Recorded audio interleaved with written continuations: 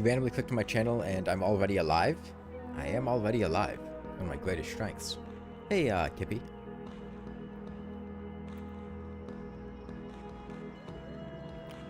I just dropped my nail clippers.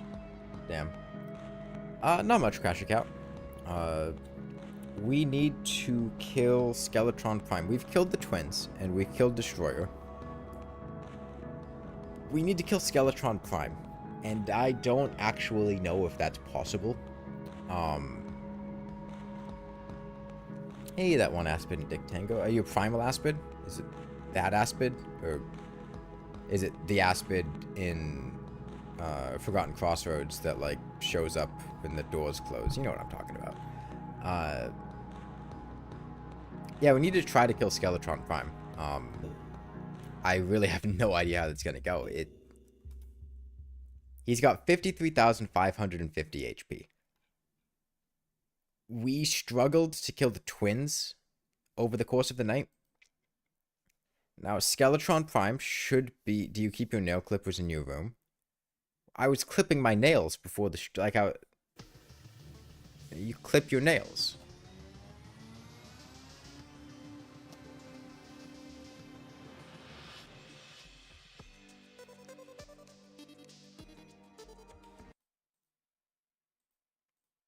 You don't clip your nails?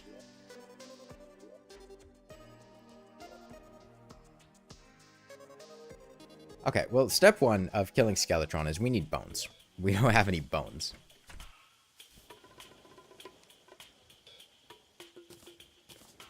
What, nails? Oh yeah, giraffes don't have nails.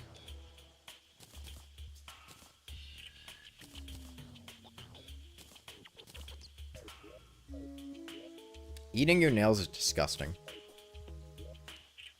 I only eat regurgitated chips on top of chips.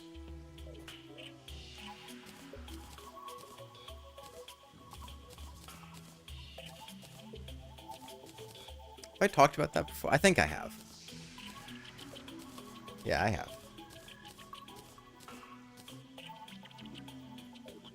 Keep your dog's nail clippers in your room, grow certified cloths. My sister's cats absolutely hate having their nails clipped. So let's think about this. How am I gonna... I guess setting my spawn in the dungeon. We need 30-something bones, and I don't think you can shimmer anything to get bones. If I set my spawn above the dungeon, we've got the nurse over there. Or just randomly eat some parts of your body? No. I eat pretty normally. The only, like, slightly weird thing that I eat is that, you know, sometimes when you're, like, eating a potato chip, and you got that crunch, and you like that crunch, and then you have, like, the potato chip flavor, and you kind of wish you could, like, keep eating it for longer. You know what I'm talking about? Like, you want more crunch in your chip. You know? So the natural thing to do there is to, like, regurgitate the chewed up chip back onto another chip, and then you get, like, double the flavor, and you get to keep eating it for longer.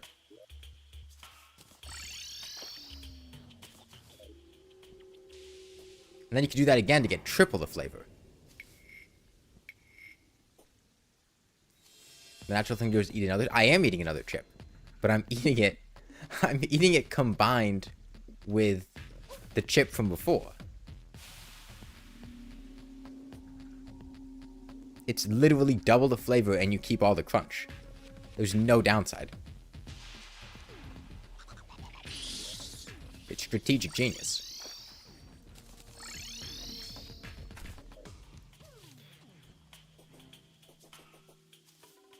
I'm practicing. It's not weird. By the time you chew, all the flavor is gone? No, the flavor doesn't go anywhere. In fact, it's better because it's got, like, extra salt in it. Because you got, like, the salt from your mouth that's now imbued in the chip. And salt makes you taste things more.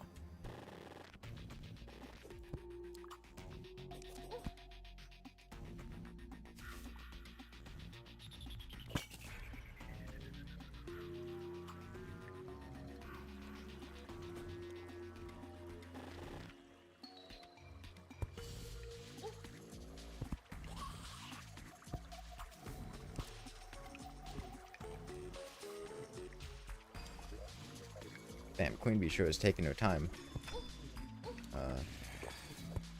Let's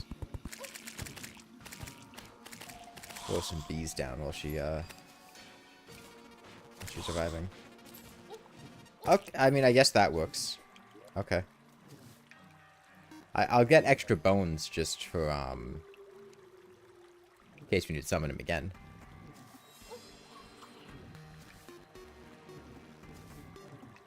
Oh, we're fucked. Queen Bee, can you hurry up? These dark casters do a lot of damage. First, keep a large chunk of salt at your kitchen table? Dude, who does that?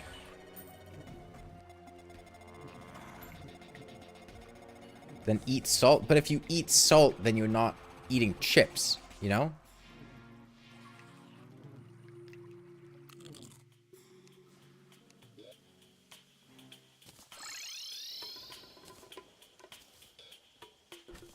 You like chips? Exactly. And you would like chips more if you chewed up another chip and then put it back onto the chip that the next chip that you're gonna eat.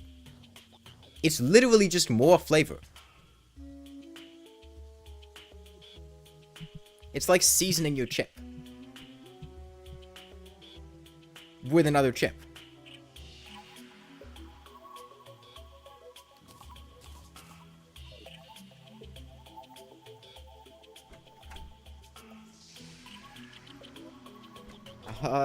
I guess I go try to build a place to fight Skeletron. I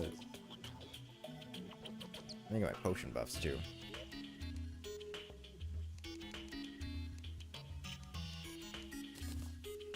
You like chips? Exactly. You agree with me. As any normal person would. Chips don't make you eat all of them in one setting. I don't care what they're designed to do. I care about the optimal strategy. It's a chip exploit. I'm hacking the chip for additional flavor.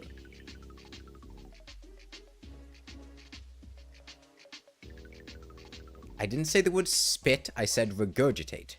Like a bird. Birds are cool. Right? You guys like birds? I like birds. Birds have got it figured out. Don't tell me you've never looked at a baby bird and thought to yourself, God, I wish that was me. You have, and if you say you haven't, then you're lying.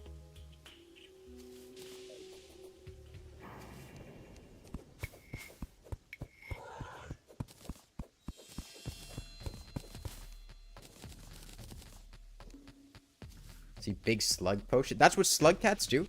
They fucking eat a bubble fruit and then spit the bubble fruit up and put it in the water and then eat it.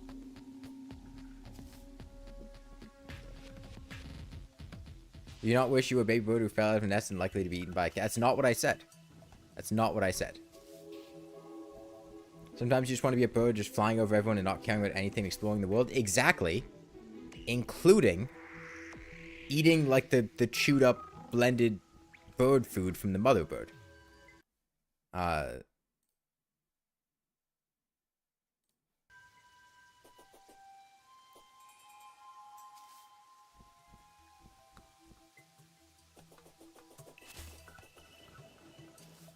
Not included. You said you didn't want to care about a thing in the world. Why are you caring about a thing in the world?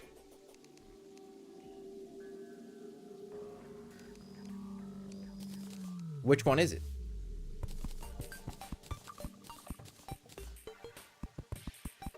If you really wanted to be a bird and not care about a thing in the world, you wouldn't care about how other people felt about you eating your regurgitated chips.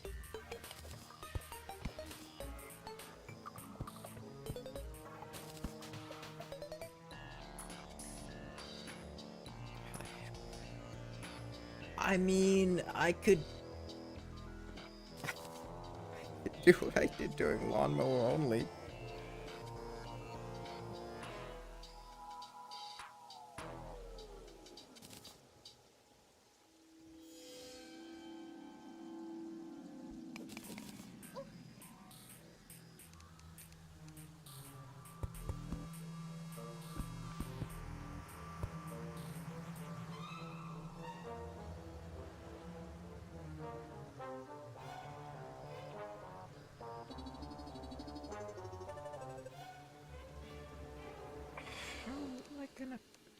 Skeletron stays up here.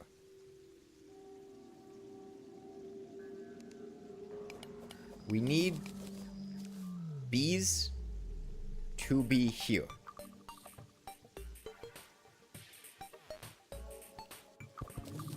I mean, what if I just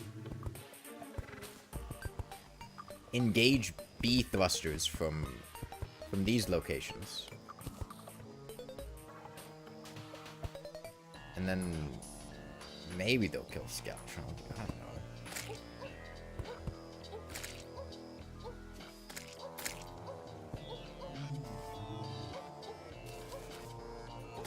I'll try it.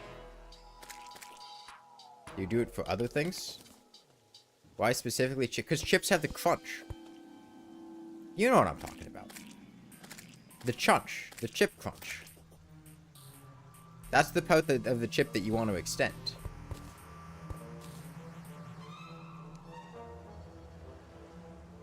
It's just taking the best part of the chip and making it longer.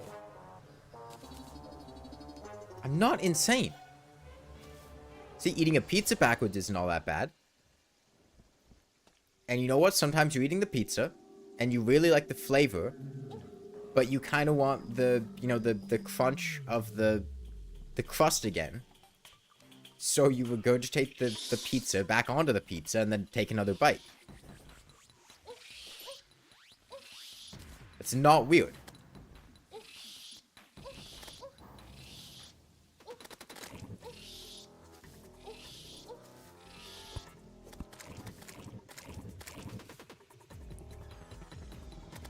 I'm not insane, said the regurgitator. I'm not insane. You guys are the ones regurgitating the same worldview about how to eat your food just because fucking Gordon Ramsay taught you how to eat a sandwich. Okay? Have you ever thought about doing things not how Gordon Ramsay told you to?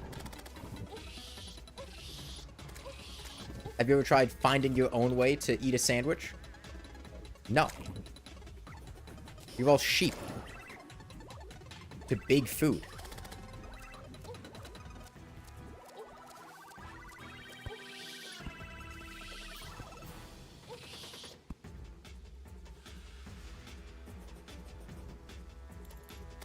I've never been to Sonic. I've been to Arby's, though.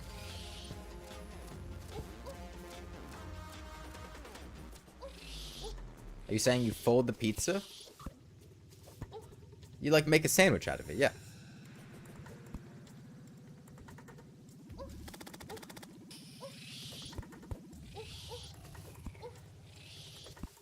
Look, what part of it is weird, okay? It's your own. It was in your mouth in the first place. You're not eating somebody else's chips.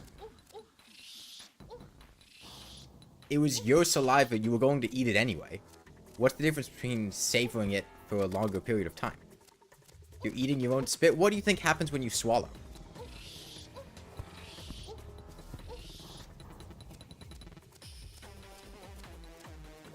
Exactly. Folded pizza with other chewed up pizza inside of it.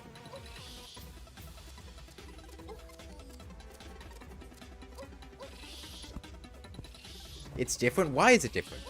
Why is it different? How is it different?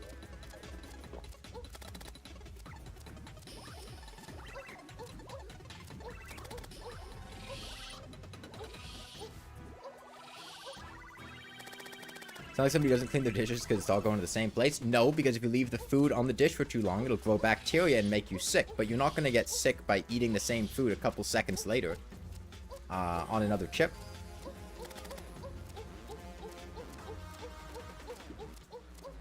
What, lollipops? Yeah. I mean, a lollipop, you're just licking it, right? I mean, what's...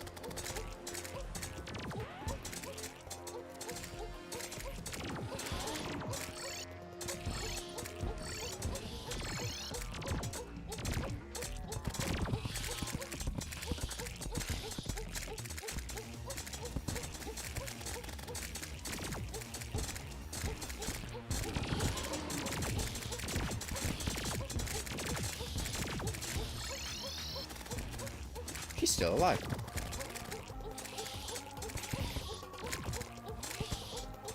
Dude, stop moving.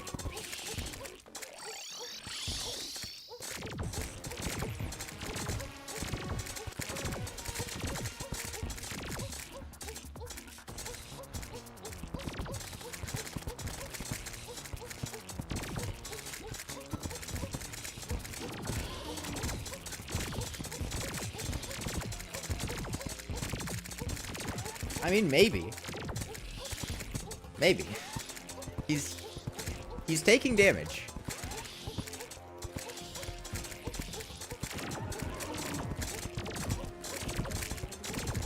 I'm going for iPhone abuse here. I mean, I don't really have a choice.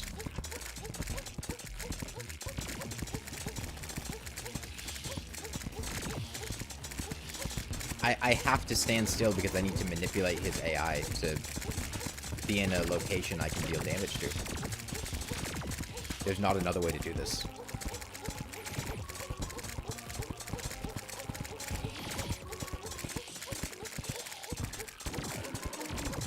We need to kill him by the end of the night, 1 o'clock.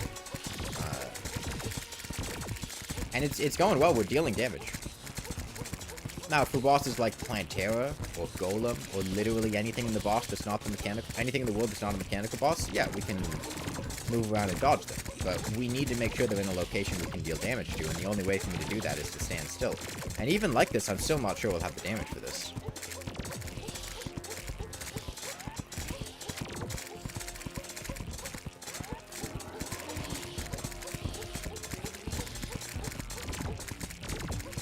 What's the deadline? 4:30 a.m.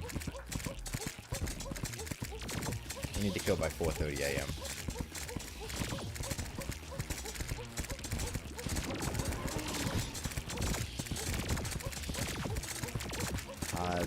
10 is 2.5 minutes out of 9 minutes. I think we'll get there. In the housing guide, instead of you building a house, your character just looks like a weasel unless you live in the underworld. However, my character is a bee. Well, it's just a guideline.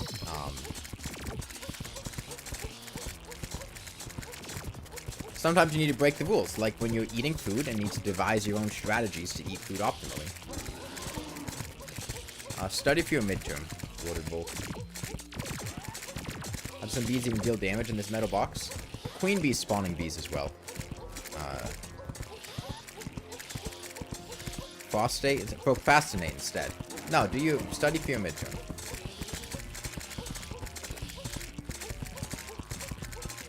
His hands are almost dead.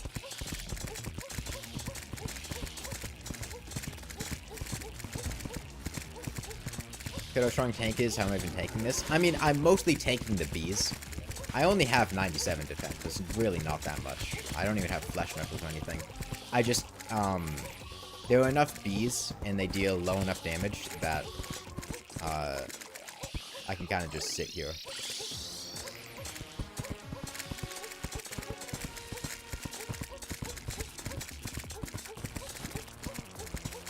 Yeah, Frostate for your midterm. He doesn't divide by 0 anymore? I mean, he might. It's possible.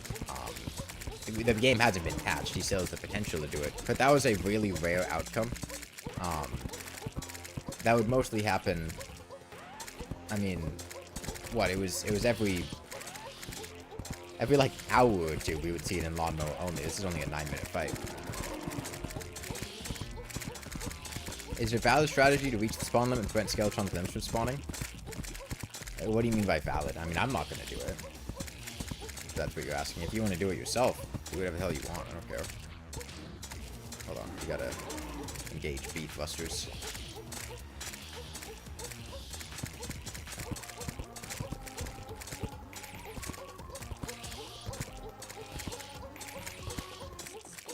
Trying to see what my acceptable limit for cheese is.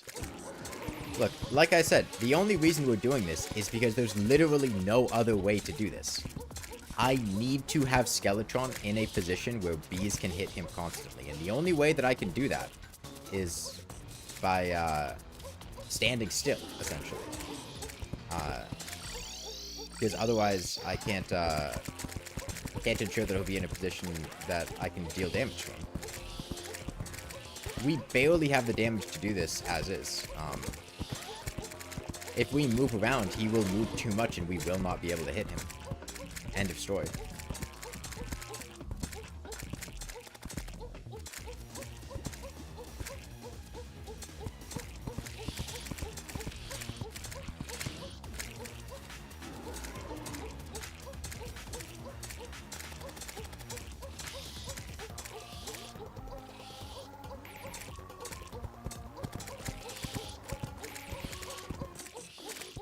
Bees are not very fast.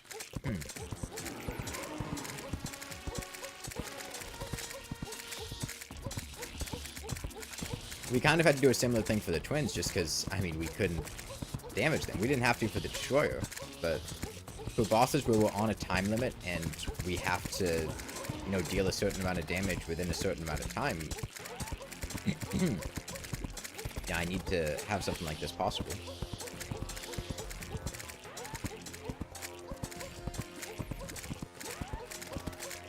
Bees are so slow, then how flower? I don't understand the question.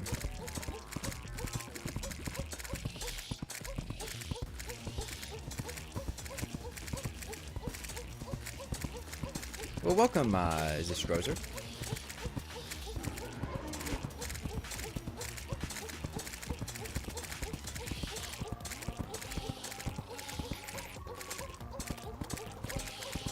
Queen Bee really hasn't been dying too much outside of the Destroyer fight. The Destroyer's fight annihilated her, though.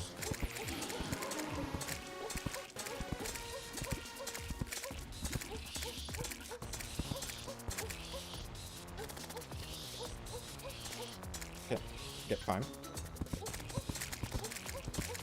Just like the energy drink the kids go crazy for. Fine, right? Skeleton on the last mech? Yep. And it's pretty much playing out exactly how I thought it would. We have just barely enough time in the night to kill Prime. Keeping him as still as possible and using bees as best I can, we can just barely deal enough damage. He's gonna die at like 4 o'clock.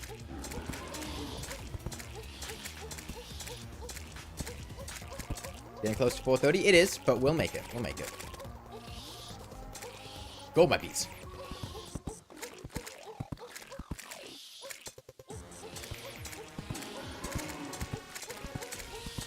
We'll be fine. We'll be fine. 1,500 to go. Go, my bees. Chase him down. He's got one more spin in him. We'll be fine. We'll be fine. See? See, he's dead. He's dead. With like, how many seconds was that? I think about 15 seconds to spare. Plenty of time. Yeah, we'll kill Plantero today.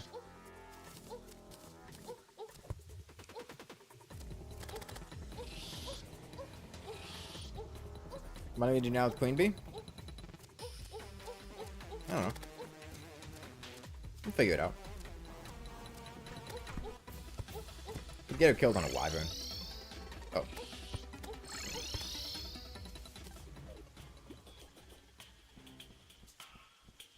Wyverns are pretty effective at killing her.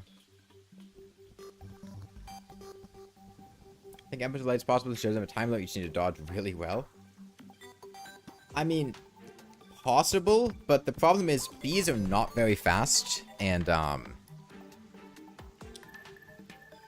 I'm gonna take Queen Bee on a date to Wyvern's Bar and Grill, and then she's gonna get shot, and that's the end of the date. That's how relationships with me go.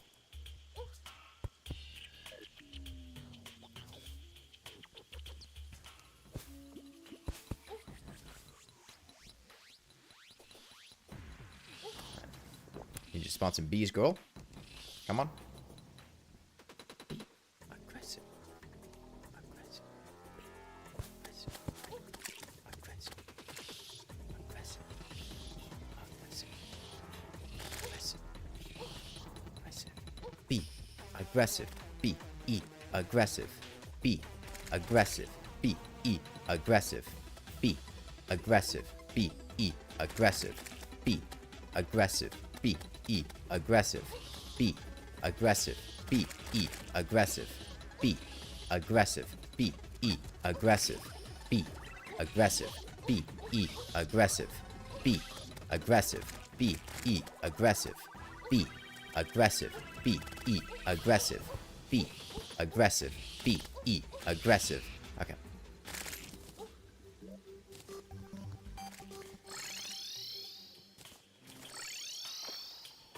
Wyvern gone. Oh. Wyvern not gone. Hold on. Wyvern gone. Okay, now he's gone. Oh, no, he's not gone.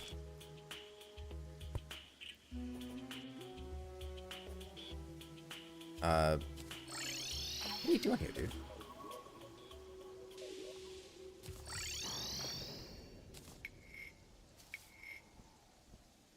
What do I have? 2 magic mirrors? 1 for both feet, so I can step on each one and then get back. Okay. Wyvern gone? Gone? Yeah? Okay. Wyvern gone. Not here. Deceased. Shadow realmed. Quiffle pickaxe.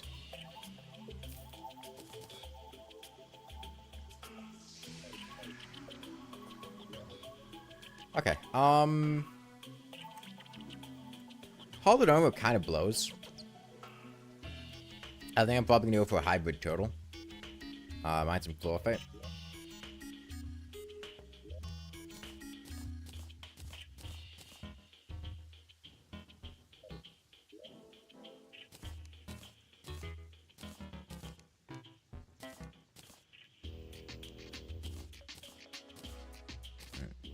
I'm gonna B-mode it. Okay, we're B-moding. Why does Hollow Armor blow? Because we are in a challenge where we are basically constantly taking a very small amount of damage from a very large amount of bees. So all that Hollowed Armor would do is immediately get burned by a bee and then do nothing.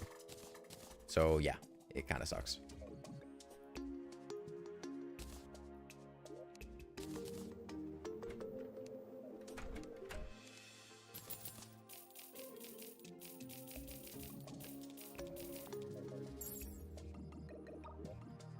Where's the bee mode achievement? To be riding a bee with bee hat, bee shirt, bee wings, and have a bee pet, and fight queen bee with bees.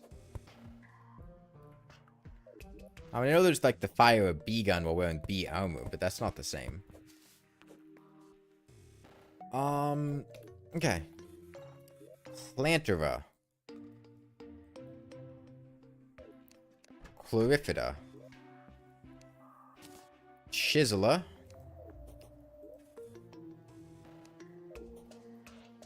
Hiya. Away. Mina. Speed.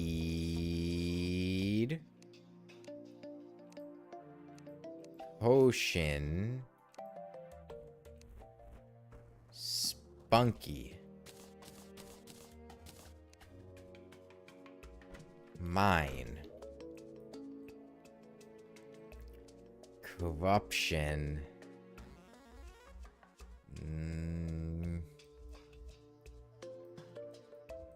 Mandible. No.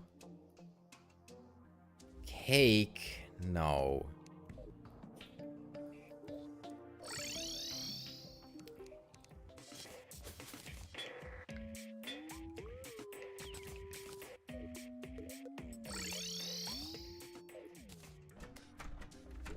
Halfway. Good. Chizzy pie. Roja. 2? Tool speed?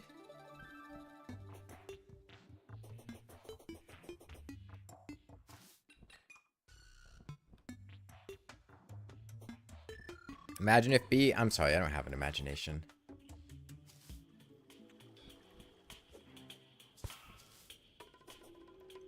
I'm not allowed to imagine things anymore. Court order.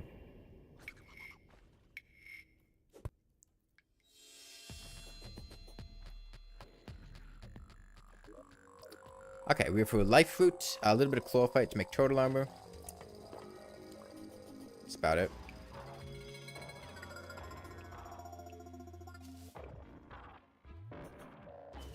I had an anklet monitor, but then I crafted it into frostbite boots.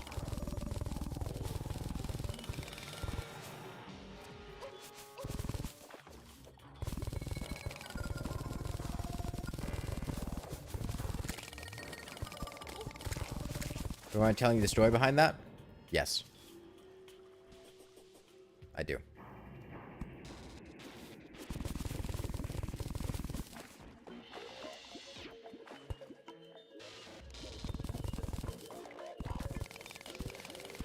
Uh-oh. I need backup.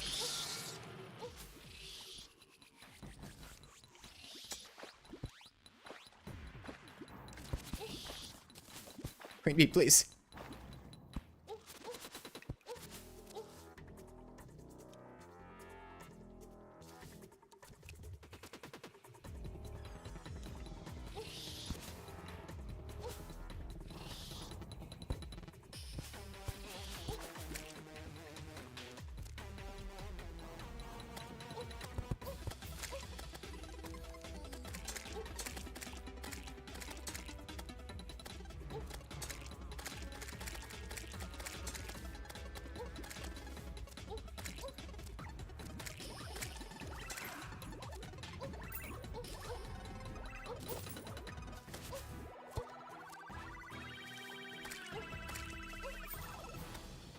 Problem is, I need to get Queen Bee killed now.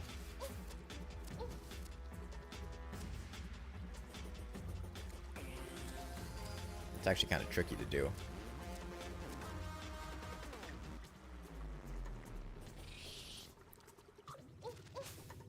Search for life food at least. There's a moss hornet. If I find a tortoise, I'm pretty sure tortoise beats Queen Bee. Rock, paper, scissors is a little different in Terraria.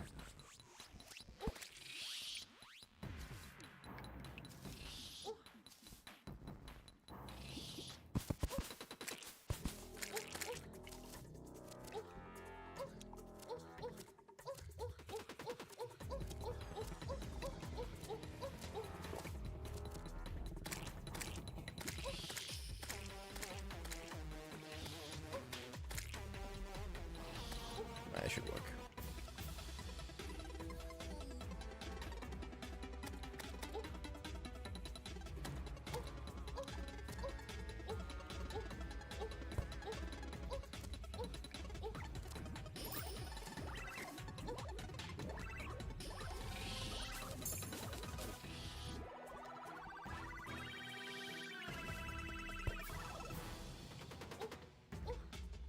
What is hitting me? There was a tiny bee there? Okay, whatever. Terraria could use a new class? I don't think Terraria needs a new class.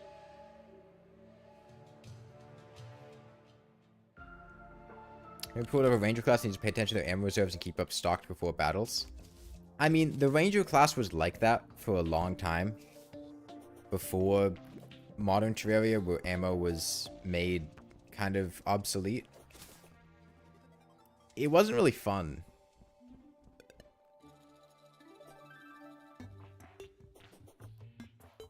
Like, I don't think that was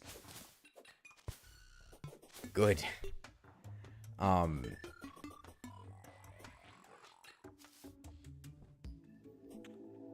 You'd usually just end up doing what you have now, which is spend time grinding up stacks of stuff, except keep it in your inventory instead of the ammo slots, and then you just have less inventory space.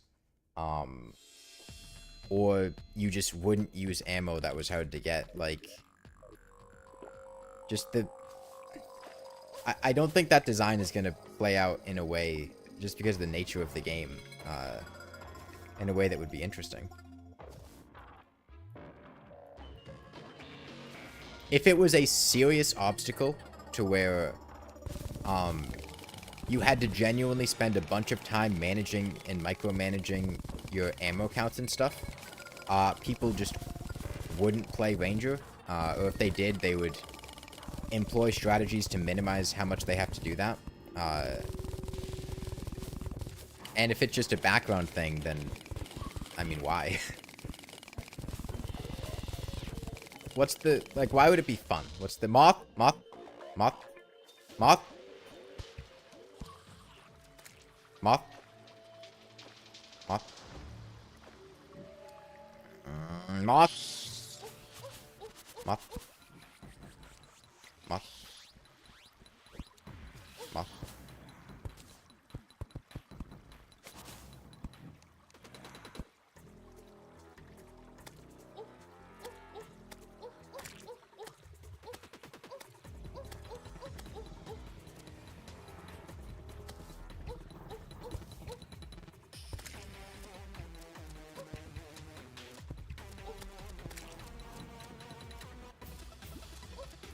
Did you dash at me already? I'm trying my hardest here, Queen Bee. There we go.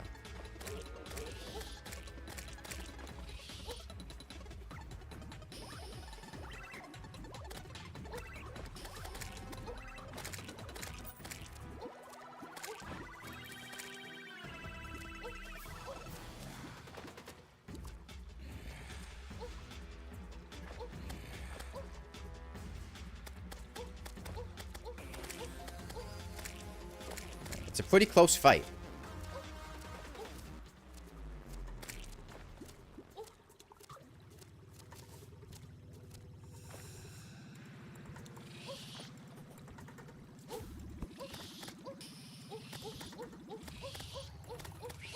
Damn. Moth wins. Hold on.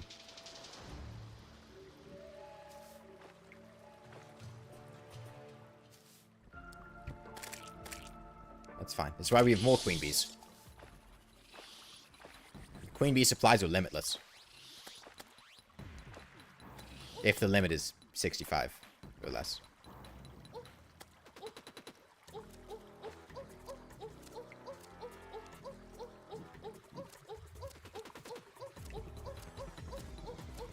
Okay, let it be known that moths beat bees in a fight.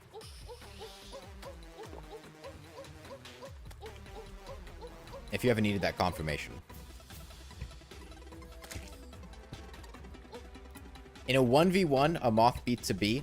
In a 2v1, though, I think the bee is gonna come out on top. Oh, but the moth has spider support.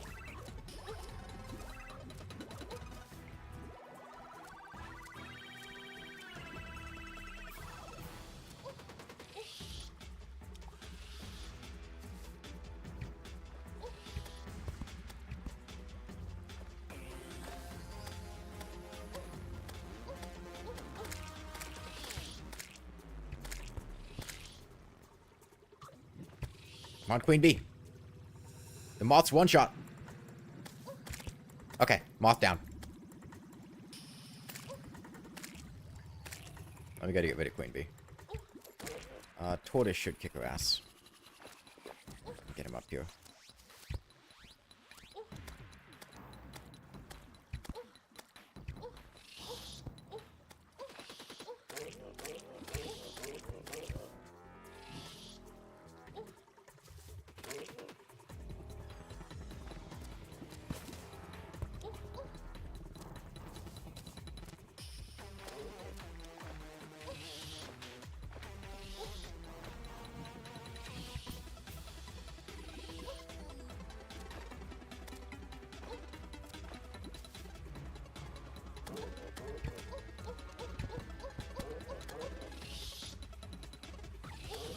Tortoise close.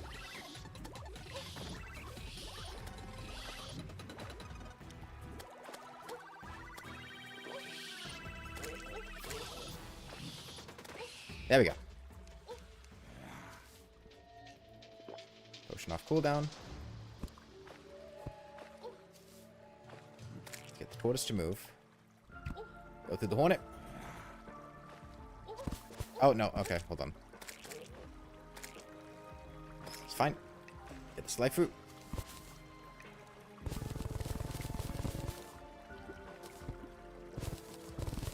Right. escaped. I tried no chest / pots master mode run. No. I have not.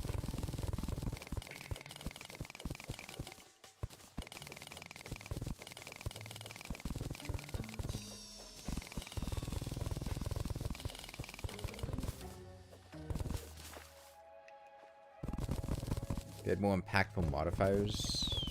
There, what, summoner? If the point of game, we're accidentally killing an enemy with your pickaxe is possible.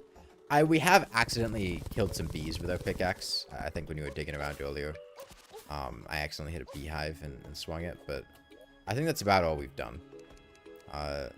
These are all critters we found.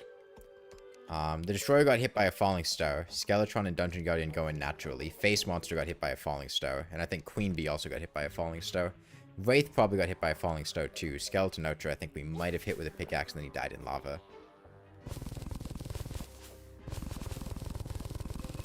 Because yeah, fun fact, falling stars give kill credit to the player.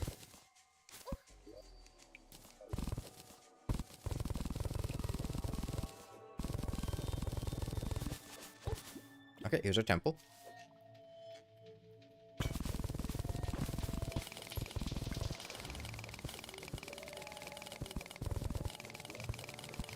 See, if I want total chest and pants, it's probably like 30.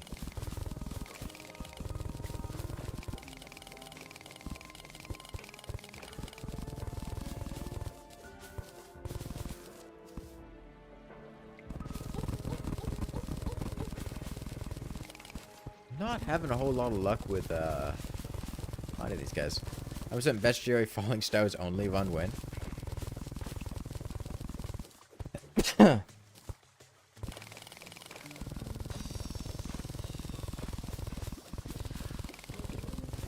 a mimic down there, but I think I've got all the mimic drops I would want.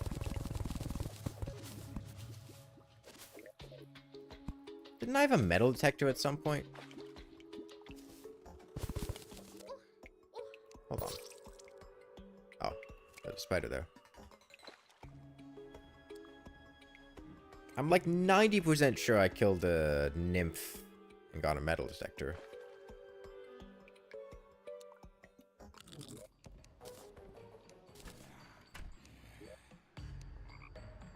Yeah, there we go.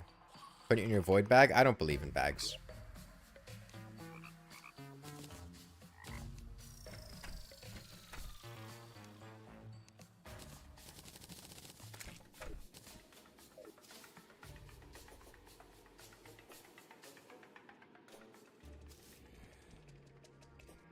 I'm ethically opposed to the concept of storing items.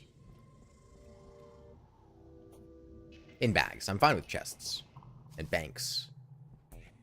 And boxes. Barrels I'm ambivalent to.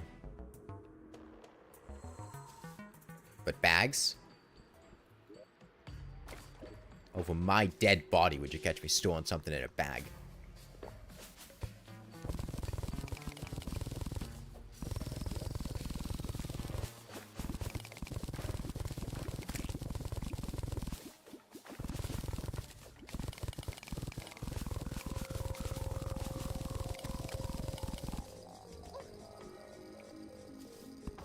I hate diggers. Can dressers store items? They can, but I would never store an item in a dresser.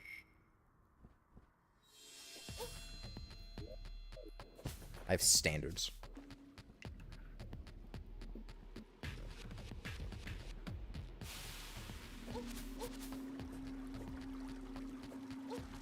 I think morally, anyone that would store an item in a dresser should reevaluate themselves. Alright, there's Chlorite nearby. Got 185 Chlorite. Let's make that an even 200. Said let's make that an even 200. What's the next challenge you're planning? Oh, I don't have plans.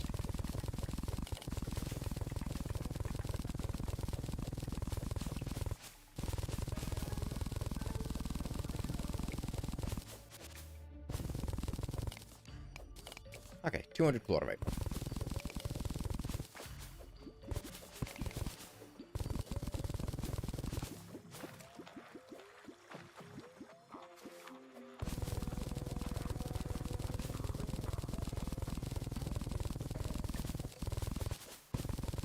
Did you order 0 planning too? Oh, hold on.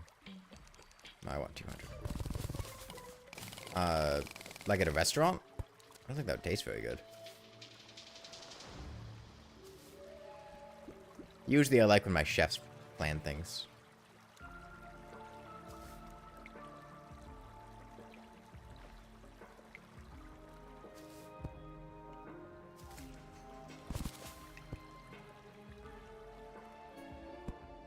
And really, if I'm going to a restaurant, it means there's a chef there. When I go to McDonald's, I don't order from fast food workers. I order from the chefs who work in that kitchen.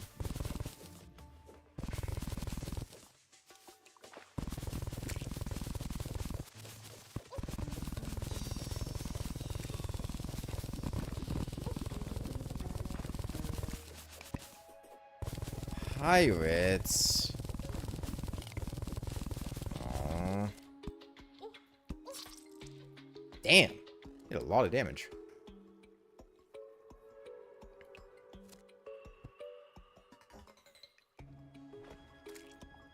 I had this idea a while ago at Death. I just didn't feel like doing it until now. Oh.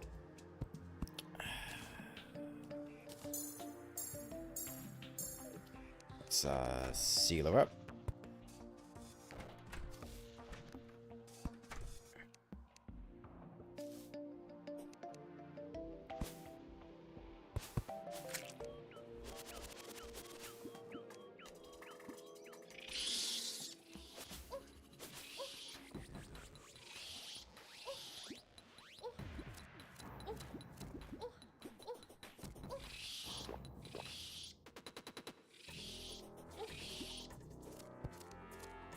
Okay, Beefbusters engaged.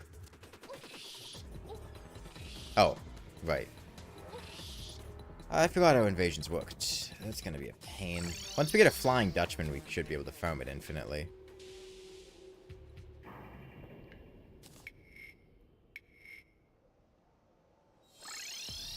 I go in McDonald's back door. What?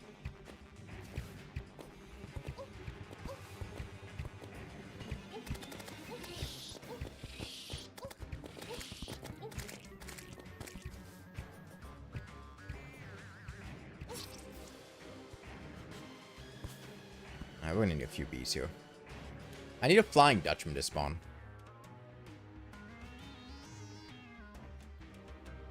Because the problem is, like, I'm not worried about dying here. That's not my concern.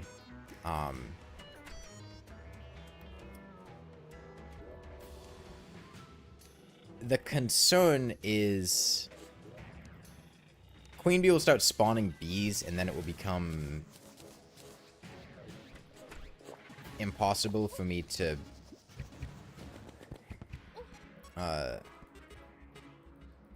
kill pirates. I need the jungle to return, please.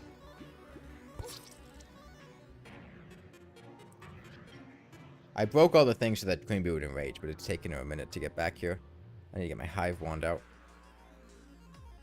There we go, now it's back. I guess we just won't enrage her.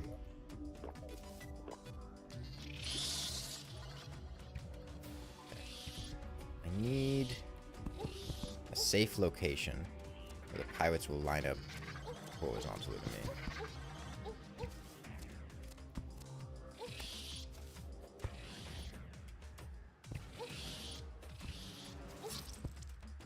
Okay. I should be able to sit in there in a minute. What's the Star Fury for? Take a wild guess. I mean, I feel like it's kind of obvious. I get that question a lot, but like, in a challenge like this, it's not for damaging enemies. What else do you think I'd use a Star Fury for? It only really does one other thing, which is provide light. It's just there to provide light.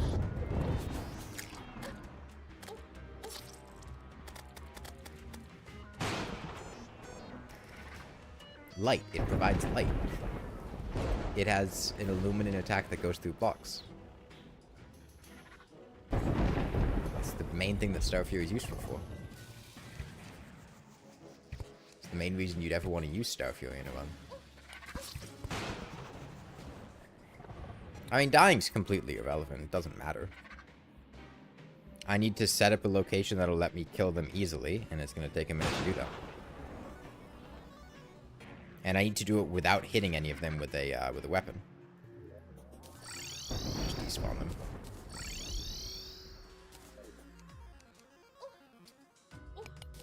I need a door, like an actual door. Like wood on me, right?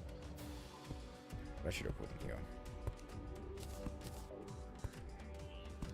Should be less tedious with faster respawn. What? I mean, I'm not playing modded. What do you mean faster respawn? There's no way to do faster respawn.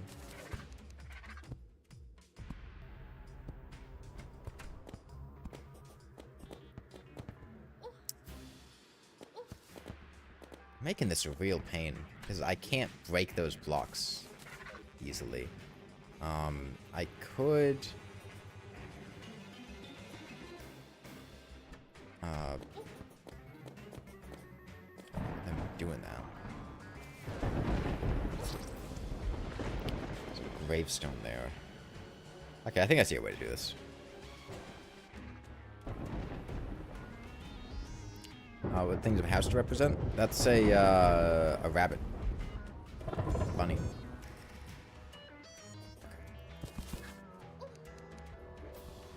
Respawn that parrot.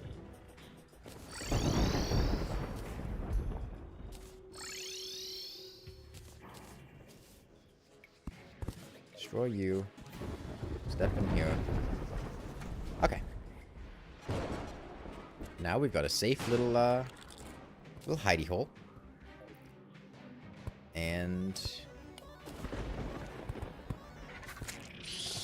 summon Queen Bee.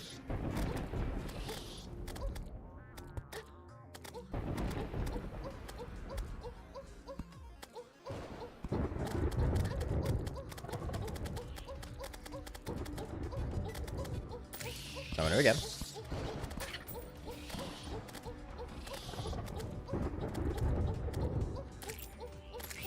Summon her again.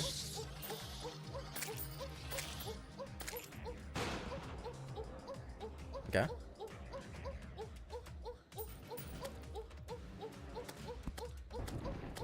No one's doing hardcore for clout. I mean, some people might, I don't know. Okay. Go to the ocean, loop it again. Hopefully no pirate captain ghost mess this up. I mean, we can just go to the ocean to despawn things, if need be. Just want to pop in and say you filled a niche you didn't know existed in your life when you couldn't sleep with the worst headache a few days ago. Incredible editing and Terraria skills. Thank you. One of the videos you watched about building beautiful houses. Yeah, I mean, I really feel like there's a lot of artistic freedom that people don't explore in Terraria because they're too focused on trying to build an optimal house rather than something that, you know, really looks beautiful.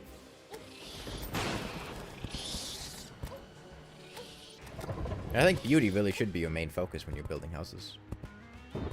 I think if you can't look at, if you're ashamed when you look at your house, then you shouldn't have built it. You just make an intensive guide in the old one's army. There's not really a whole lot to say. You guys gonna come over here?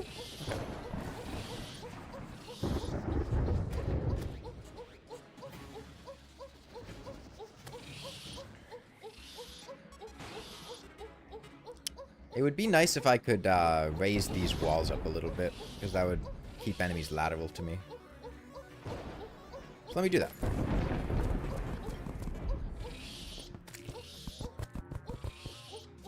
This should ensure they're better locations. That's 10%.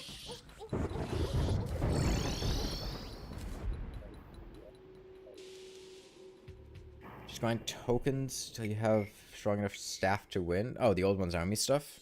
Well, I mean, there's not a whole lot to say about the old one's army.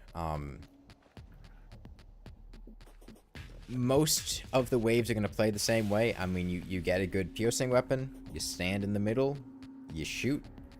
Yeah, there are a couple of strategies like hoiks and stuff, but they're not really that in-depth or anything. Alright, we've got a pirate captain. We'll see how many queen bees it takes to defeat... Oh, never mind, the pirate captain despawned. He must have been on the left side.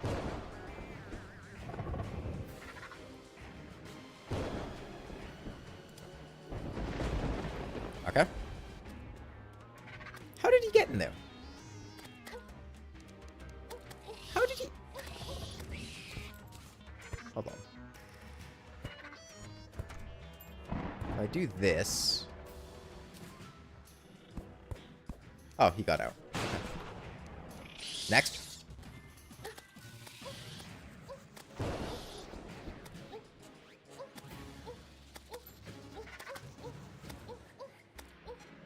Can't you work a lot of the enemies in the old one's army? Yeah, you can.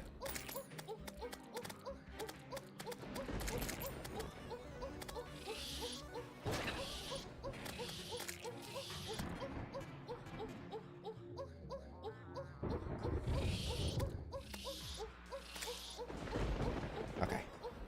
One more deck finger. No. Dick finger. No, deckhand. Deckhand. Deckhand. I somehow combined the word deckhand and dick finger into deck finger. I don't know how that happened.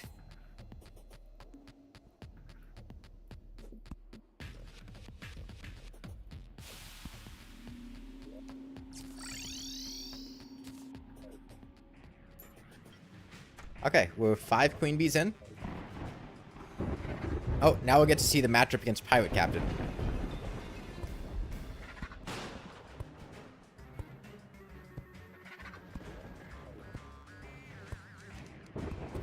I'm gonna guess 4 queen bees.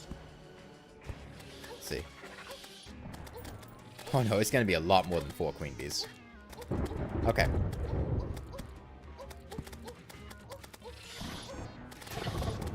One queen bee. This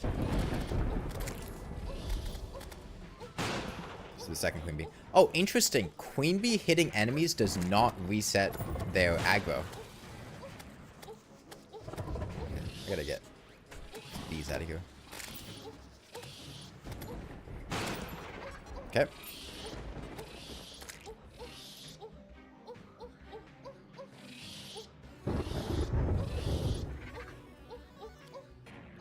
This is gonna be a lot of queen bees. Okay. That was 2.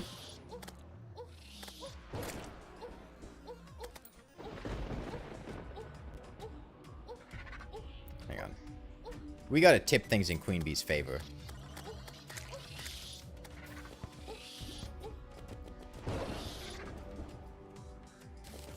I need to get the bees on him. Damn, that did a lot of damage. But it's fine. We unleashed the bees on him. Which was our goal the entire time. Why not ditch queen bee? Because the challenge is not ditch queen bee and use a bunch of hives. It's queen bee only. Yes, we had to use hives for some bosses, but that wasn't the point.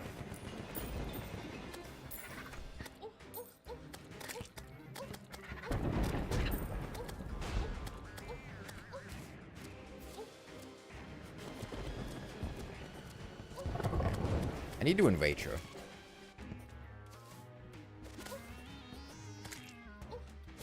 Get angry.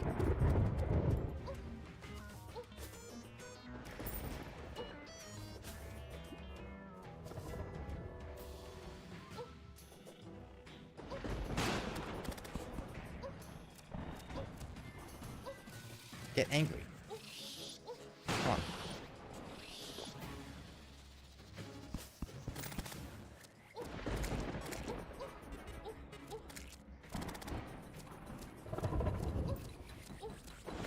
he despawned anyway.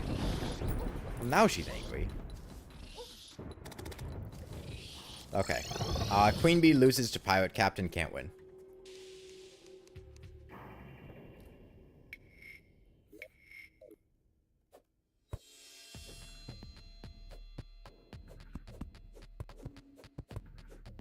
Wall of Flesh would tell you otherwise and use a reliable, trusted source, I hear. Didn't the Wall of Flesh do some weird photo op at McDonald's 2 days ago? I don't trust that guy.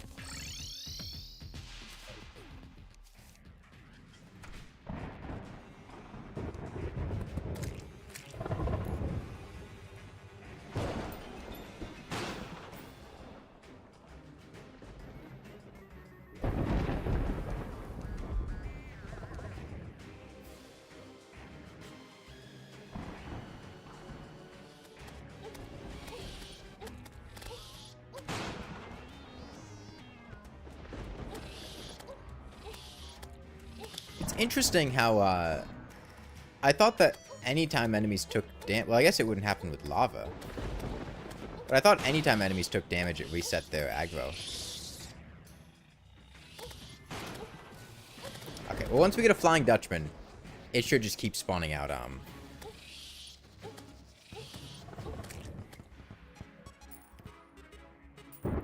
pirates. And then Queen Bee can just kill them.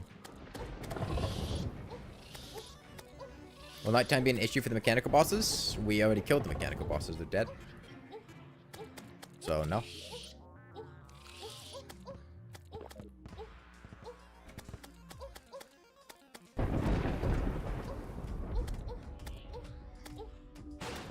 We're not grinding? I'm not grinding anything. I have to kill them. They spawned. They need to die.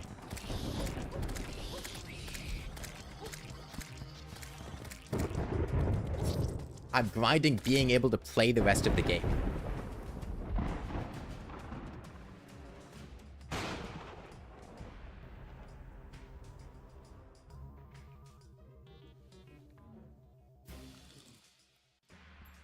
Please speak English, Zero. This isn't English on the chat.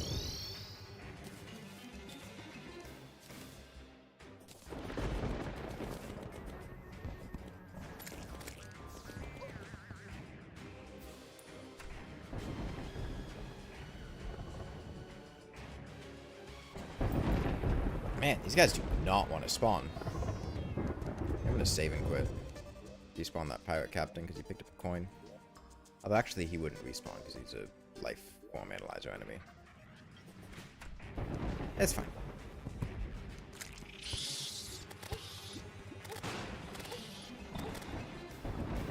I didn't do anything. Queen Bee did all the work? Yeah, me and Queen Bee. We did it.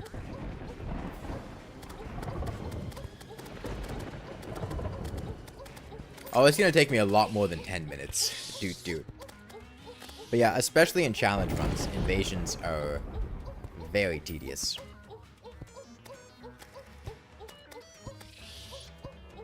Especially because there's really not another way for me to... I mean, I could be using the beehives, but I don't want to do that. We got all these bee emanations. Might as well use them.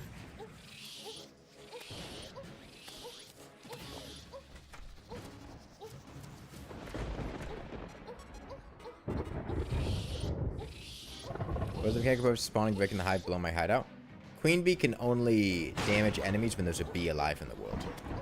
So we need to make sure there's a bee alive for her to be able to damage the pirates. Yes, she will spawn her own bees, but she can be sporadic about wanting to do that.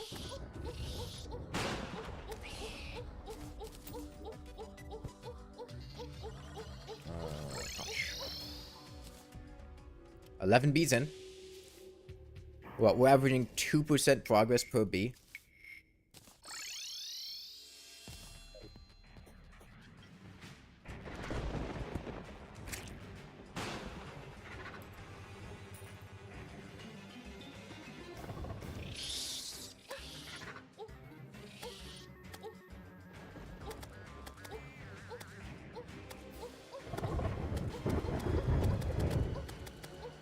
Those 90 Abeeminations to good use. Yeah, we didn't need them for the Destroyer, but we do need them for Pirates.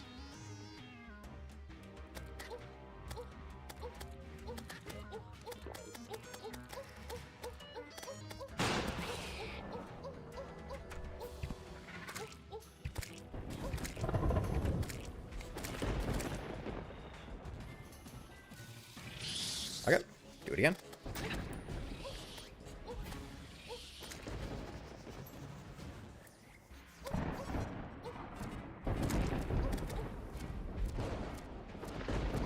Yeah, I was hoping to be able to get through without a random pirate invasion. It's a 1 in 60 chance per day, which...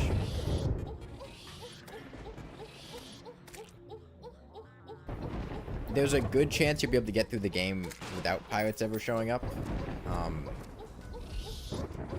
But man, is it annoying when they do. Okay. If you have more players, Queen Bee will have more HP. That is true, but I don't have more players.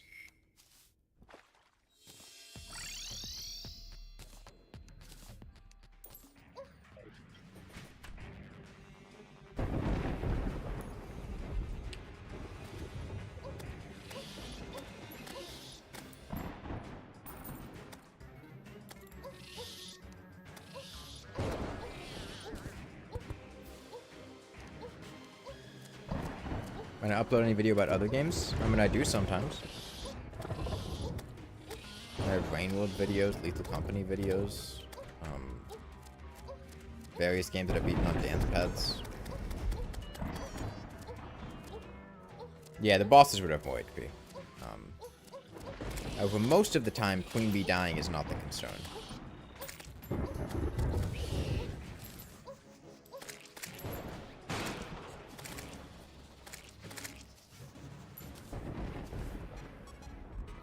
These.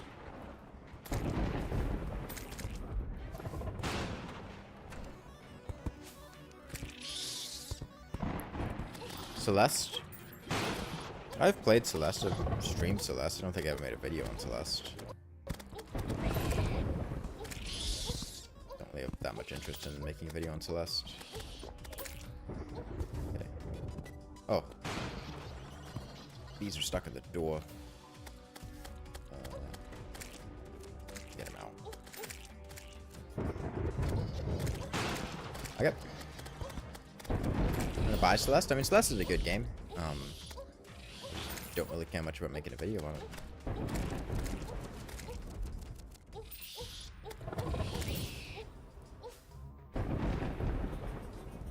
Alright, 33%.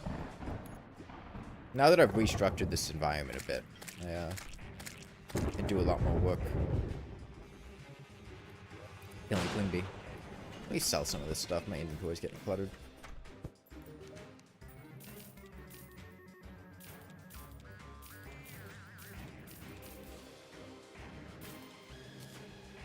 More bopies.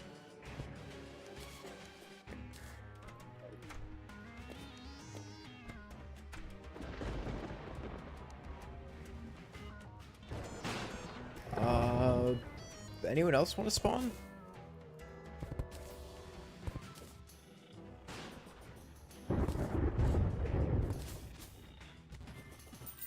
There we go. I guess they were all stuck on the other side.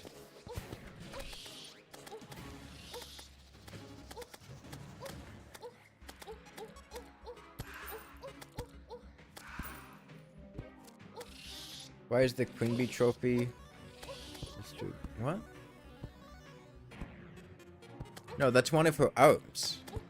You see she has all those arms there? It's one of those things. Look at her sprite. You can see what that is. That part of her thorax, the missile launchers, whatever that is. It's one of those appendages.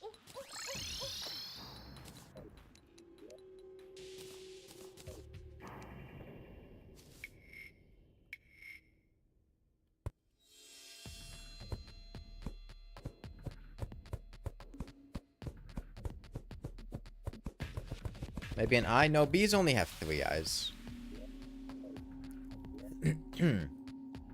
It's definitely not an eye.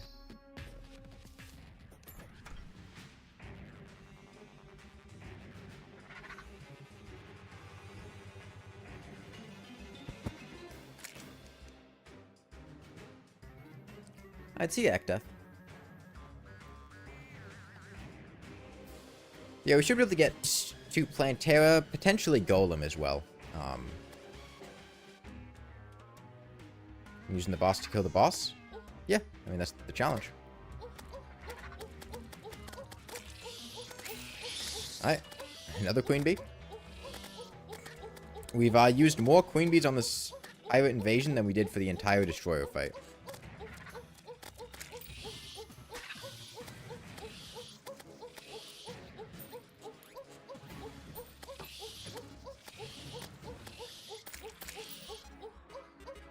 And we're still only a third of the way done here. What's the strategy going to be for Plantera? Summon Queen Bee?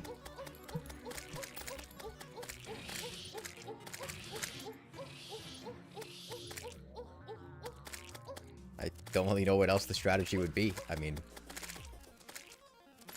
Summon Queen Bee kills Plantera.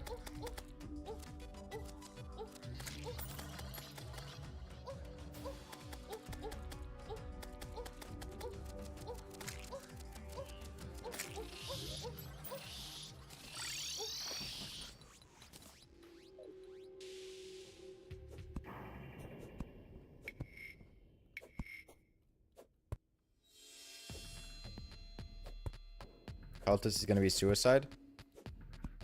Yeah, we won't really have a way to distinguish the real cultist. But we'll make it work.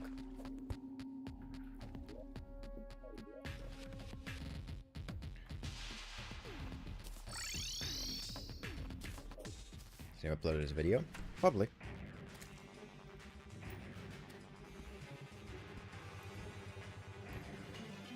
I mean, the strategy for every other boss in the game is going to be summon Queen Bee. That's really about it.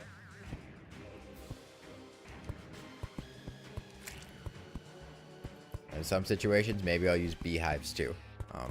Oh, she died over there. That Terra will kill the queen in record time? No, I don't think she will.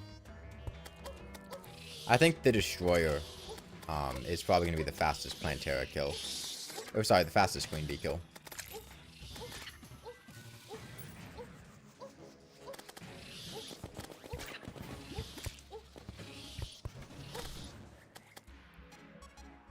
First playthrough with the cultist skull or whatever the hell would be present. No, I mean, we had the Ancient Vision during Bouncy Dynamite only.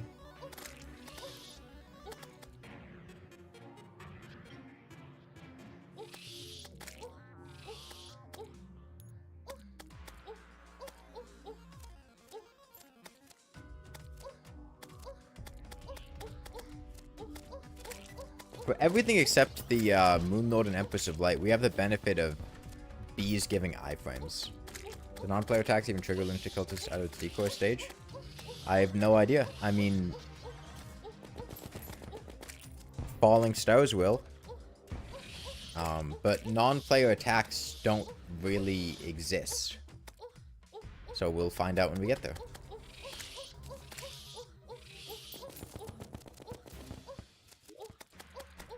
Ooh, an eye patch.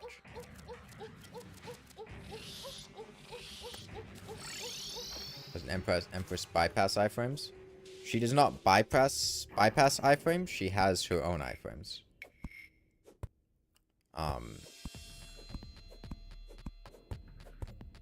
The Moon Lord also has his own iframes. Those two bosses will hit you through iframes given by other enemies, but they do still abide by iframes. They just have their own. And they're distinct between the two. It's not like they share the same iframes.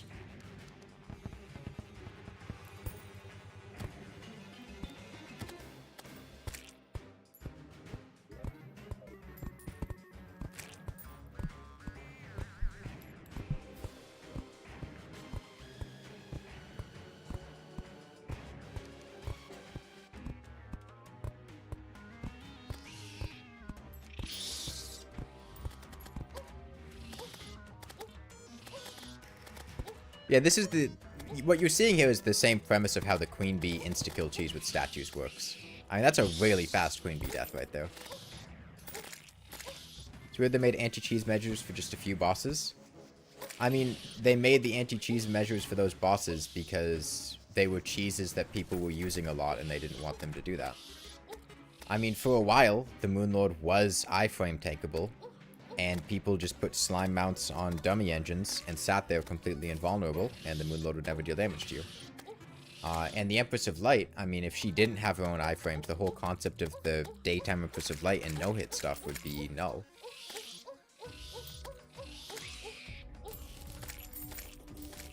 Yeah, Queen Bee is basically my ammunition. At the end of the day, really every class in Terraria is just Ranger. Ranger is Ranger. You have your ammo and you shoot it and it consumes the ammo. Mage is Ranger because your mana is basically your ammo and it regenerates, much like you'd get more ammo by buying more of it, and you shoot from a distance. Melee is Ranger because all of your attacks past a certain point in the game end up going from a distance anyway, attacking from a range. That's Ranger. Summoner is Ranger because half the minions have projectiles that attack from a distance, and the ones that don't usually leash around you and then fly out, just like a Ranger weapon would. It's attacking from a distance. Queen Bee is Ranger because we're using these bees as ammunition. Everything's Ranger.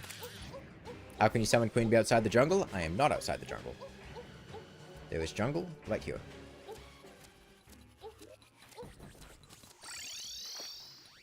$23 bees down.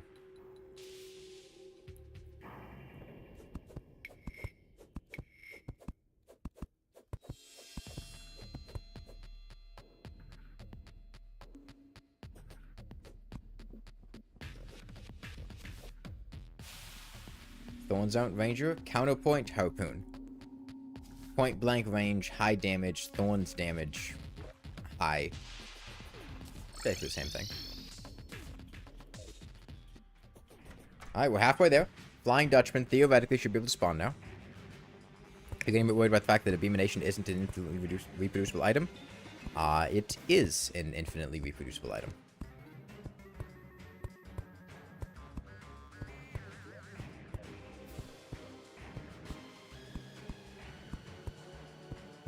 If you're not aware, hive blocks in 1.4.4 were made renewable because you can shimmer honey into hive blocks.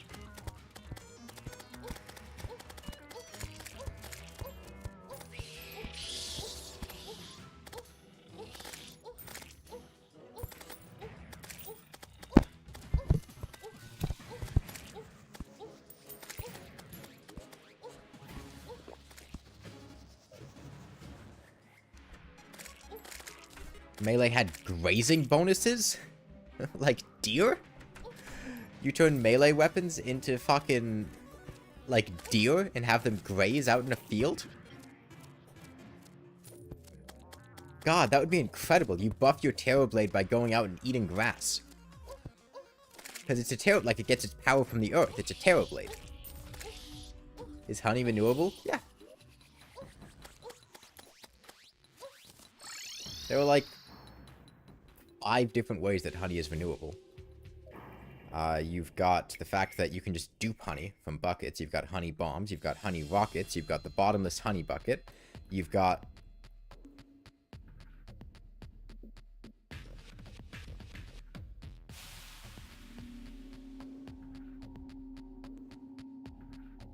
Okay, I said like 5. 4 is like 5.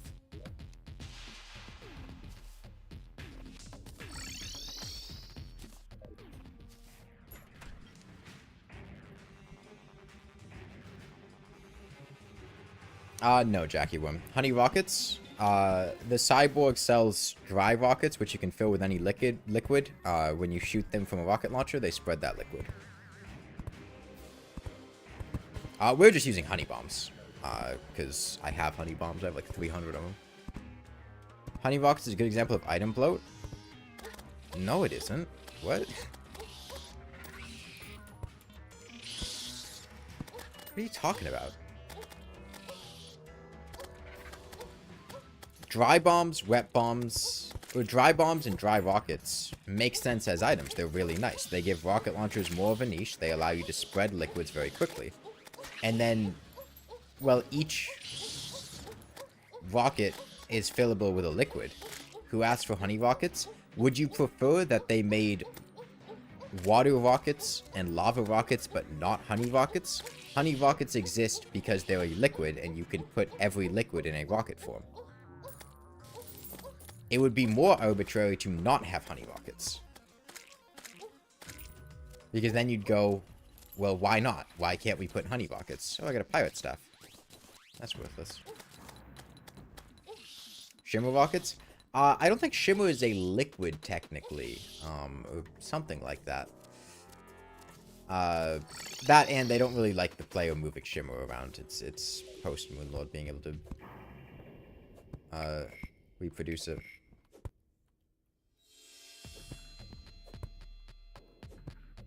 That's where I'm placing Hive as well. Hive counts as jungle. I had Hive, I didn't have jungle grass seeds. Removed in liquid pump. Yeah, but I thought there was some weird thing about Terraria not being able to add more liquids, or having some limited functionality with additional liquids, or maybe it's paints. I don't know. But I thought there was something that, like, Terraria's code really struggled with handling additional liquids, and Shimmer wasn't technically a liquid or something. They're about to add a bottomless Shimmer bucket next update. There's already a bottomless Shimmer bucket in this update.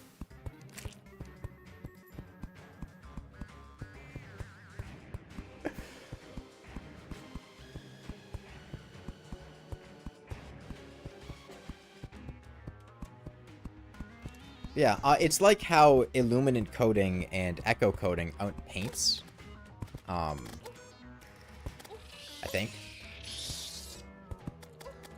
I mean, illuminant coatings and echo coatings are not paints. You can put them down with a paintbrush, but they're not paints. They're separate because Terraria literally doesn't have memory storage to handle additional paints.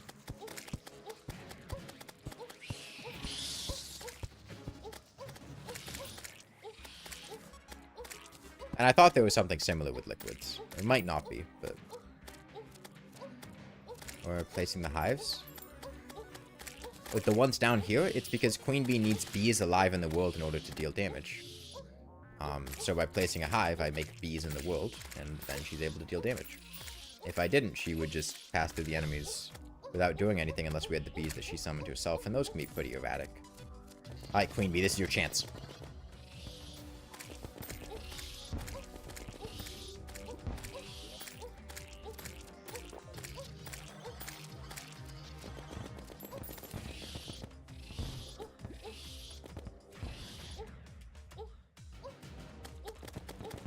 She has the potential.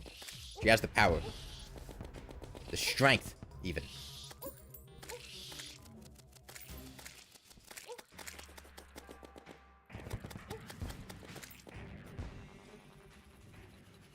Where the fuck did he go? He left the screen for fucking 3 frames and he disappeared. Okay. Have I ever considered doing a falling star only challenge? Yes. And the answer is no, because that is quite possibly the most miserable challenge in existence. It's literally not playing the game for fucking hundreds of hours.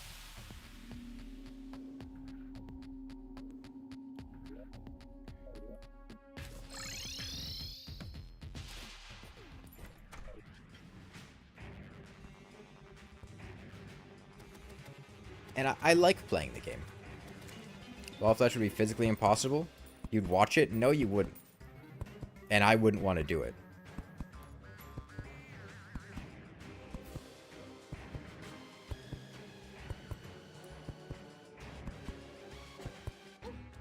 See? We don't have the bees, so nothing happens. But as soon as we put him down, she's able to deal damage.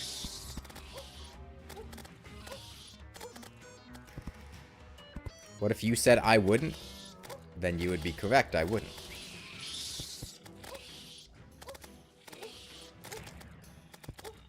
Hey, reptilians.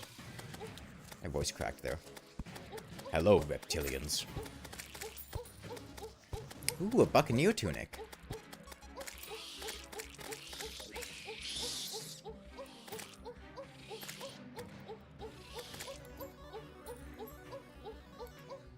Used to watch me hella? Well, welcome back. I think it just makes sense to make a Terraria 2 just from the perspective of Terraria has a lot of engine limitations. Yeah, that's what you're saying. Terraria's engine limitations means that there's a lot of ideas, and not even engine limitations, just features already in the game, like implementing something like a fifth class or a new class idea is like impossible in current Terraria. You'd have to... There would be no good way to do it. It wouldn't fit well in the game. Even Summoner, the most recently added class, doesn't really belong in the game in the same way that Mage and Ranger do in Melee. It's got way less content, just way less stuff. It's very clearly the class that was added the latest, and then you'd be doing that again with another class. Or if you wanted to add like new noteworthy biomes, or you wanted to change progression around, have different major bosses, or like you couldn't do that in Terraria because it's too established to change at this point.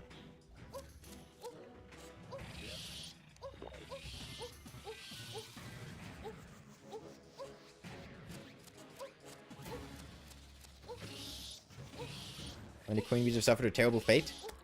During the pirate invasion, 31. Before the pirate invasion, a lot.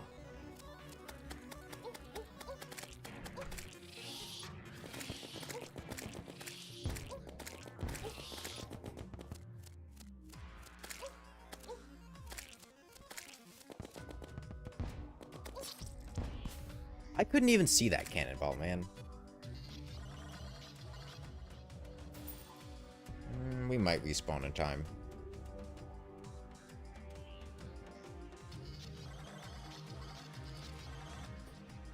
No, he's gone. Oh, no, he's here. He's here. Okay, we're good. Back in business.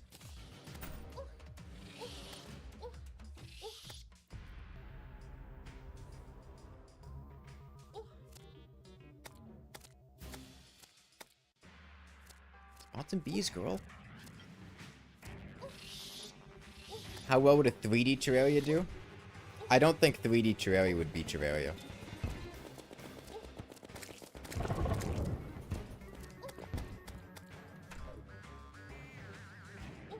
I think being two-dimensional is an integral part.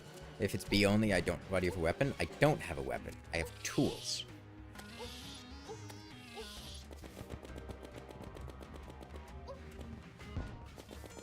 By farming pirates... I'm not farming pirates. I'm fighting the pirate invasion. There's no farming going on here. I don't fucking want to do this. I have no choice. They showed up. There's no way to stop them unless you kill them, and I have no way to kill them except doing this.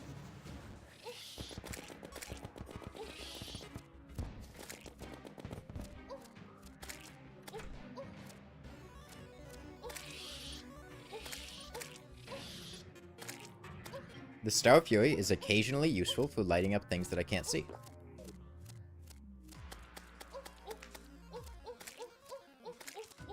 And Star Fury is much better at doing that than as a weapon anyway. If I ever have a Star Fury in my inventory, there's a 90% chance it's just for illumination purposes. I'm doing alright. Okay. So, when Queen Bee plays her cards right, 2 Queen Bees can destroy a pirate captain.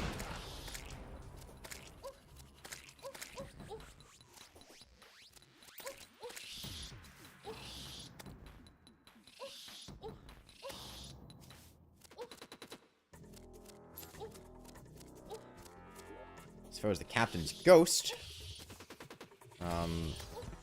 not actually sure she's gonna win this one. Yeah, I think the ghost is gonna kill. Well, or the bees might back her up. Okay, the bee support means she defeats the ghost. Okay.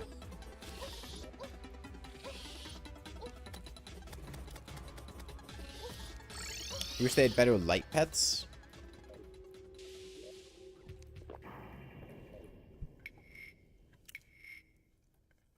I feel like they were pretty good light pets. The early game ones are pretty underwhelming, but I feel like they don't really want to give you a bunch of light pets in the early game because it would be, if you could get something like a wisp in the early game, or even just a fairy, it feels like early game exploration would revolve around that. And you've already got shine potions and night owl potions and stuff. I played Subnautica? Yeah, I have a video playing Subnautica. It was really a stream highlight, but... Okay, now we have infinite pirate spawns. So we just sit here and keep spawning queen bee until,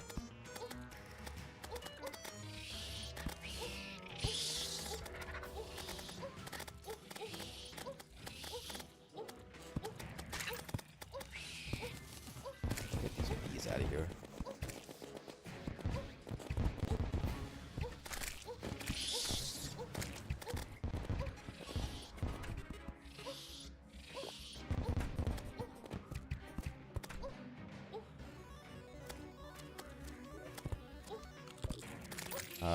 Jasmine tin short sword only win. I mean, I've beaten the game with a copper short sword. I don't see any reason to do it with a tin short sword as well. Tin is harder because you don't spawn with it. I didn't spawn with a copper short sword during that playthrough. It was in journey mode, so I spawned with an iron short sword.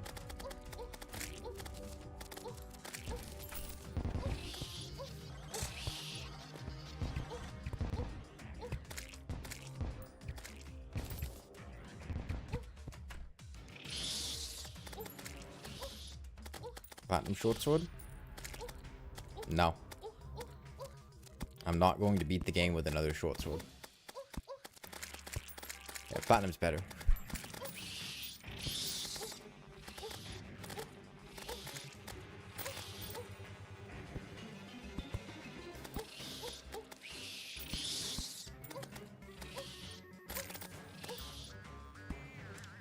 Interesting. She did exactly 300 damage when she dashed into that pirate Flying Dutchman.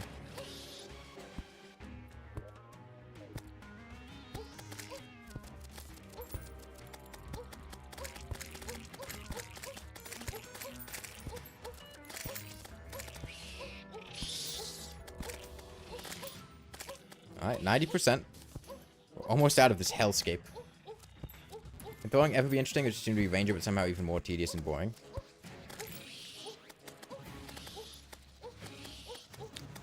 I don't...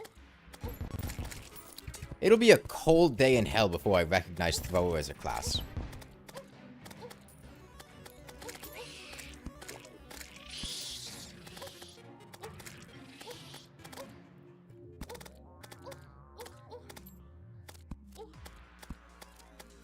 Yeah, like, I've beaten the game with 3 different low damage weapons. I'm not gonna do another one. Like, copper short sword is about as interesting as any low damage melee weapon will be. Flare gun is about as interesting as any low damage not melee weapon will be. In fact, flare gun is probably the most fun out of those. And lawnmower only is just cock and ball torture. And I like that.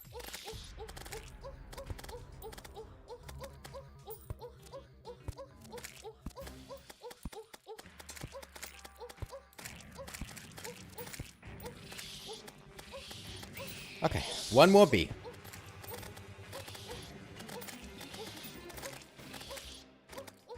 Last bee. Okay. Pirates are dead. Let me get this bee out of here. Okay.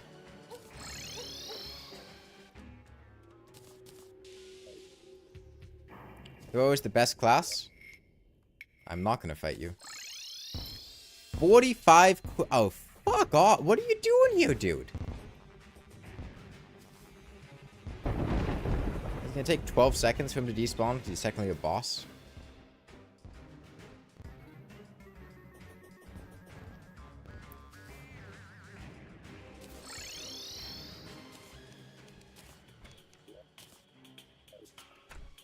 Okay, he's gone. Which class do you think Thrower is a subclass of? Ranger or Melee? They deal ranged damage, so Ranger. Oh wait, actually no, 46. 46 Queen Bees.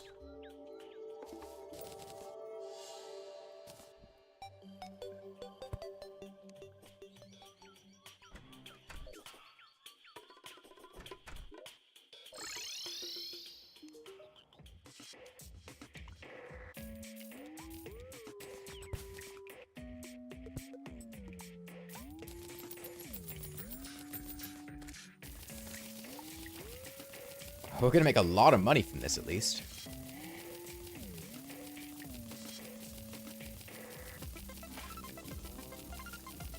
Probably like 20 platinum or something. Between this and all the pirate drops.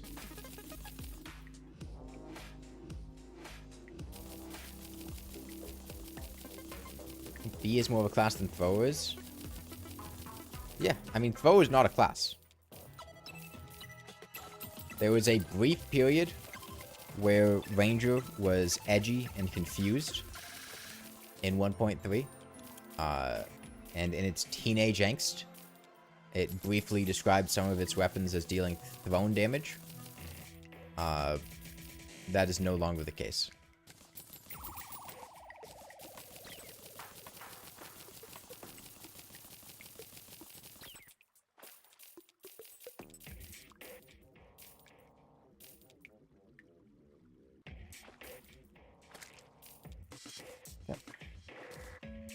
Get the rest of those drops.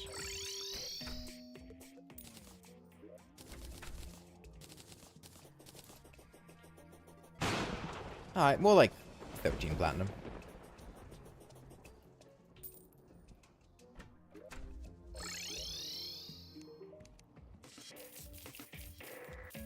Trash your jungle key? Why would I trash the jungle key? You have any idea what I could do with this?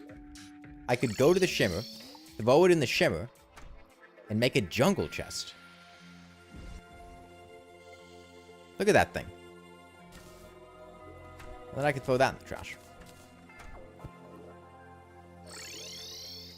But that's more environmentally conscious, because the jungle chest will degrade faster than a key would. The key made of metal would last for quite a long time.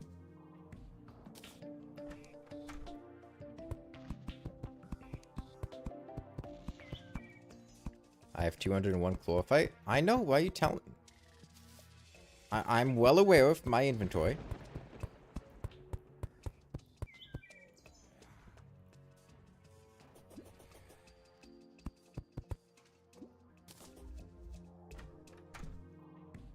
The chlorophyte's here, so we can make turtle armor. Not right now, though. We'll make it later.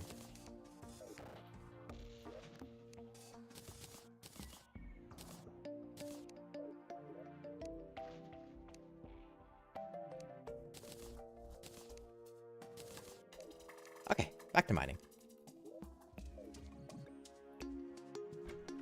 You slime out to kill Queen Slime? No, I'd rather she sat on me. I don't want to sit on her. How did someone at Relogic think Throw was distinct enough to bother adding? I mean, 1.3 was kind of when they played around with the ideas of adding new classes.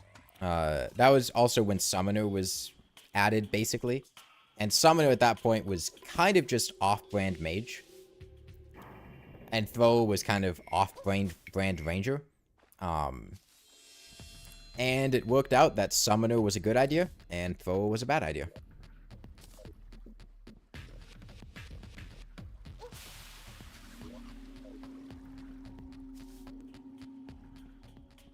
That's not what I said, Critical.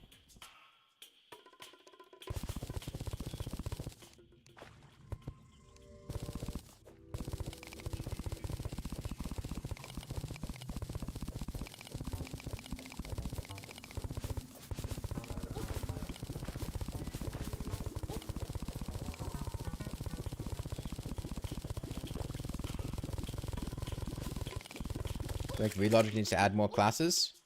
No.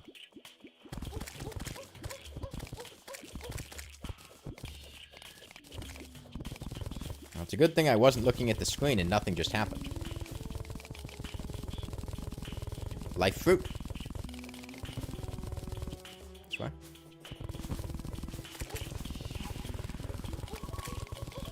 I don't think there's room in Terraria to add more classes. I think if more classes... If they wanted to add more classes, the best way to do it would be to make a new game. I don't think there's any good way to add another class to Terraria. Even like the modded Terraria classes, I still don't really think are distinct or unique enough to be interesting.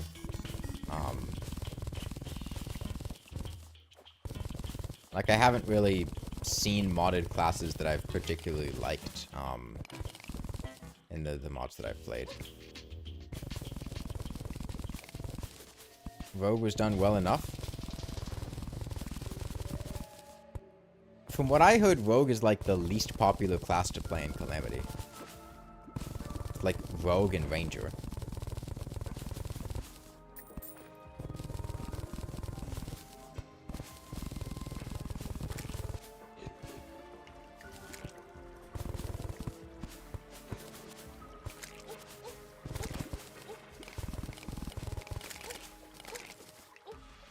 Rogue is just Ranger with a meter?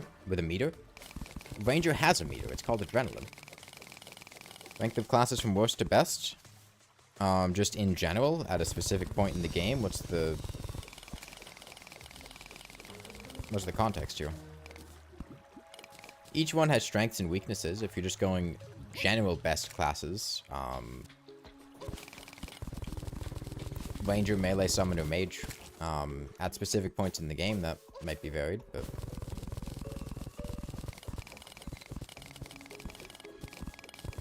All classes have Adrenaline? I know, that was the joke.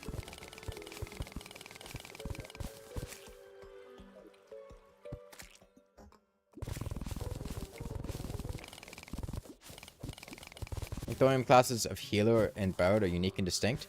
I played Thorium solo, and those classes sucked solo, so... I remember seeing them, and then going, wow, this is useless. And then not playing them.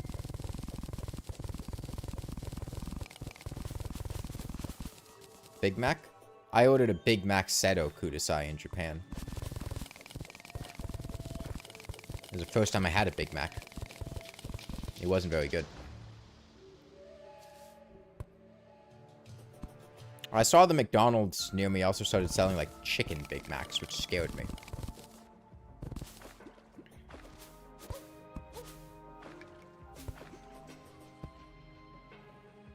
What's your favorite class? Ranger.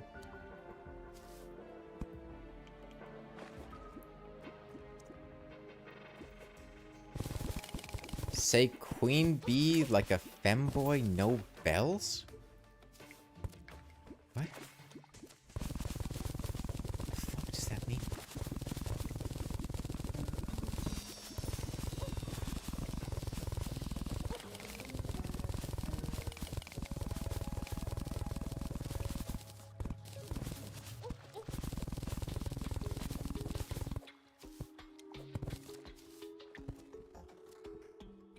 Well, on the right side, this explores my map, so we'll see where Plantera's bulb spawns. I'm in the festive spirit.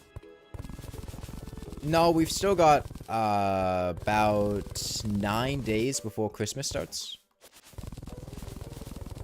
I'm not in a jolly mood until then. You're not gonna catch me ho-ho-hoing before actually, you could catch me hoeing, but not ho-ho-hoing.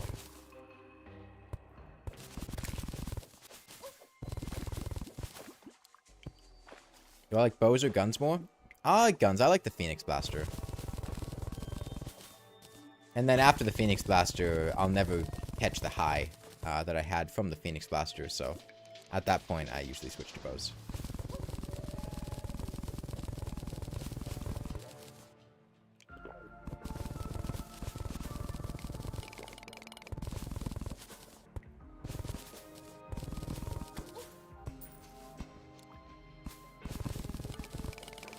Do I have a VR? And if not, what am I doing with my life?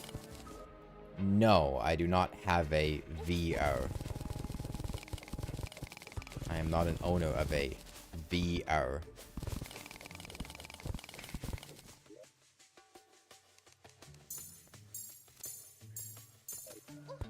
I fought Queen Slime. In a sense of the word, yeah.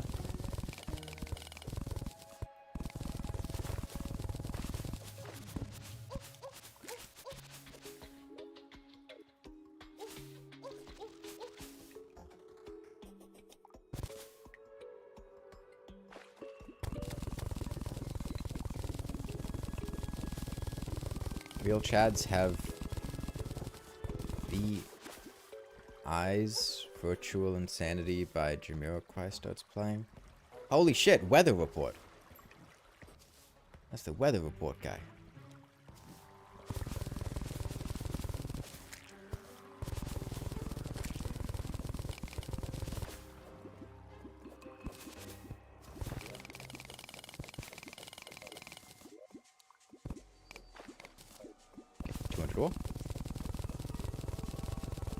There was a life fruit up here. No. Down here. No. There it is. No, the Venus Magnum's good. Ever since they added auto fire to it, I mean, it's very strong. It's like a mega shout that does twice the base damage.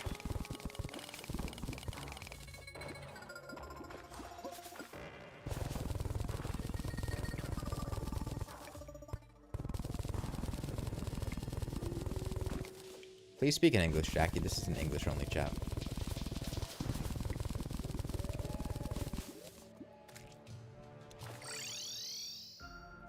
Gonna Dead Cells after I mentioned the roguelite mod is pretty good. Yeah, Dead Cells is really nice. I like Dead Cells a lot.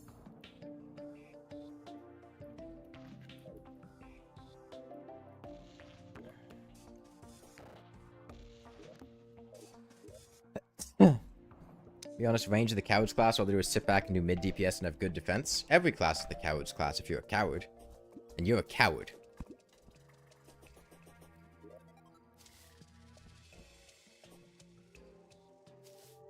It's not the Cowards class when I'm playing it.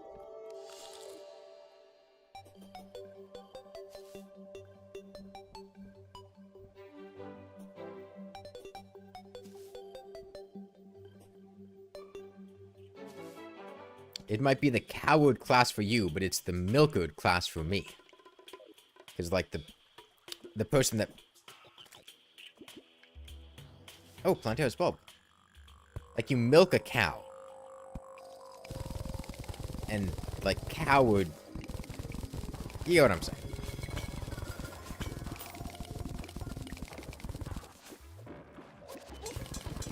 Oh, that was where the Crimson Mimic was.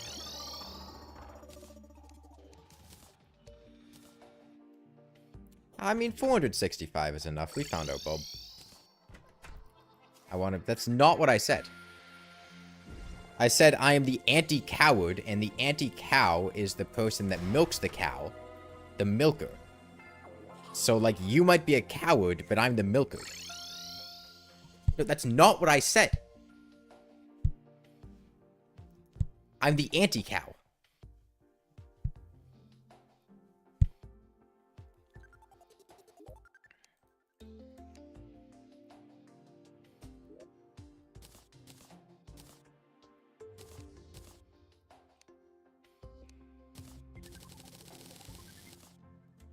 The milkard, like a drunkard for milk. Exactly.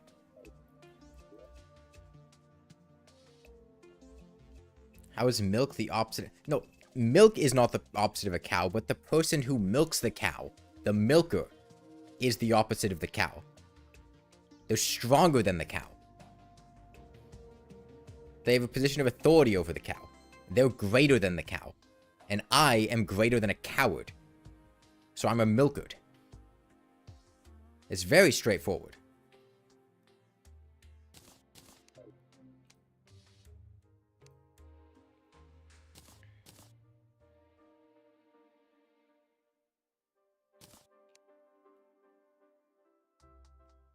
That's not what I said, Memsies. Exactly. There are milkers and there are cows. If you're a cow, then you're a coward. If you're a milkered, then you're greater than the cow. You exist in a state of superiority over the cow. That's not what I said, Meatloaf. You're taking my words out of context.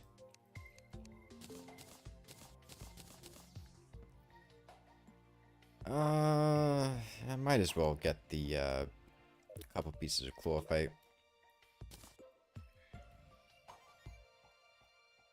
No, nobody's getting milked.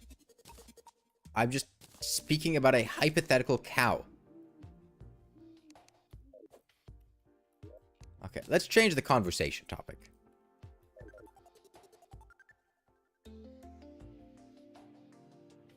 What do you think? Who do you think is releasing all these lanterns in Terraria? Because I didn't do this. Oh, interesting. There were more lanterns in the regular background than in the jungle.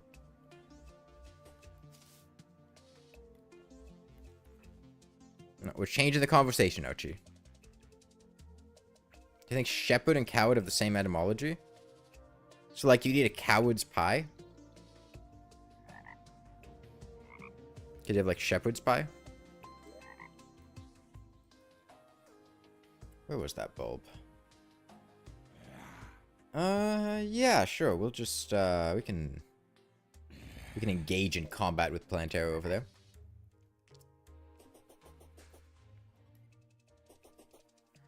In the jungle, all the lanterns get caught in the trees. Food tier list? I can give you a Japanese food tier list from when I was in Japan. The milky cow. The beef that I had. The, like, Wagyu stuff. That was good. That was the top tier. Or whatever the kids say.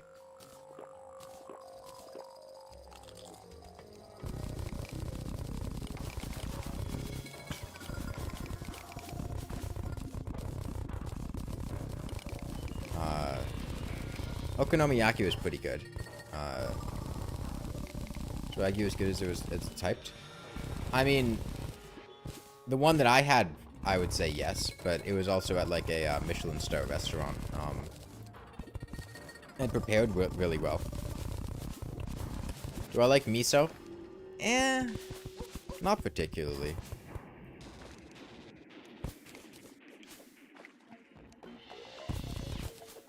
I need a steam muncher. That's what I'll do. I'll steam munch and purify this jungle.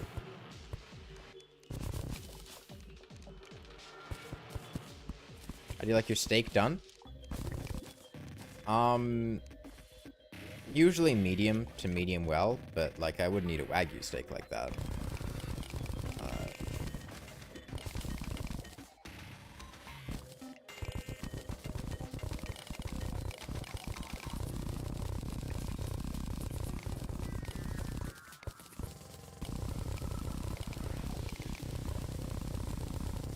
Okay, I feel like 14 queen bees is probably enough for Plantera.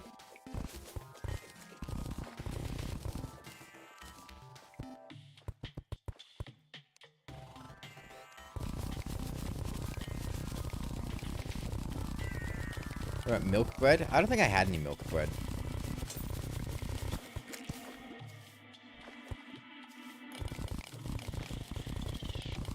The only, I think, milk-related thing that I got in Japan was a clean colon.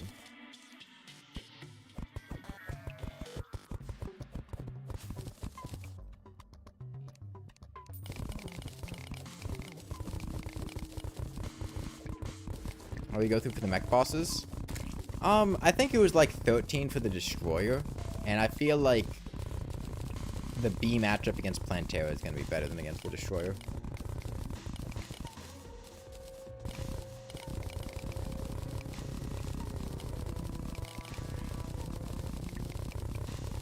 I gotta make housing for the steampunker.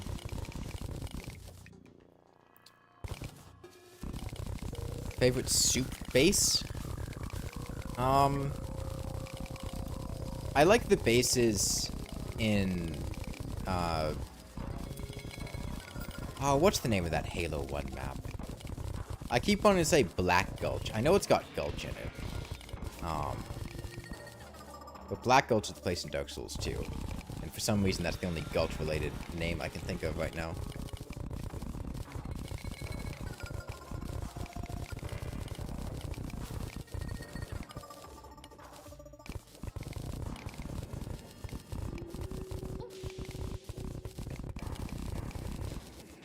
No, I think he probably tastes like lizard.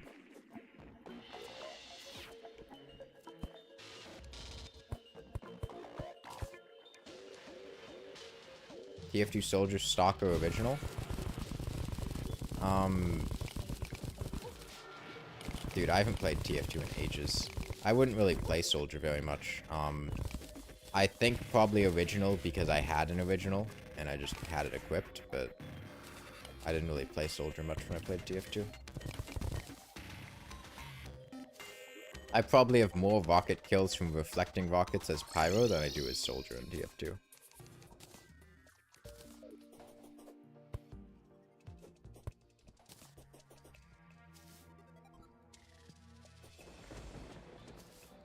Always original. KFC original recipe chicken.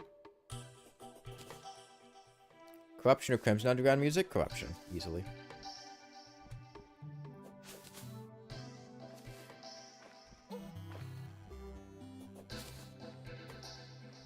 What if they added Genji to TF2? I don't know who that is.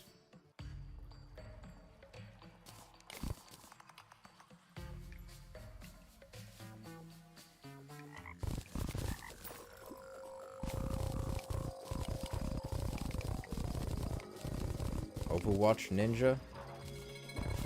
I thought all the Overwatch characters were like porn women. Genji's from Valorant? I don't even know what Valorant is, dude. Like, it's a name that I've seen. A couple times. I know nothing about it. I think they had a crossover with Discord.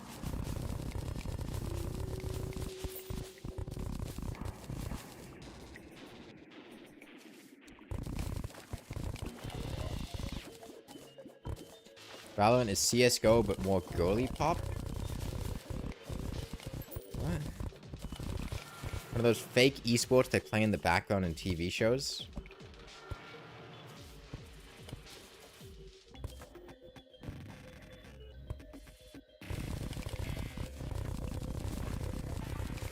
I don't watch TV. CSGO is to Valorant how TF2 is to Overwatch? Okay. So Valorant is CSGO, except there's a lot more, like, porn of the characters. Do I believe in climate change? What kind of question is that, dude? Believe? God, are we in 2005?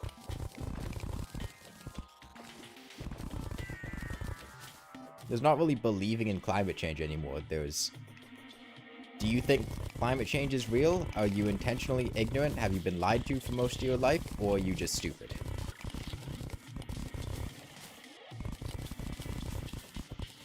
Like, climate change is real.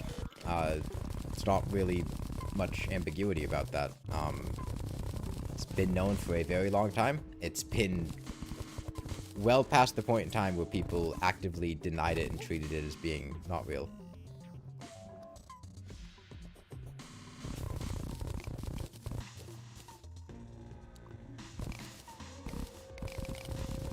Do you believe in South America? No, there's only America and the people beneath us. They don't deserve the title of American.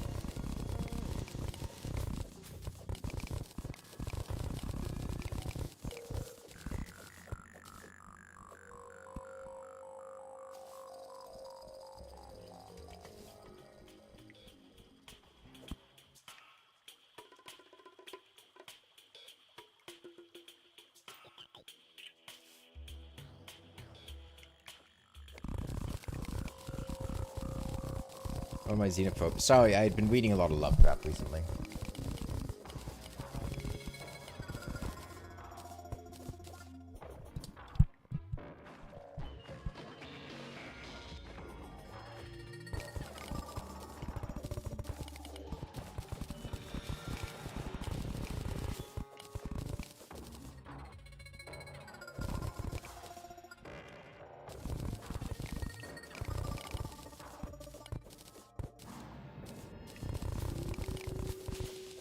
No, I'm a slug cat. My pronouns are hunter. Does that mean Canada is more American than the US? No.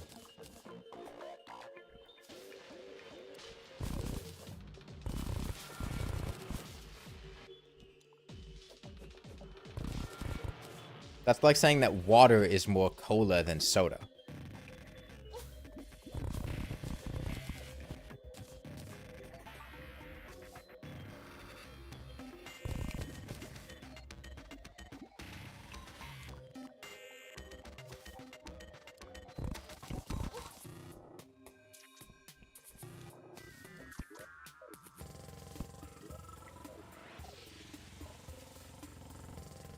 This is probably spacious enough for Plantera. Alright, let's go get a contaminator.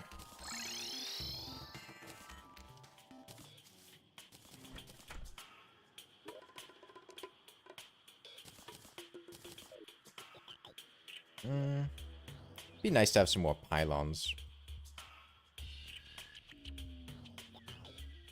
Like a jungle pylon.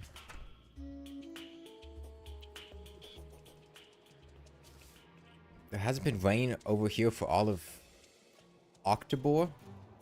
The discussion about referring people from the US is something other than just Americans. The term American can be applied to all people in the Americas, but why would you want that? I mean, I'll be real. Continent descriptions for people are kind of shit. And usually suck anyway, especially if you're going to be applying that to 2 fucking continents.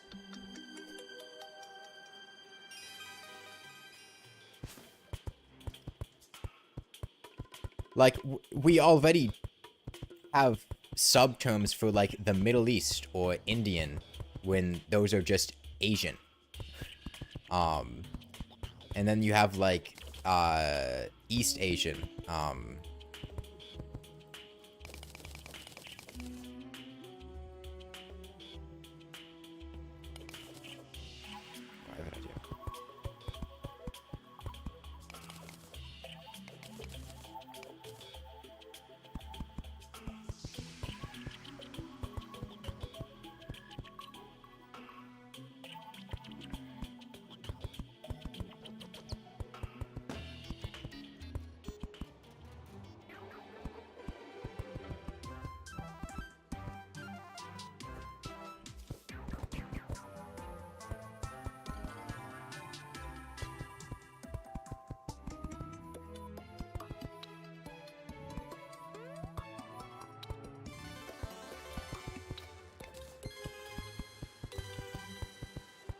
Is it bacon? No.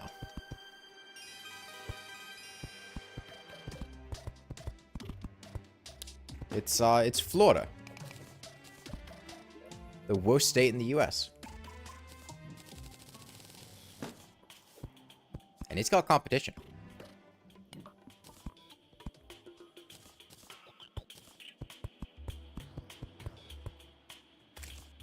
How is this Florida? Have you looked at Florida? It's got all the features. The top part. Orlando.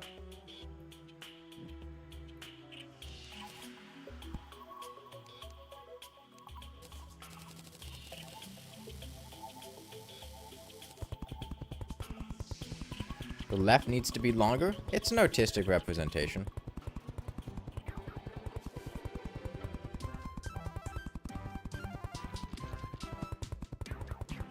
These represent all the mountains in Florida. The Great Florida Hills. And these shade woods are the Everglades.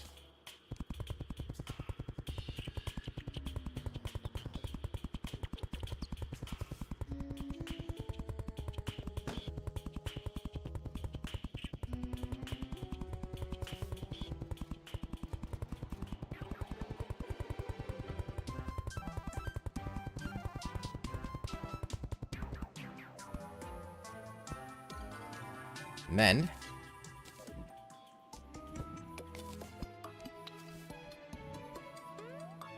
we go ahead and slap on the unholy strength of Disney World that's carrying Florida to have some small level of value.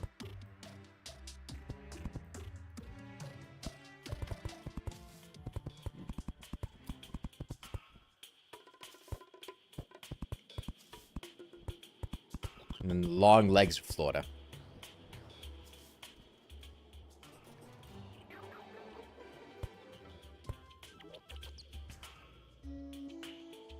Okay.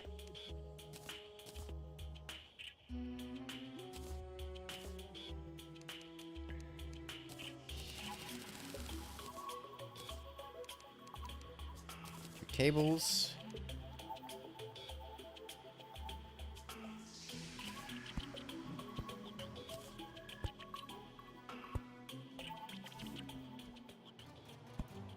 And this all set. Yeah. Oh, a couple walls. That good? Yeah, there we go.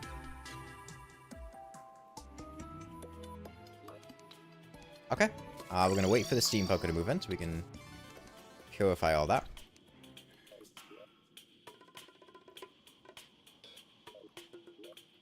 This is a toilet? No, it's not. Just because you don't like it doesn't mean you have to insult it.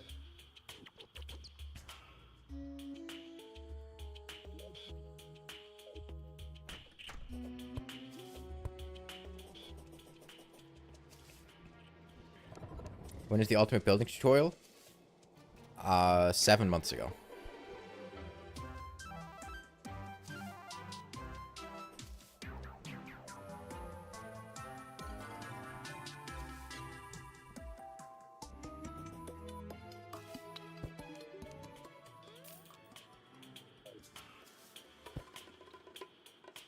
Oh, wait, we have a jungle pylon.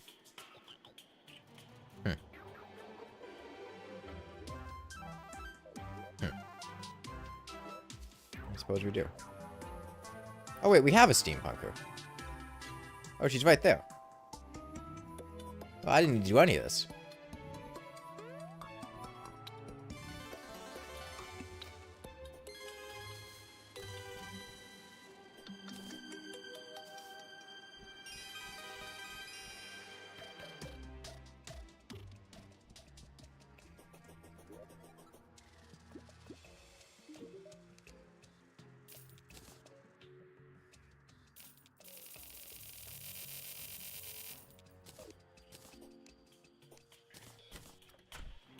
Okay.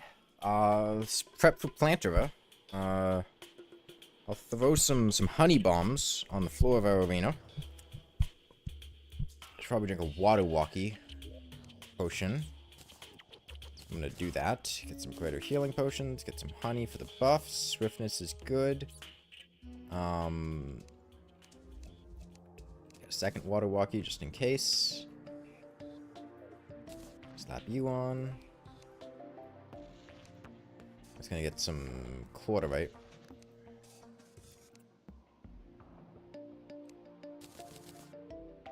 Get some you. Get some you.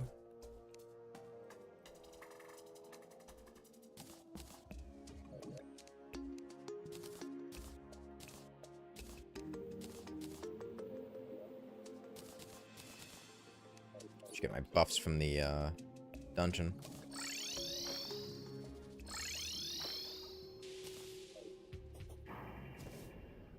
Red cactus armor until after the evil boss because it works pretty well. You invest in movement accessories and saves a lot of time. I just don't particularly like cactus armor. Nothing personal against it.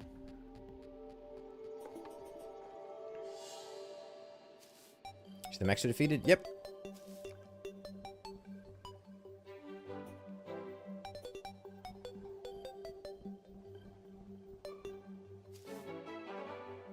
Ooh, there's a floating island up there.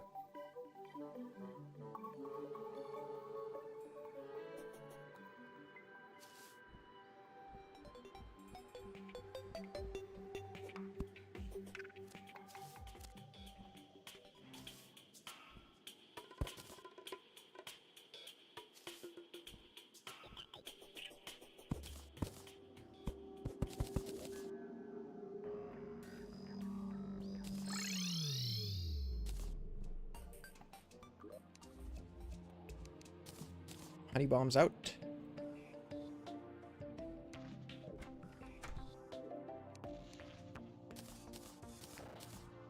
Wrench and wires.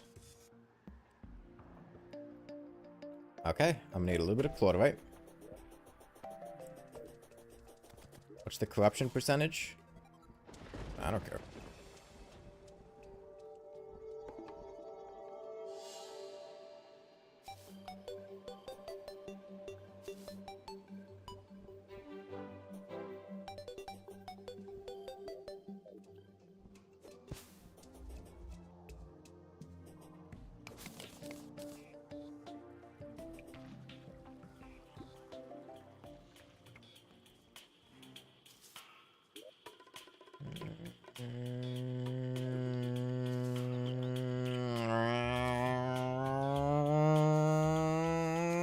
Honey bombs.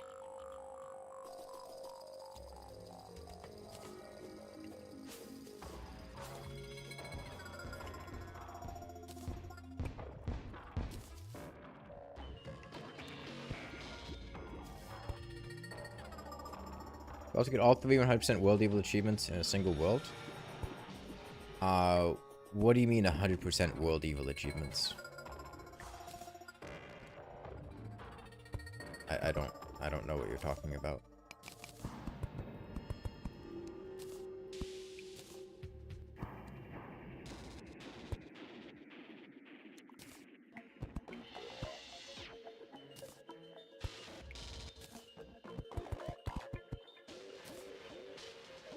%, corruption, crimson, or hollow. There are not achievements for that. Oh, old gen console achievements? No, it wouldn't be possible in old gen console, because you don't have a way to get the alternate evil in old gen console in one world. They're not Steam achievements.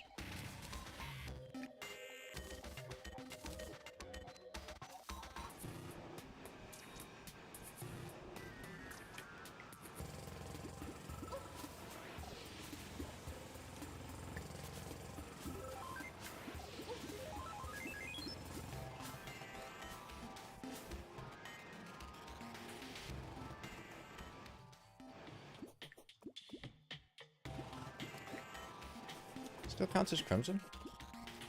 Well, whatever. She doesn't. All that she cares about is if it's jungle.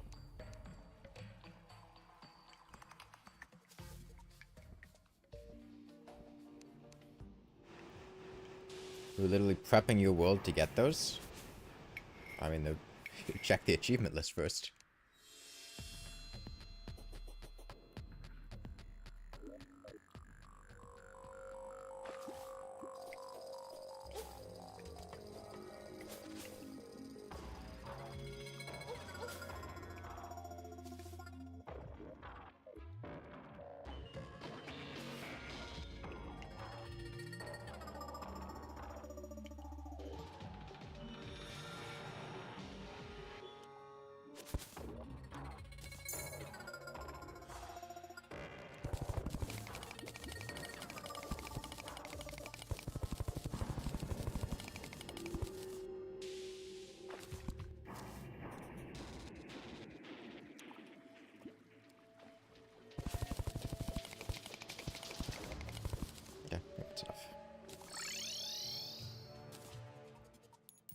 Yeah, 100% purity is the closest achievement you'll have.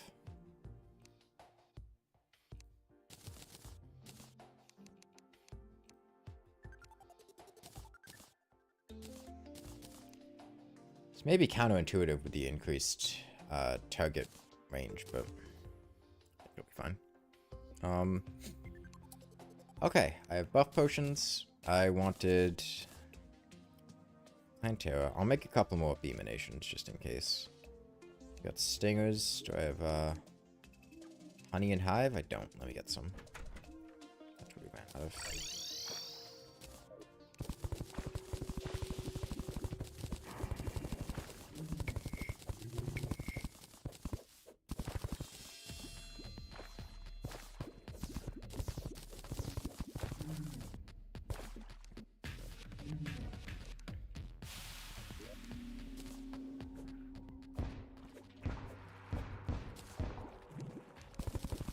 3 achievements left, and one of them is riding a unicorn. You haven't got the unicorn map before? You haven't ridden it? Or is it the fire or rainbow gun from a unicorn?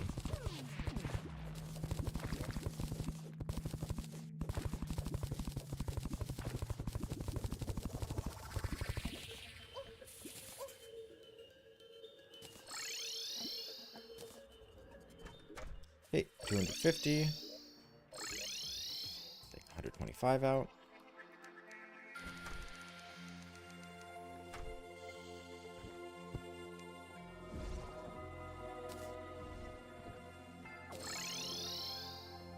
Okay. Illumination. 39 should be plenty for Plantera. And just go try this out. I mean,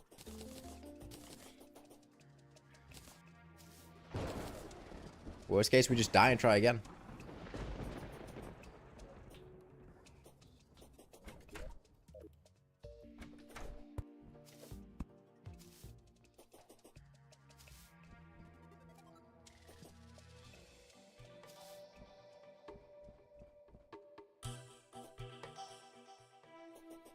I don't think children are concerned with logistics and maintenance.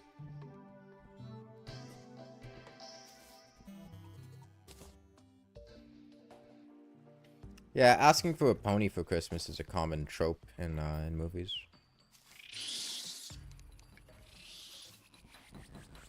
Alright, girl, spawn me some bees.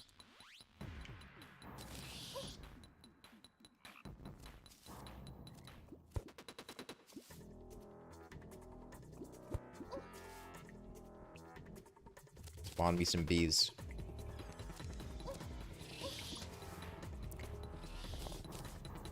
Next idea. Let's make little bee holes. We can deposit bees in.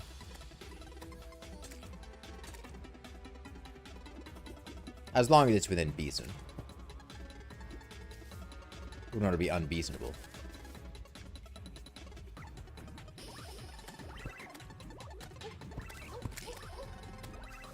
Okay, well, let's just go for it. I don't know.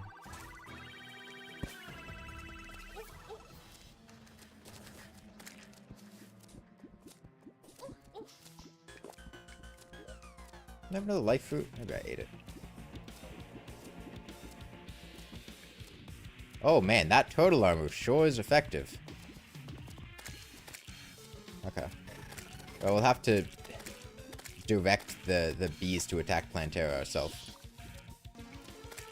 By looping around her.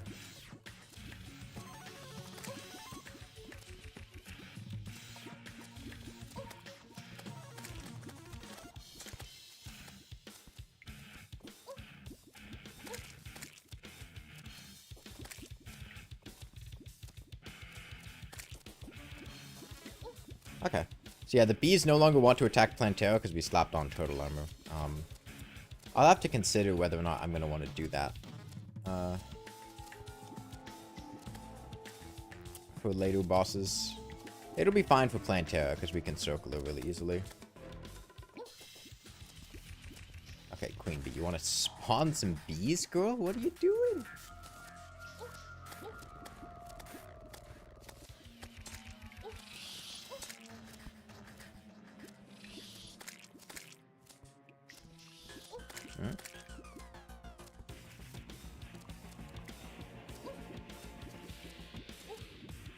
Putrid scent reduce aggro as much as total increases it. No, I think total is really effective at increasing aggro. Plus, it's not worth the accessory slots on putrid scent. Hold on. Oh, we still got bees over there.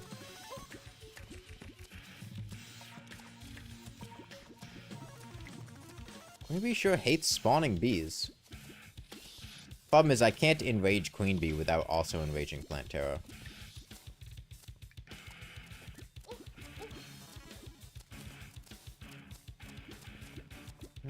I have an idea. If I can get her to actually spawn bees.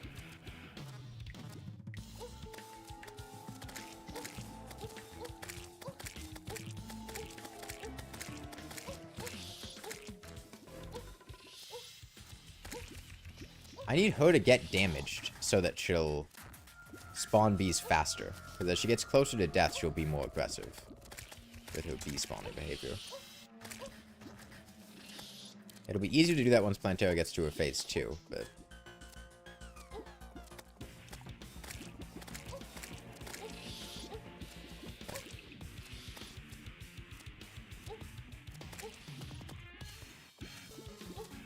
Alright.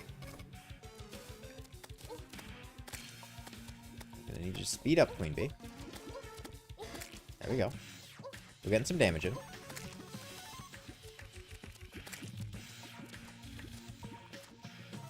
Plantera's taken 4,000.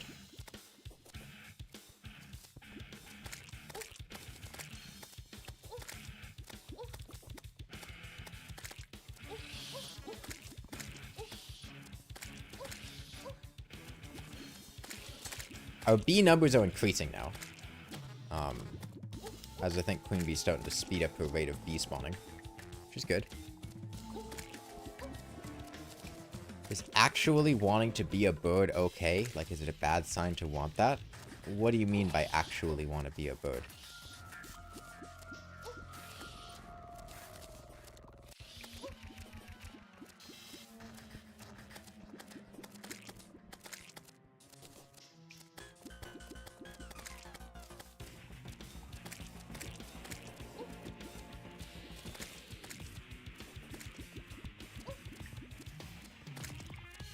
Yeah, aggro reductions would have been really cool, but I think it just makes more sense to have the tanky homers that increase aggro. Could invisibility potions work? Invisibility potions only work until you take damage. Taking damage cancels invisibility potion. Like, kind of, but not really. Ooh, I should have taken my adamantite armor so I could swap it on to reduce aggro on the fly. Sometimes you get really upset, and instead of putting up with my feelings, you just want to become a bird and start flying away, looking over all the places I couldn't give a shit about anymore. I mean, the bird sounds more metaphorical in that sense, as it just represents escaping the environment that you're currently in. If you were sitting here like, I want a beak and wings and want to, like, make modifications to my body to become a bird, and I'm going to start eating birdseed, that would be more concerning. But that just sounds like you want the freedom that being a bird gives you. That's perfectly normal.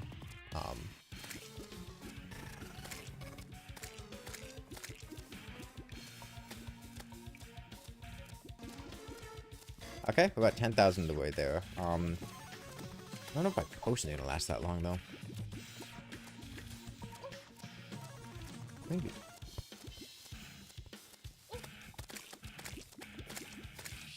Okay. I'm gonna call in some reinforcements, I think.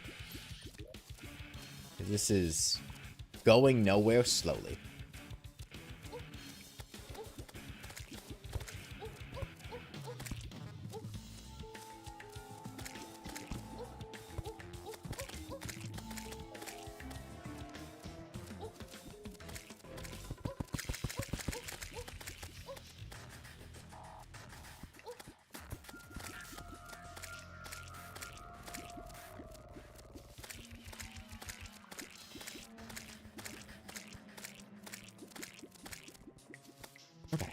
Now DPS is a lot better.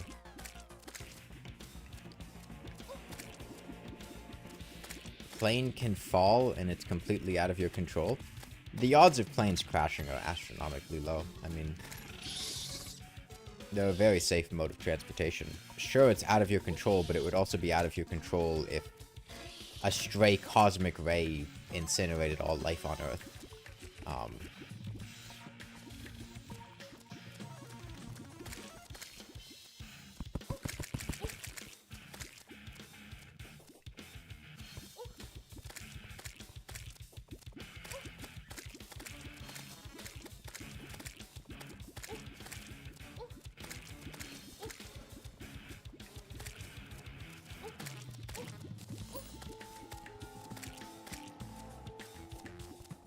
Okay, I was just using Cosmic Ray as a stand-in for some, interstellar event that would be disastrous for life on Earth. Doesn't need to literally be a Cosmic Ray. Gamma Ray Burst? Sure. Science word. Sounds about right. Cosmic Ray meaning ray from the cosmos more than a specific defined event.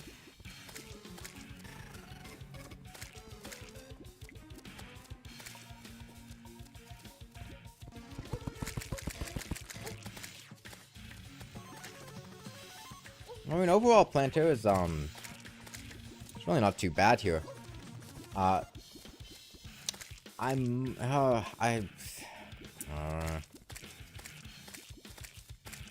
With Golem,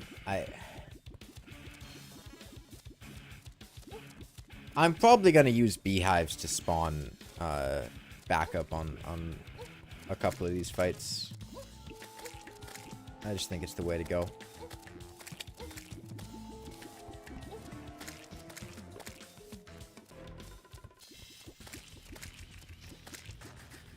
Just in the interest of time, because, like, I don't want to have to go get more potions, and Queen Bee...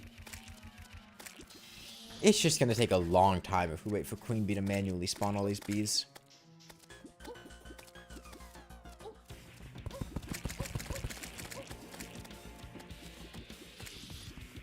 So even by Queen Bee only? Yeah.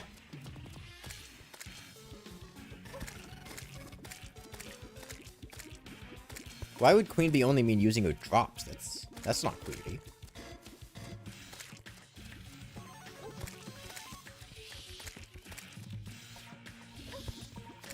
Veritasium?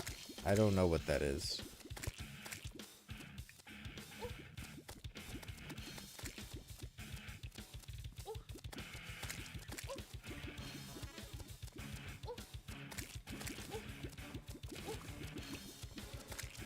His interviews always feel so awkward. He's a science channel on YouTube. Okay, like game theory. He's just like game theory.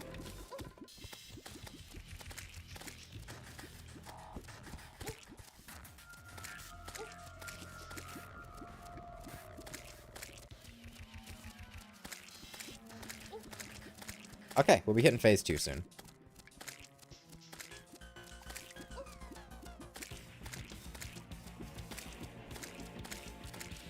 Our worst don't do Matt like that.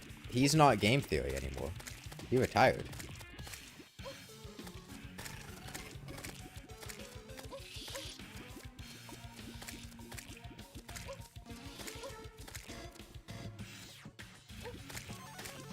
I like that analogy anyway. It diminishes the fact that such a plain, huge machine. What? Dude, I have not been following this conversation.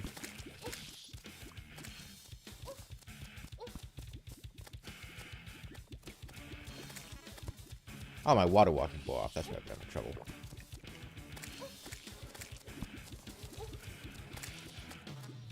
I don't know if I gave myself enough space here.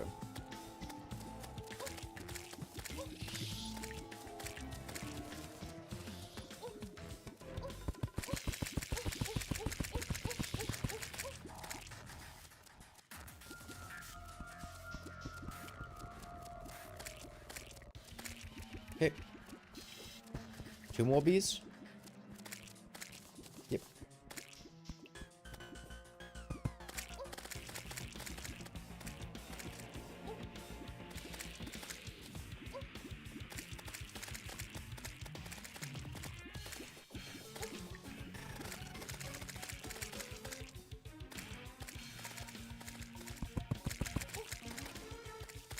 Let's do a lot. Queen bee? Yeah, okay, yeah. I think it should be dying soon.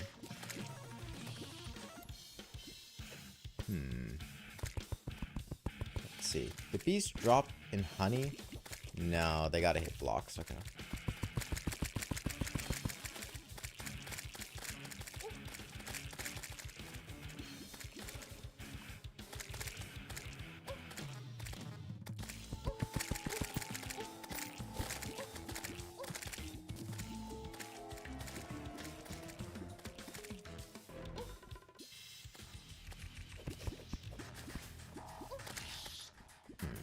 Should have prepped this to allow me to spawn bees from hives. I wasn't thinking I'd really need it.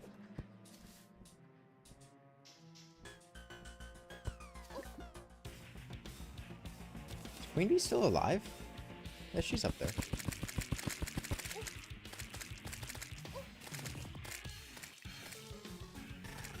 If I can get rid of the tentacles on the hooks, that'll help me out a lot.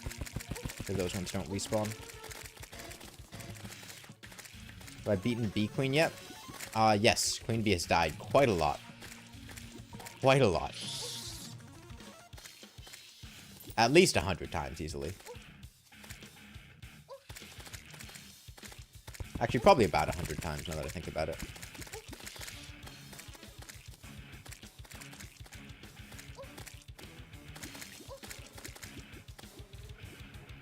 Haven't killed Deerflops or King Slime? I thought I killed King Slime.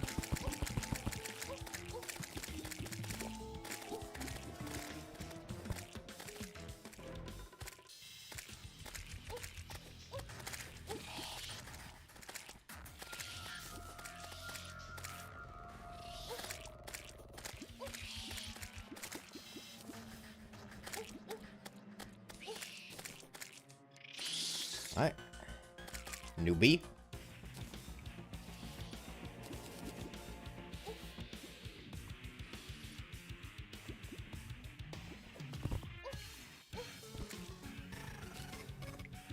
Really not a good way for me to do this.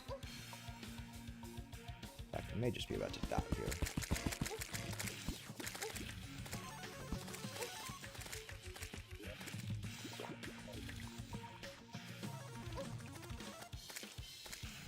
Oh, my bee hole broke.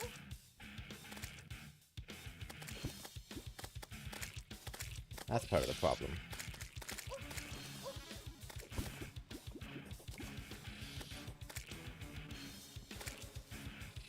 A quick heal? I'd rather save my greater heal.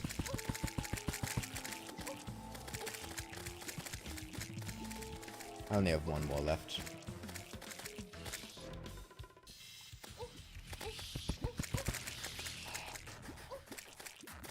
Okay, I really need to get to these hearts.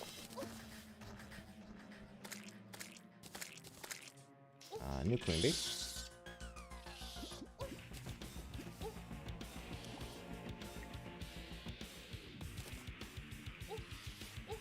I really need these outer tentacles to die.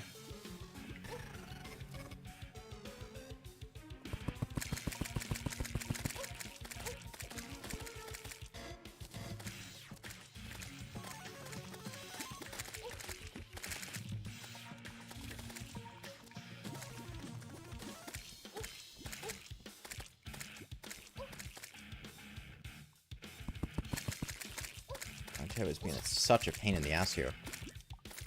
I need a bit more space, and I really need to prepare this arena so I can, I'm gonna get rid of that honey on the bottom. That honey's not helping me. And give myself a little more space.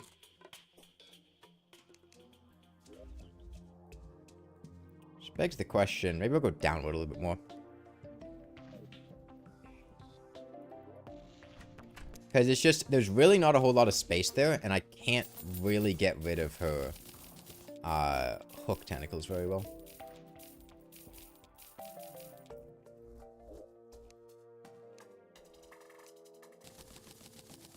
Okay, get some more potions. 5 queen bees fell for nothing? No, it wasn't nothing. Oh, I sold the relics on accident. Whoops.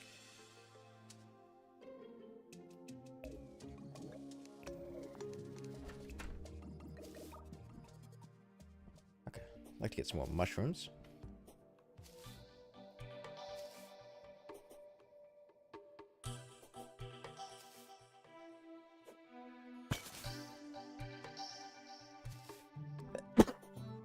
Wait, bee dying? Just like modern day Earth.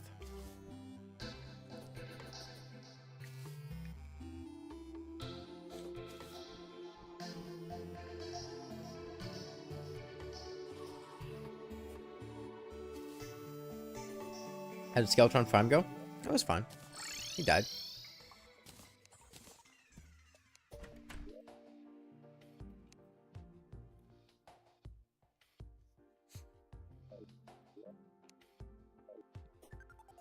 Hello, raw chicken. Welcome.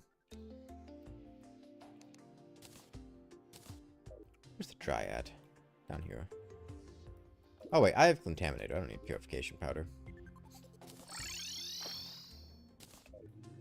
I had to start streaming while you were at work? Yeah. Yeah, I did.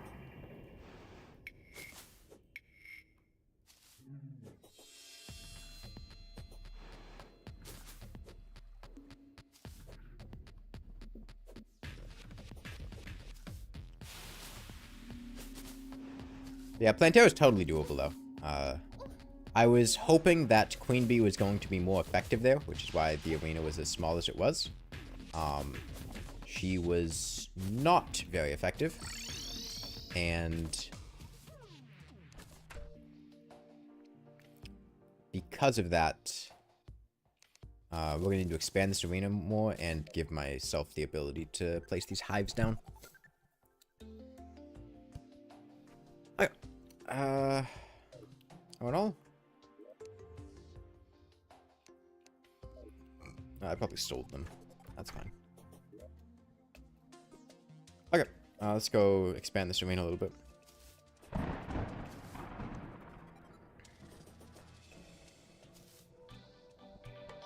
In college, your job as a cashier, 2 people called in, you were the only one. That sucks. I used to work as a cashier back in high school. The small bees despawn if they have coins.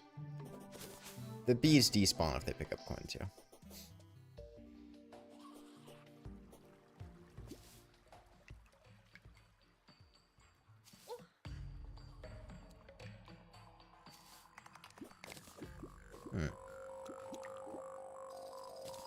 I'll need to find another Plantera at some point. But leading her back shouldn't be too much trouble.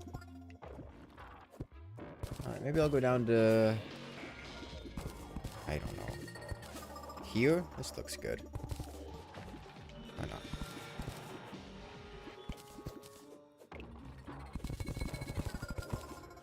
Chisel on. High buff.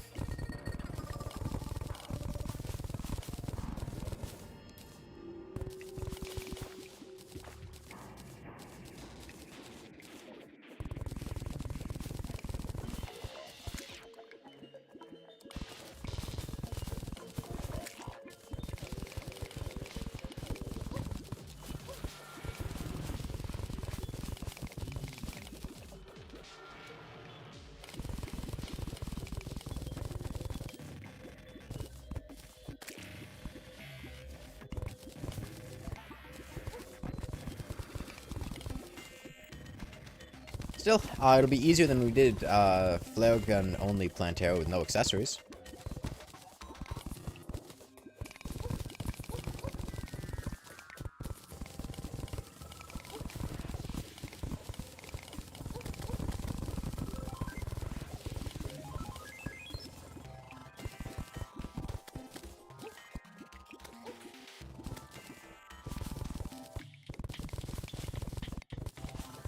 Can I bring back voice controls for one more stream? No. No.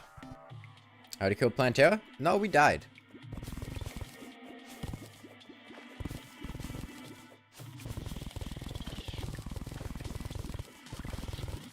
Hence why I'm expanding the arena.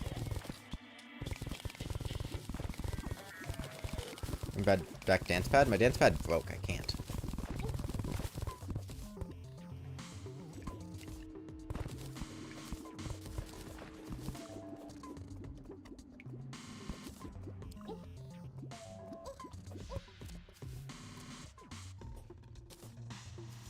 Weapon use for newbie versus Infernum Yaron.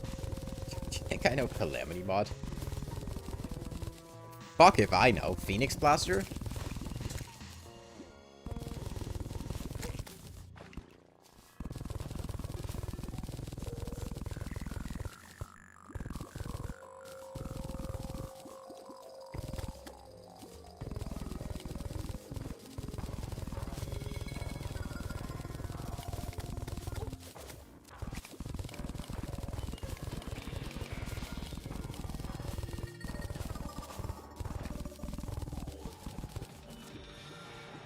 Nah, you're never too late in the game to use the Phoenix Blaster.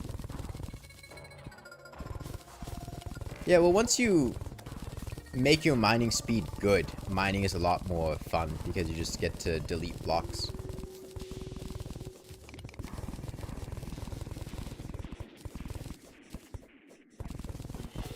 It makes it a lot less tedious, which usually makes it more fun.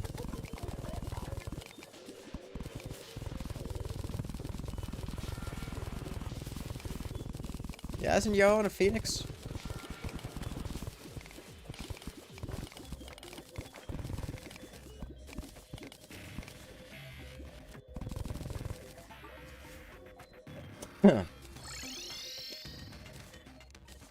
Pretty sure Yaron is a phoenix.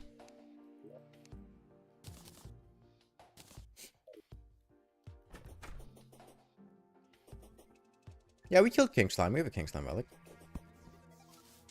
It's a worm? No, he's not.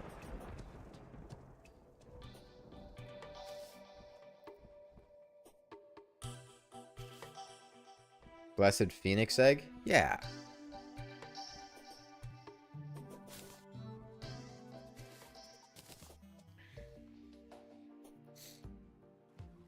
Yaron, Dragon of Rebirth? Dragon of Rebirth is bullshit, dude. He comes back after you kill him. Like, you can summon him twice. He's a phoenix. That's what phoenixes do.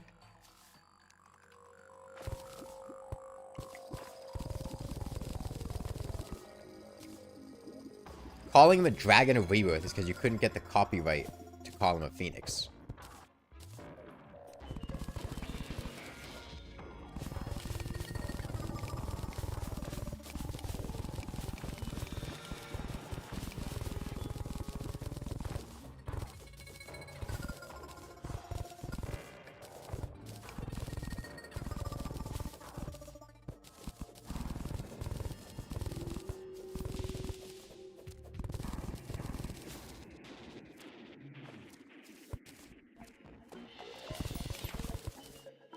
Yeah, Phoenix has always been copyrighted. It's one of those things, you know, the stuff that, is a trademarked or copyrighted term, but you don't really think it is because it's been so genericized? Phoenix is one of those.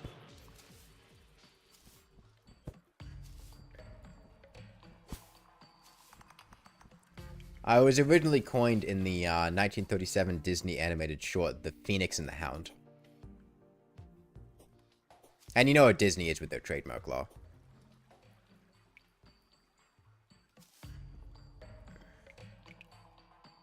How'd you copyright a mythological character? You'd be surprised what Disney's capable of copywriting.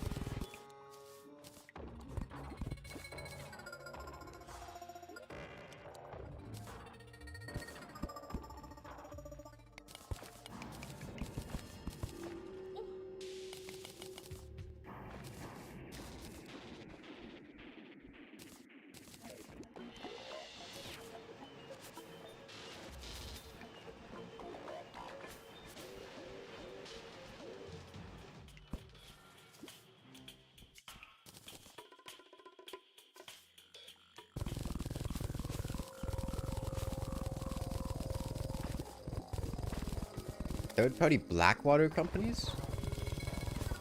Like the song, "Oh Blackwater, Keep on Rolling"? Music companies can be pretty vicious with their copyright, you're not wrong.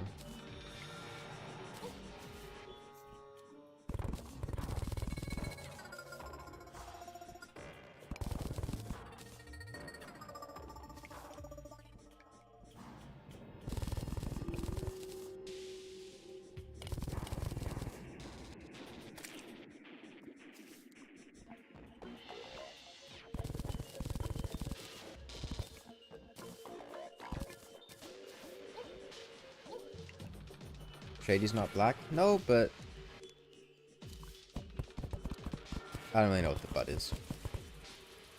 Which part of the body is that? I've kind of just been guessing. I assumed it was next to the appendix.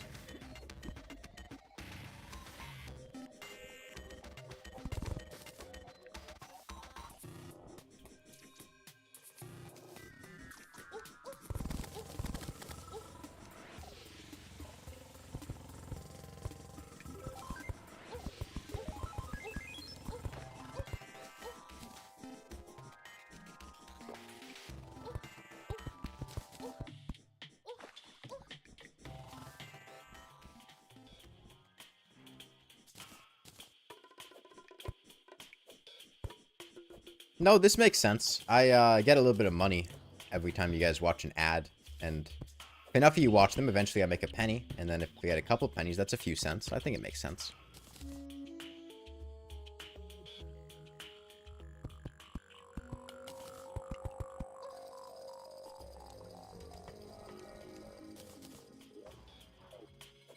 I'll give myself a little more space over here. Why not? Maybe to here? Yeah, why not?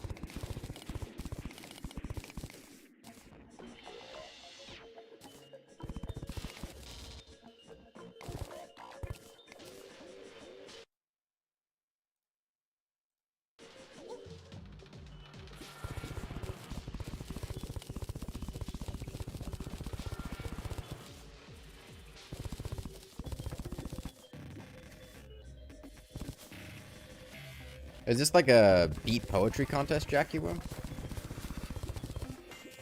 Because I gotta say, your meter is all off. You should study more poetry.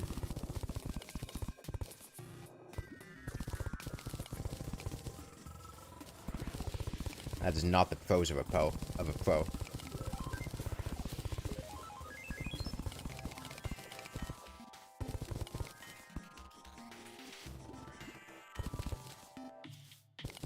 What is a man? What is he got? If not himself, then he has not.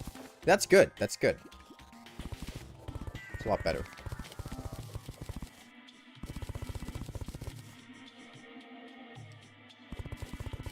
Another favorite of mine is, what is a man? A miserable little pile of secrets. That was pretty good.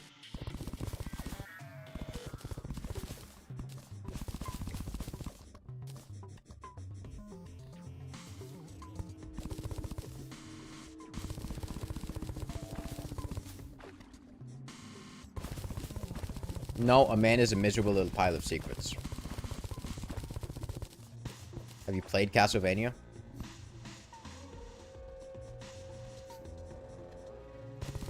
The silly jester? The one from Lethal Company? I don't like that enemy.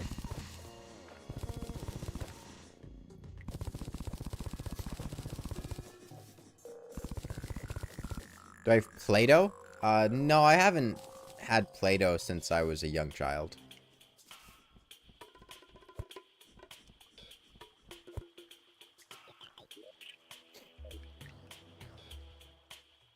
It's been many years.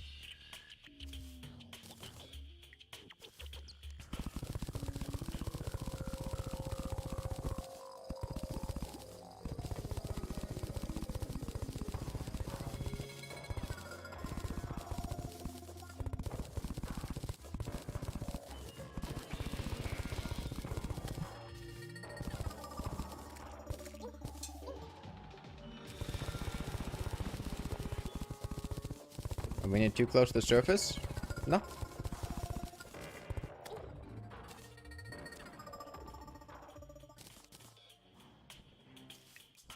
you heard of the game Terraria?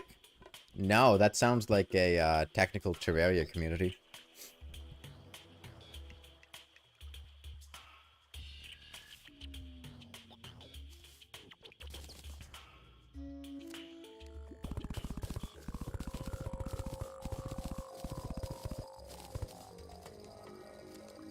Okay.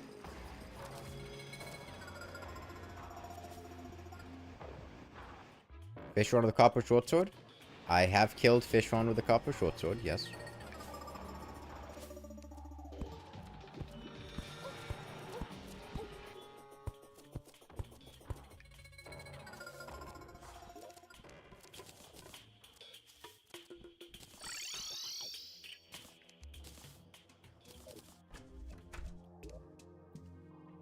Okay, find the next bulb.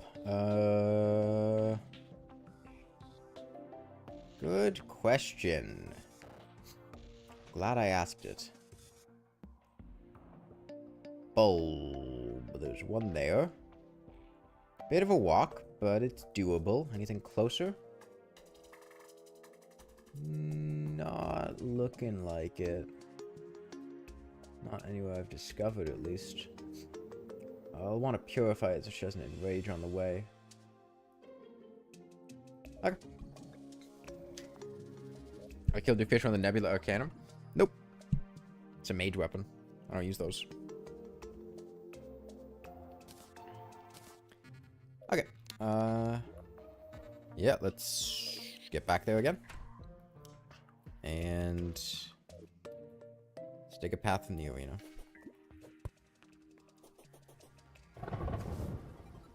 It's kind of majestic. The house? Yeah, it is.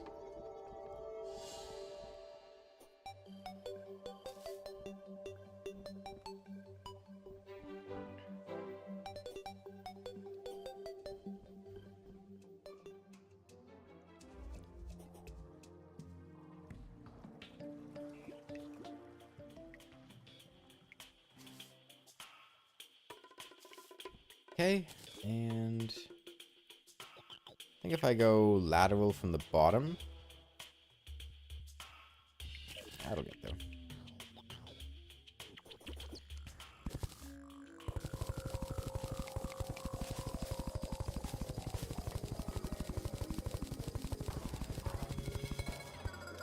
Let me re-equip you, eat another one of you. Oh, I should get a builder potion. I'll dig the tunnel, then I'll go back to the builder potion. Actually, I'll just go back now.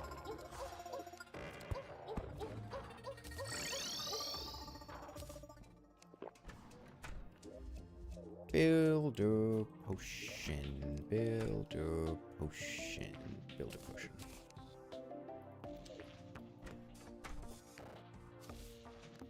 When you ask Google who debunked the featherless Biden thing, all you get is shit about Joe Biden and deepfakes. What?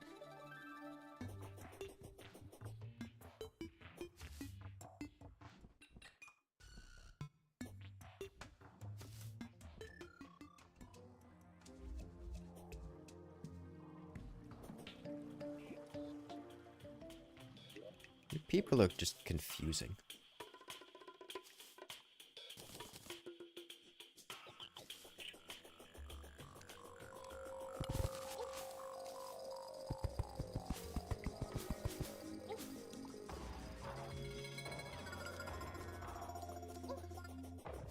You don't intend to make sense, you are the voices? Like, from the TV show The Voice? Isn't that what they call the winners? The voices?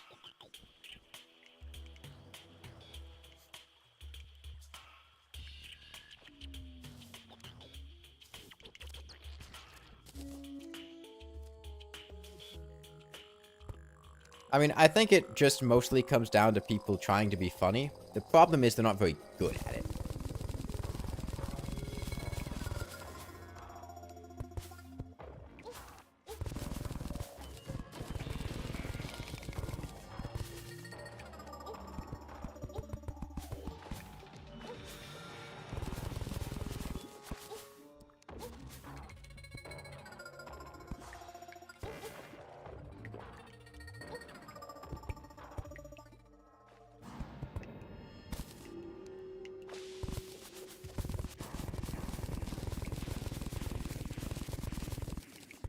Like, I'll be real, 90% of the annoying comments you'll see on a YouTube channel, or even just in general on the internet, it just comes from people trying to make jokes and not doing it well.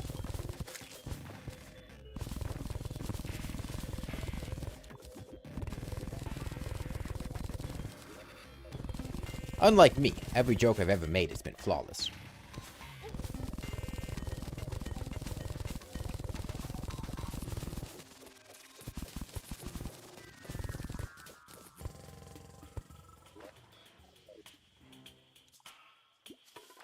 Oh, there's a bulb right there. Okay. Yeah, that works.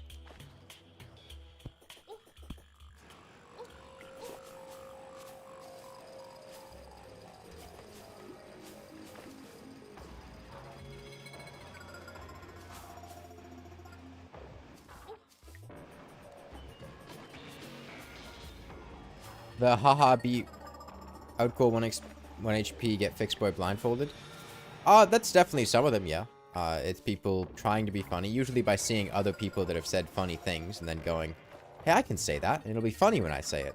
That's how a lot of memes get beat to death, to the point of no longer being funny, is people seeing it, seeing other people have success saying it and being funny, and then just doing that ad infinitum until it goes to death.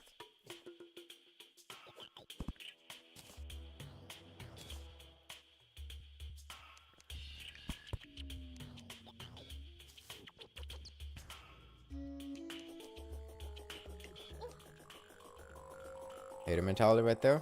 Mentality of somebody who has to deal with a lot of people on the internet constantly, and it gets a little bit tiring seeing it all the time.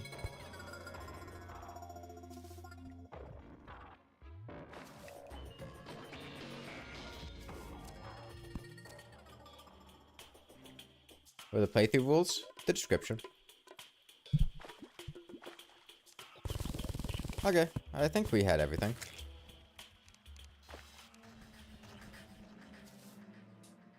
Where's she? Down there.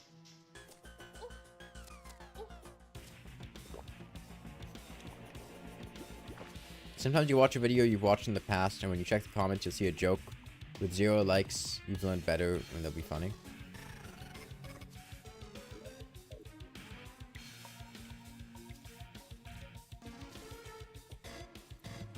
I mean, a lot of the times it's just, like, I'm not angry about it. A lot of times it's just children trying to fit in or be validated or whatever. And by children, I mean people like teenagers, usually. That's fine. It's just, you know, you guys could learn to be funny. X minutes and only X views or bro fell off. Yeah, those are just really annoying.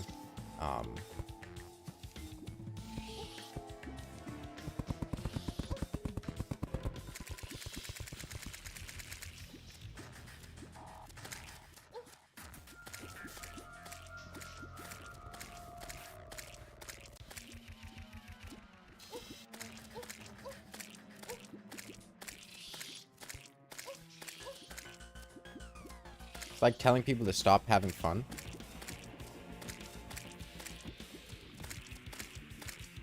I mean, I don't reply to every single person that comments that and tell them to stop, but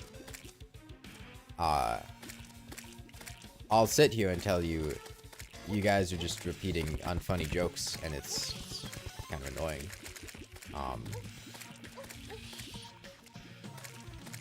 I don't really care that much about it happening in YouTube chats, or in YouTube comments, but in, like, live stream chat, that's a different situation. Because these are people I'm basically actively talking to for hours, and if a bunch of people are just spamming unfunny jokes, then it just kind of brings the whole chat down, you know? That's different from telling people not to have fun. I'm mostly contextualizing it within the frame of reference of live stream chat.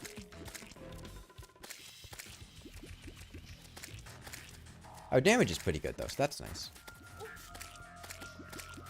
It's just, like, you want to be able to play off people in chat and talk to people and have a conversation, and it's just not possible to do that. When people keep repeating the same, like, mediocre or unfunny jokes, or just randomly spamming about nonsense.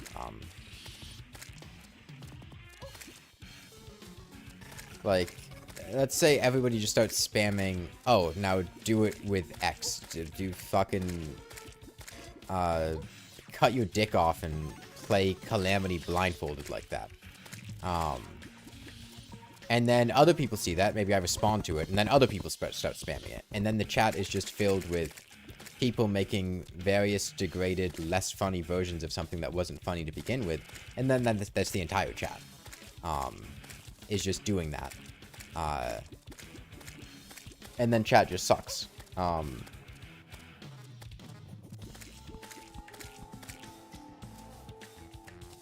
That's why, like, that's why I'll say it's annoying or to, like, move on from things like that, because it kind of, it really degrades chat. Because the problem is, it's never just one person that does it, because other people will see it and then start copying it, right? Imagine you'd hate to be a loud streamer. I mean, it's worth pointing out that if I reached a point where it's constantly a problem in chat, I would actually get, like, moderators to moderate and set more strict rules. I tend to be fairly strict with stuff like that. I mean, if you've been in my Discord server, it's pretty obvious. I have a lot of... I tend to keep people on a tight leash. But it's worth pointing out, like, I basically moderate this whole chat myself. I have a couple moderators, and I've made them when necessary in the past, and I can if I need to. I just haven't needed to. Yeah, like, I keep people on a short leash. It's like dogs. You'll keep dogs on a short leash if they're, like, problematic and you don't want them to get too far away from you. You guys are the dogs. If you give them a large leash, then they'll just start devolving into spamming unfunny memes.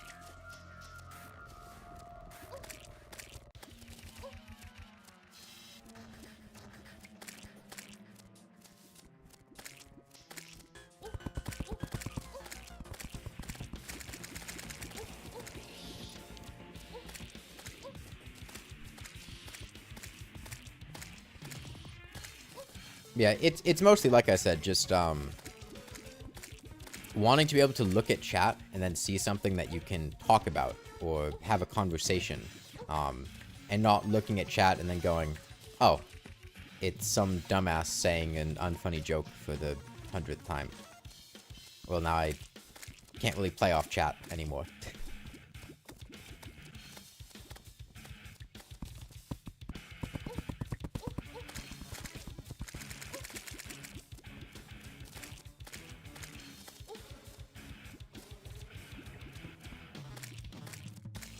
Might I switch to chlorophyte armor? What, you mean for the bee aggro? No, that's fine. You get it because otherwise why look at chat at all? Yeah.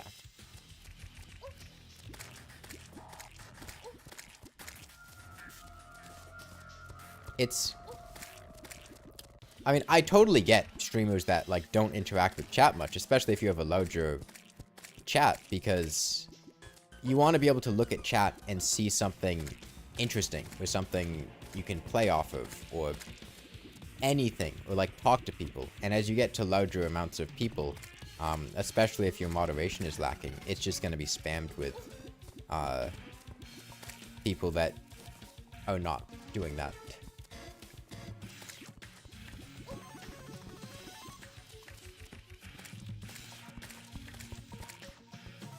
Yeah, I mean, I'm working on it, PokeFan. But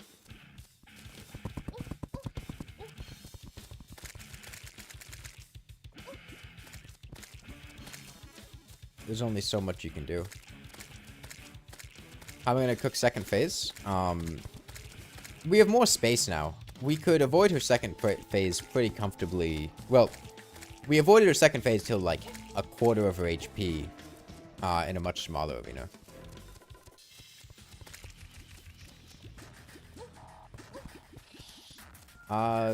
Yeah, don't CC. Let's not use the, stereotypical black slave pronunciation of master.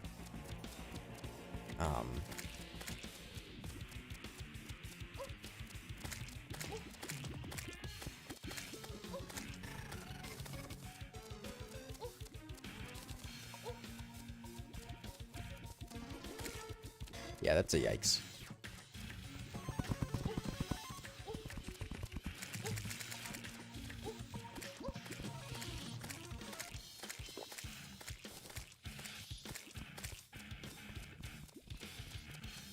Yeah, it's interesting seeing, is there something you're missing? This might not be contextually obvious if you're not from the US or if you're just younger and might not be familiar with things. But there is a racist caricature of black people. It was particularly popular in, like, the 50s and stuff like that. Stuff like Disney's Song of the South or, a lot of movies from that time period had some very racist caricatures of black people. And they would refer to their master as, like, massa, with a very stereotypical accent. And, oh, I can't place my, beehive there. That's what they were saying. So if you see somebody type that, they're invoking that caricature. And in some cases, it can be done comedically. There's a Key and Peele skit. I was saying that correctly. Where they play as people mocking like a Confederate reenactment with that over-the-top black caricature intending to invoke that racism in a tongue-in-cheek way to make fun of them. But even then, it's playing off of it being extremely racist to make fun of the racists for doing it. And even them in the video, like the white people there, are uncomfortable with it because it's very obviously very racist. Okay.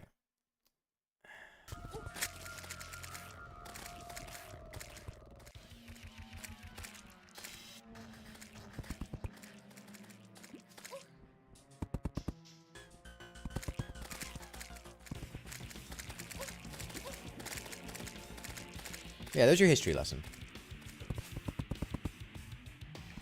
This is Plantera's a lot like the Wall of Flesh, honestly.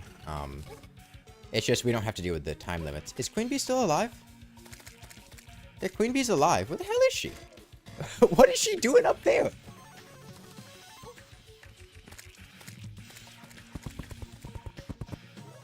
What are you doing?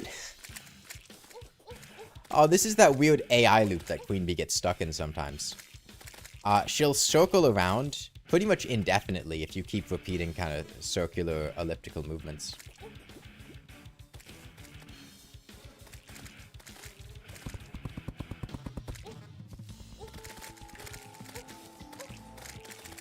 Interesting. Queen Bee's dying a lot less now. I guess the larger arena size is letting us make movements that bring her out of Plantera's path a lot more. Okay, there we go.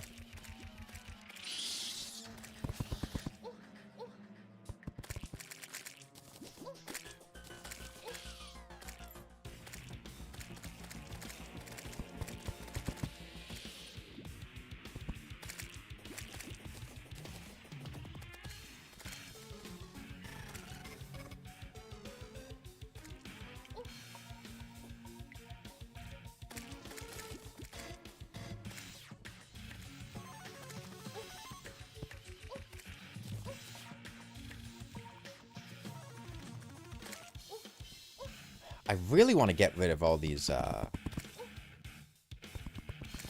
random superfluous tentacles on the bottom there. Am I spawning bees? Yeah, I am. They're just over there. Okay, that's fine.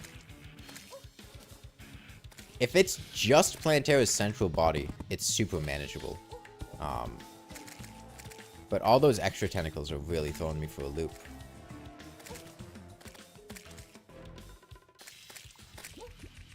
That one's almost dead. That,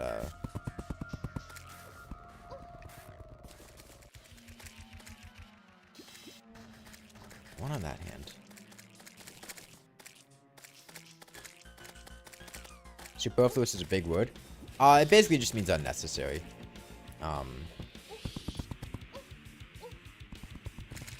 Although I guess superfluous is exactly the term I wanted to use there.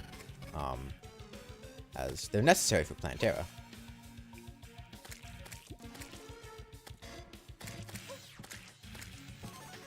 Like, additional, unnecessary,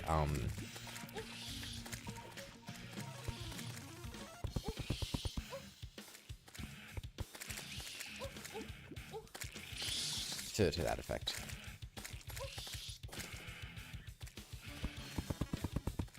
The builder potion is really nice for this challenge.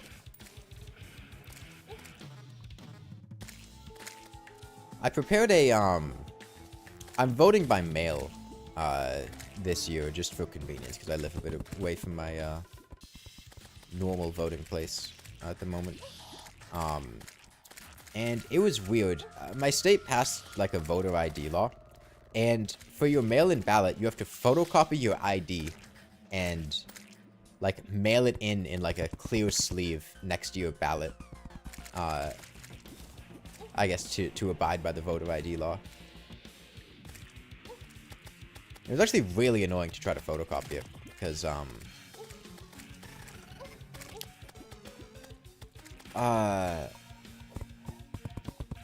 I was doing it from my phone, like scanning my ID from my phone, and the problem is, for whatever reason, from an iPhone, when you print from an iPhone, it just stretches the image to the entire width of the printer page.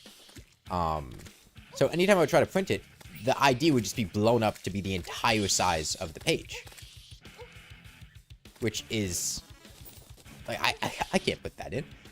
So I ended up just putting my ID on a piece of paper and scanning that, and then just printing out that.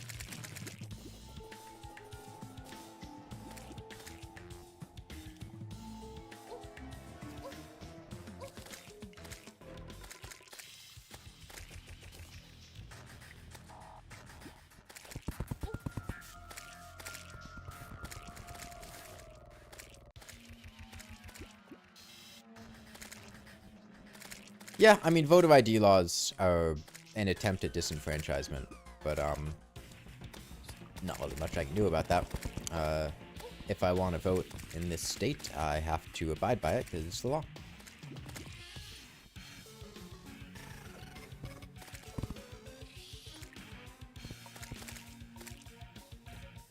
Yeah, disenfranchisement, not cool. There's another vocabulary word. Disenfranchisement is, like, removing voting power from people. Disenfranchised voters are people who can no longer vote, essentially.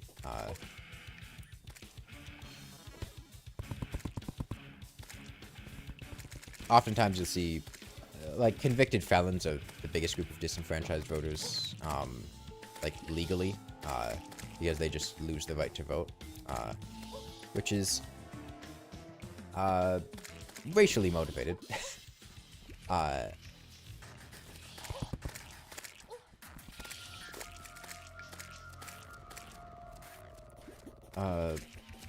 If Copper Short Sword, Flagon, and Lawnmower were doable, Moon Lord, Bees would be doable. Heard a lot of new words this stream. What? Who has done that where? I think Moon Lord would be impossible. Oh, yeah, I did Copper Short Sword, Flare Gun, and Lawnmower. Only Moonlord. I did Flare Gun only twice. I also did a, wooden bow at one point. Is Queen Bee still alive? Yeah, she is. She'll just randomly disappear and then come back. She just goes AFK off screen. She's on shift duty. Yeah, wooden bow was one of the first videos I made. It's a long time ago now. Did it on my old shitty laptop.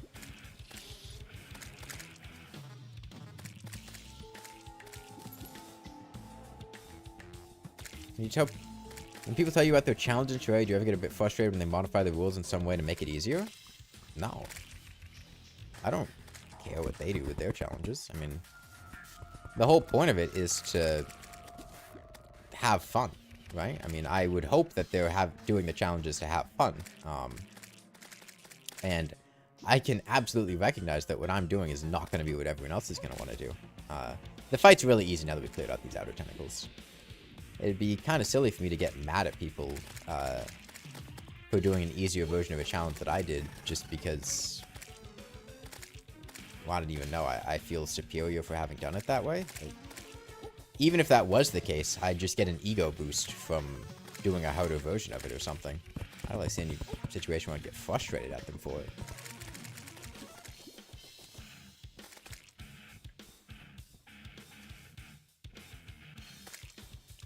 These bees, God, the aggro from Turtle Armor is ridiculous. You can really see it on display here, just how big of an effect aggro can have. The way aggro works is it causes enemies to think you are closer to them than you actually are. And for negative aggro, it makes them think that you're further away. And enemies just target whoever's closest to them. And even from this far away, with Plantera being that close, the bees still aggro to me. In multiplayer, you just replace Plantera with another player.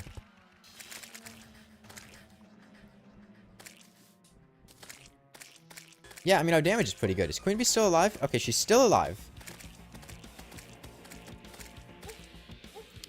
I watch top 10 videos. I used to watch top 10 videos back when I was like 13. God, what a shameful point in my life that was.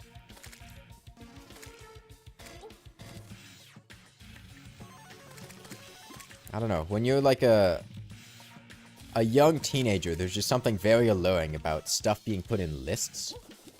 And having people describe those lists to you.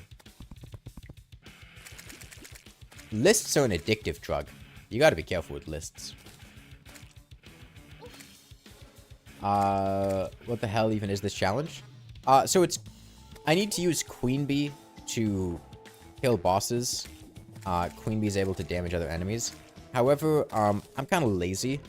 And Queen Bee is taking ages to actually spawn bees because she's not enraged.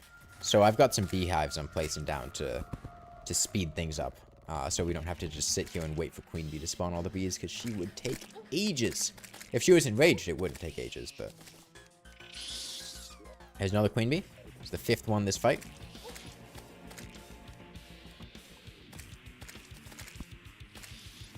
People like information, I suppose. I think it's more than just... Oh, God, my voice keeps cracking. I think it's more than just information. I think it's the presentation of the information being cool, right? Because... You're not going to be getting a preteen kid to go read a textbook or something. But putting it over narration, having somebody describe it with emotion or in a way that seems cool. You know, people want to feel cool. They want to feel like they know stuff that's cool. And I think top 10 lists can do a really good job at that.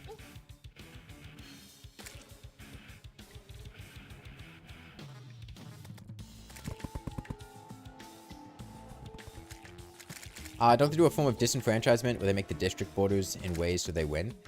Yes, that is called gerrymandering. Essentially, you draw district lines so that you basically want to compact all of the voters that will vote a certain way that you don't want to be in the same district, and then stretch it out so that the other districts will only have the people that vote in the way that you want to vote.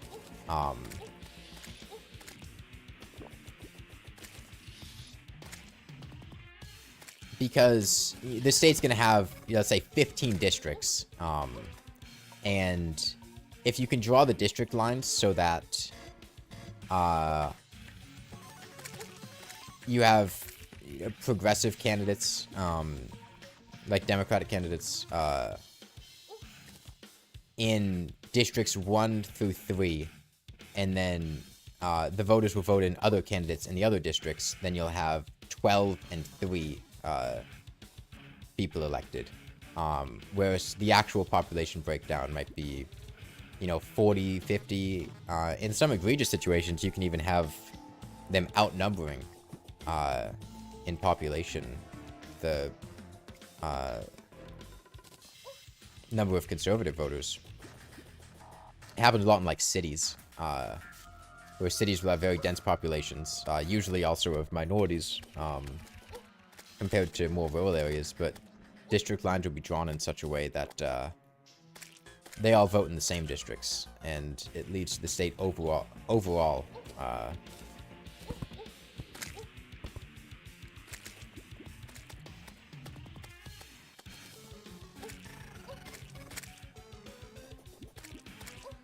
voting in candidates that are not what the majority of their residents would be voting for. Okay, Queen Bee, can you die? I would really like the chunk of hearts that you drop.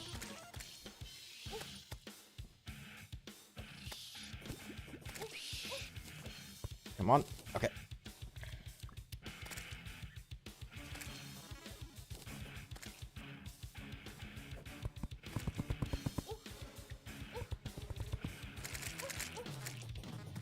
It's difficult. We've hit Planterra's max speed, which is, especially in this arena, difficult to maneuver around. Yeah, Queen Bee back.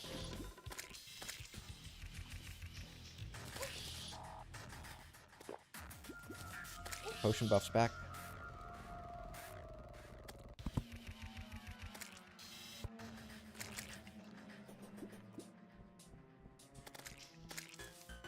Yeah, there's a lot of systemic disenfranchisement that happens, and a lot of it is targeted at minorities, especially black people. There is just even just the fact that like convicted felons can't vote, which at its core sounds, you know, not that unreasonable. But then you look at like racial demographics and which races are imprisoned the most, and you see that that leads to quite a lot of disenfranchisement for black people, because they're disproportionately represented in prisons.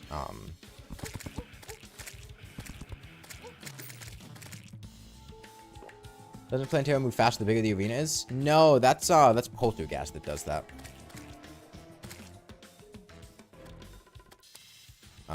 And maybe Planterra does it too. Poltergeist is based on Planterra's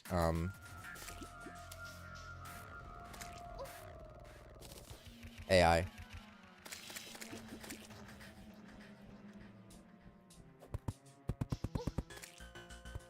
Yeah, the US prison system is quite underwhelming. Let's talk about something brighter, though. I cannot wait to kick the shit out of Golem.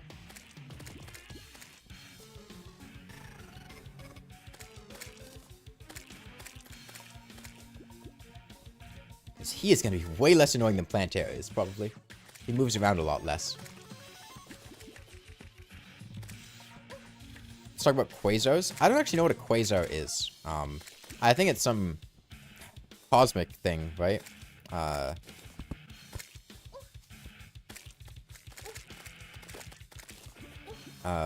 do know Quasar, the Terraria player, who's really good at hoiks.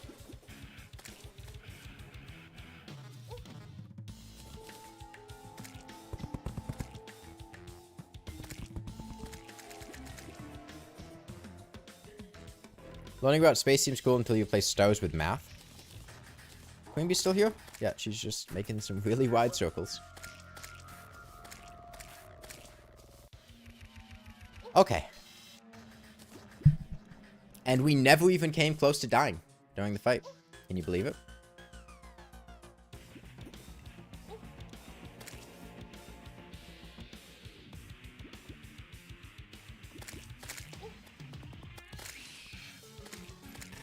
Queen Bee couldn't even finish her off.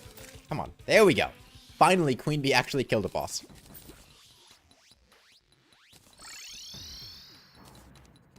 No, we did not come close to dying.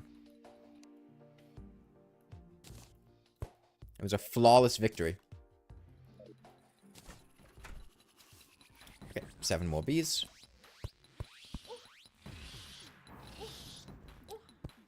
A quasar is a quasi-stellar object. It is a highly energetic, distant, and luminous active galactic nucleus. Okay, I'm gonna go ahead and save and quit here to despawn Queen Bee. How long did that take? 20 minutes, maybe. If you count the other attempt, a bit longer.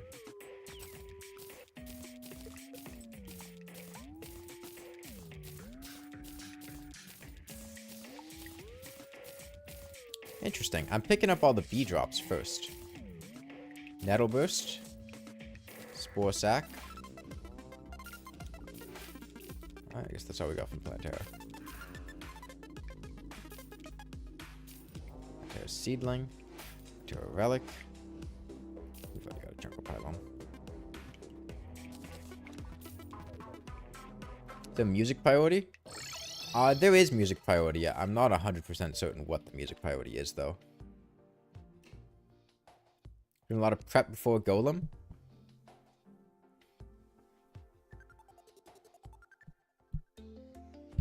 I'm not going to say that.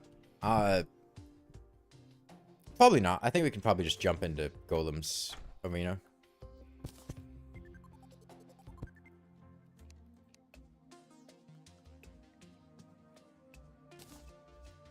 Oh, I had the ancient chisel on the entire time. We can go for Golem before we end the stream.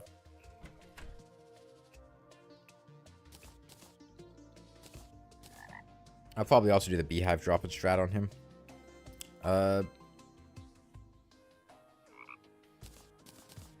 Yeah, let's just rush for Golem. We found the temple. It's right down there.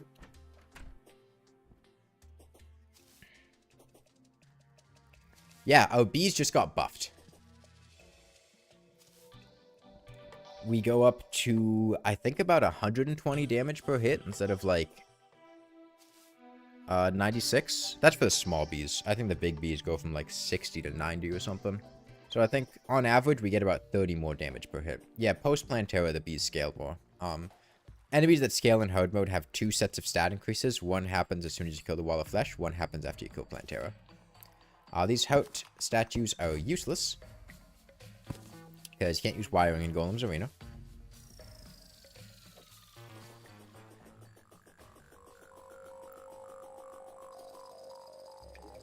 Life fruit nearby, huh? Keep an eye out for those.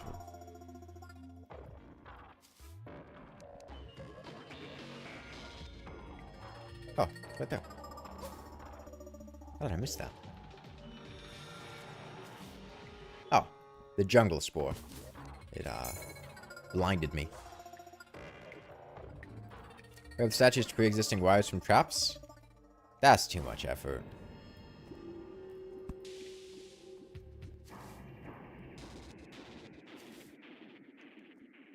Poor Crimson Jungle.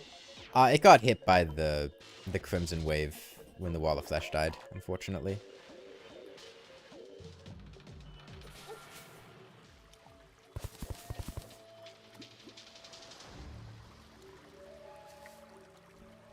It'll be fine, though. The jungle's pretty resistant to the Crimson because of all the chlorophyte, which prevents blocks from getting corrupted next to it.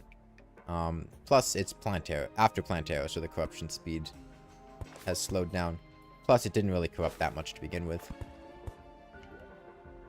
Life fruit, life fruit, life fruit, life fruit, life fruit, life fruit, life fruit, life fruit.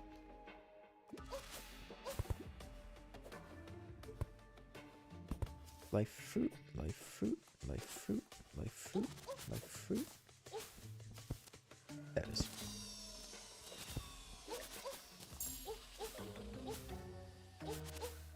Oh yeah, it's Halloween. Forgot about that. Do I have the jungle key? Yeah. You know what? Sure. Let's actually go in through the front door. I never do that.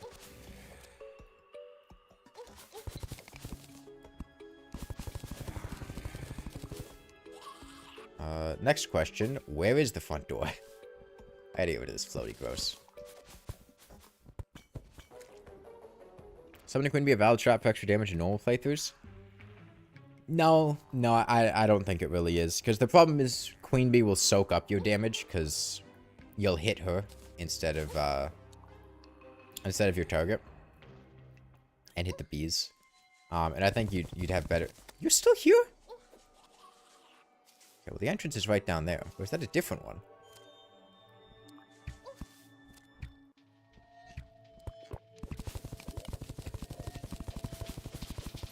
Oh, I should get my, my greater healing potions. I ditched those in a chest.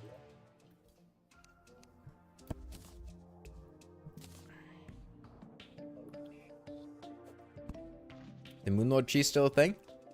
Which Moonlord cheese? There's been a few over the years.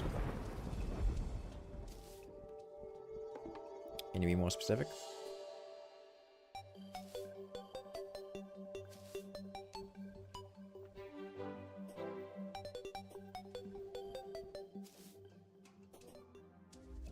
The bees hitting the core directly without taking out the eyes. Are you talking about an insta-kill with bees where they would, like, do all their damage at once and, like, insta-kill? Because that's not a thing anymore. Bees give iframes now. Only one can deal damage at a time. I mean, if it's bee-related and it's a cheese, it's probably stacking a bunch of bees at once to insta-kill. And maybe there's something with, if you have a bunch of bees, they'll just instantly hit the Moonlord's core. You still one-shot things with explosive bunnies? Nope. Both bees and explosive bunnies were patched to give iframes, so only one can deal damage at a time.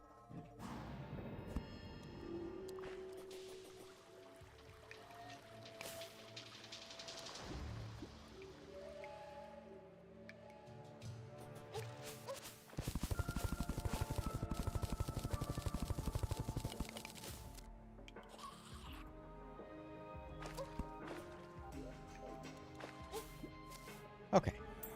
Please, no floaty gross. Okay. No floaty gross. So bad, but who cares?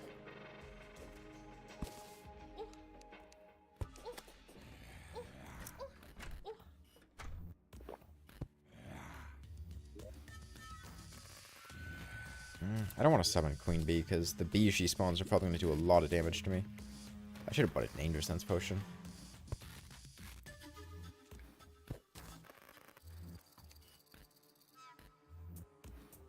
Bee-related cheese? There used to be, back in pre-1.4.4, you could stack a bunch of beehives on top of each other to spawn a bunch of bees. And, they would all deal their damage at once. So, if you had 100 bees on top of each other, and they each did 90 damage, then you could really effectively do a ton of damage at once. And you could just keep spawning more of them very quickly with high placement speed. And that was a strategy in Journey mode speedruns for that period of time. But then they were patched to give iframes. You couldn't do that anymore.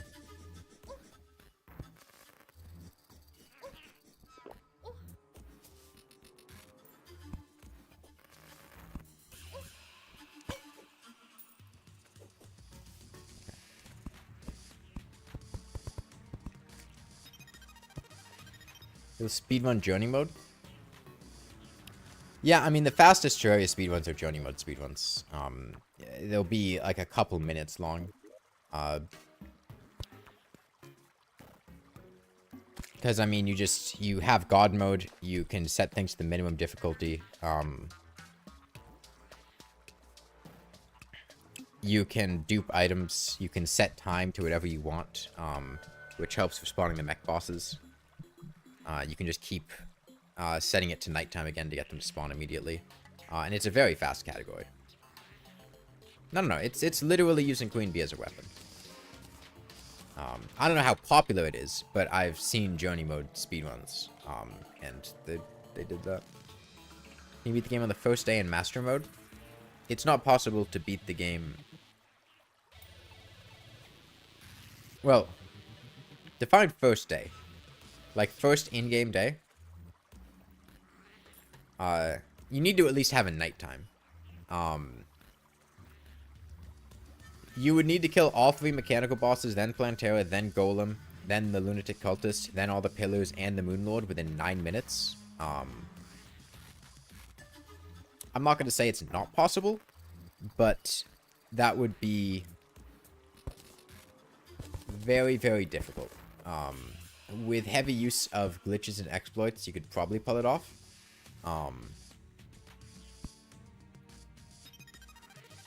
Especially if you had, like, transmutation and just get a zenith immediately, and then you got boss summoning items. And then you could create a Plantera bulb, or things like that.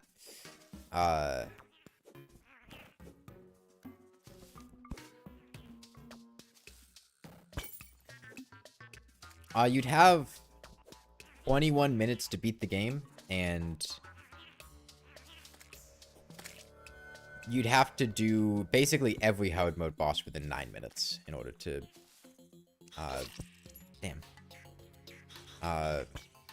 beat the game on the first day.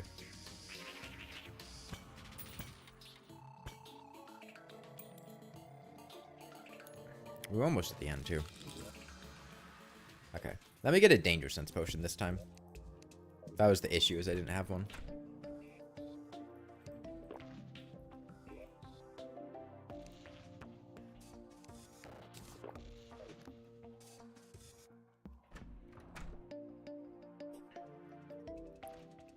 With really heavy abuse of glitches, current world record is 6 minutes.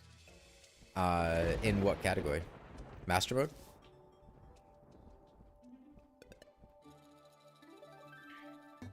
No, I don't think patching transmutation is weird.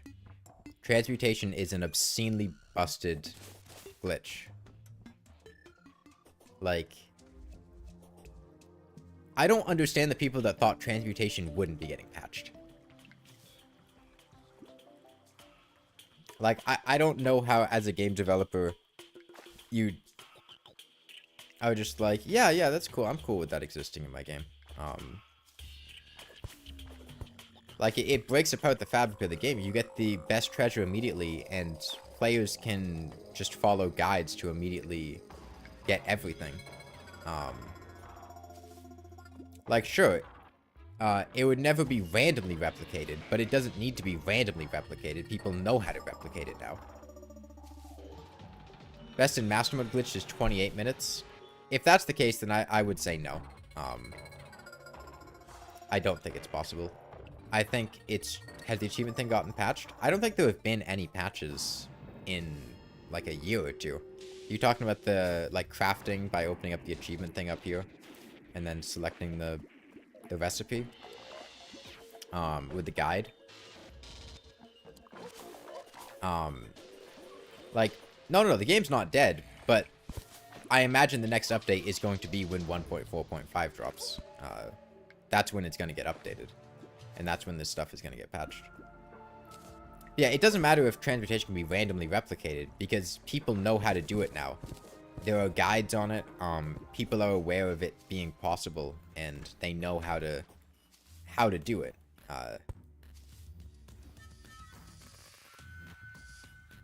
The journey to get there in the first place doesn't matter.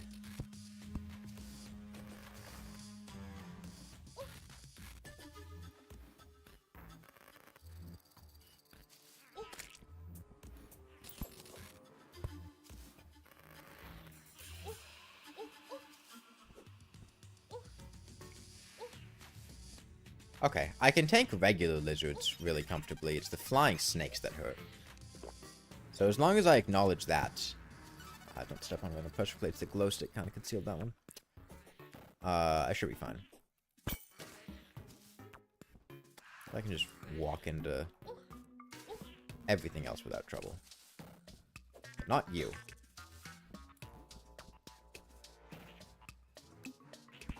Alright, there's our room. Man, we really died right at the end, too.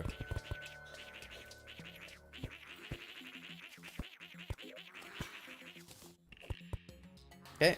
Well, this is a nice, spacious room.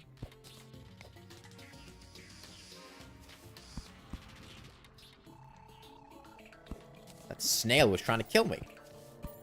He was hiding the pressure plate.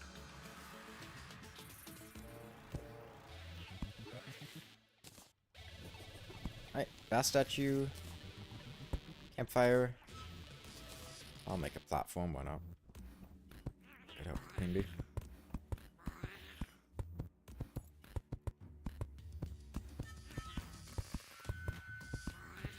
So far, leaving the game so buggy that could happen in the first place? No. Look, bugs are fun and all, but you can't expect them to stay unpatched. Was Skyrim really fun when it was a buggy, glitchy mess on release? Yeah. Would it be reasonable to expect the game to stay like that? No. Alright, we gotta clear up all these guys.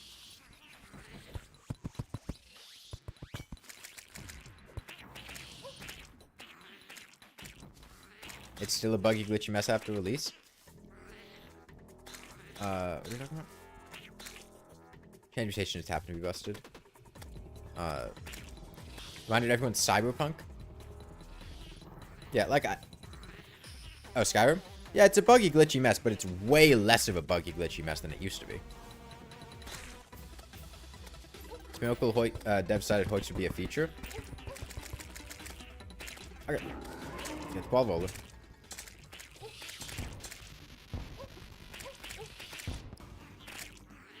Okay, I would really appreciate these bees targeting Golem.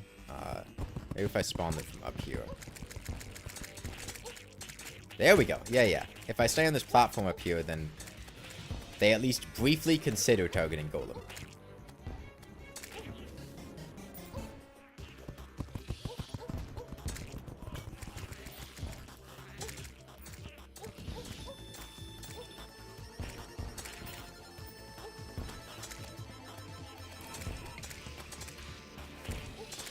Yeah, well, I mean, it's also just the ceiling of it. Like, Hoiks, generally, the most you can do with Hoiks, at least before 1.4 added block swapping, was, you know, you could, there was some invincibility machines, which got patched. You could make some farms and movement things. They weren't really that strong. 1.4 added invalid platforms, which are very strong compared to how Hoik used to be. You can cheese a lot of enemies in the old one's army with it. But even then, that's nowhere near as egregious as being able to access endgame equipment free boss.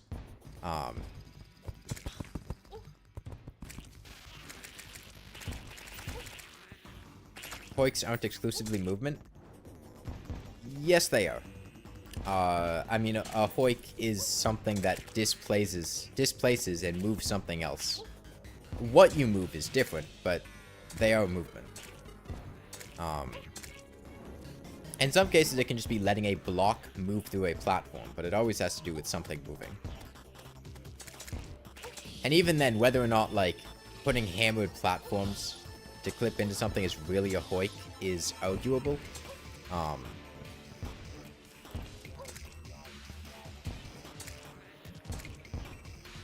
They displace towards the hypotenuse.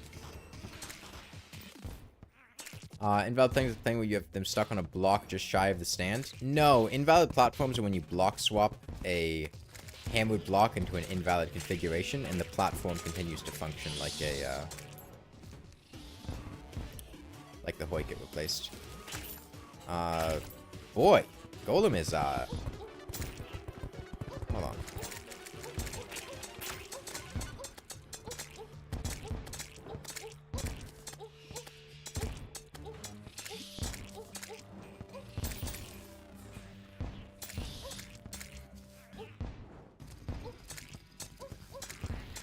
He's not feeling like taking damage. We're getting through his hands, though. I guess that's where the damage is going right now. I'm aware that it's the turtle armor, Jackie, but I don't think taking off the turtle armor is the correct decision.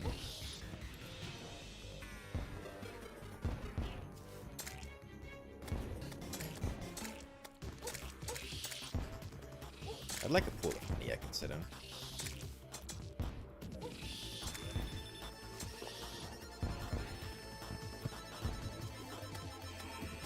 Like, even if the turtle armor was making it so that we were only targeted by the bees, they never tried to target anything else, I still think having it on would be the correct play.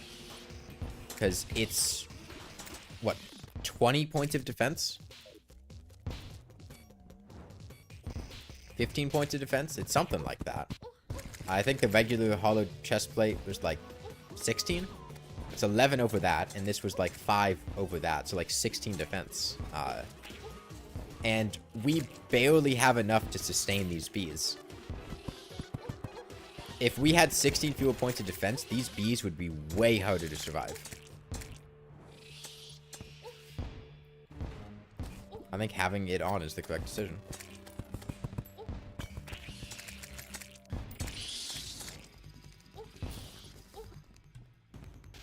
Can you imagine seeing Queen Bee IRL? No, I'm not allowed to imagine things. Court order.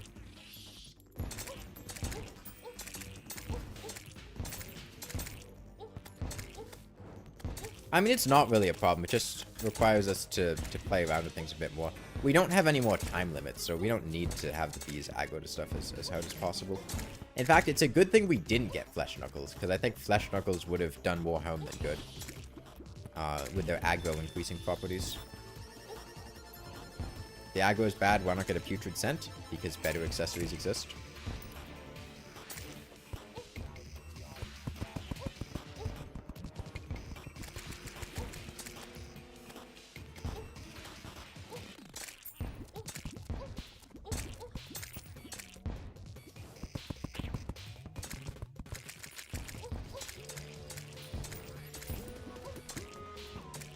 Yeah, it would only lessen it. Putrid Scent's aggro reduction properties aren't as strong as Total Armor's aggro increasing properties.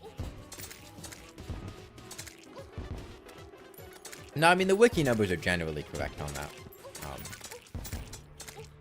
Unless it's coded incorrectly to begin with, you can usually assume the wiki's numbers are correct.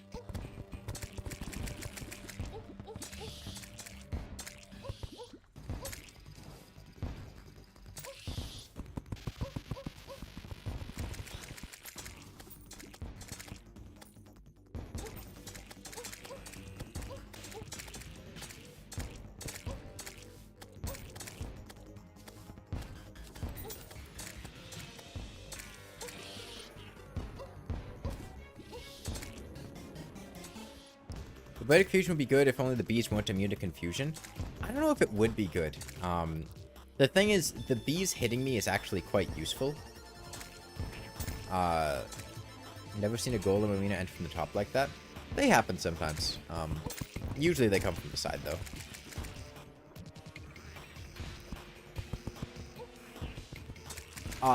The bees hitting me is generally useful because the bees do less damage than other enemies do.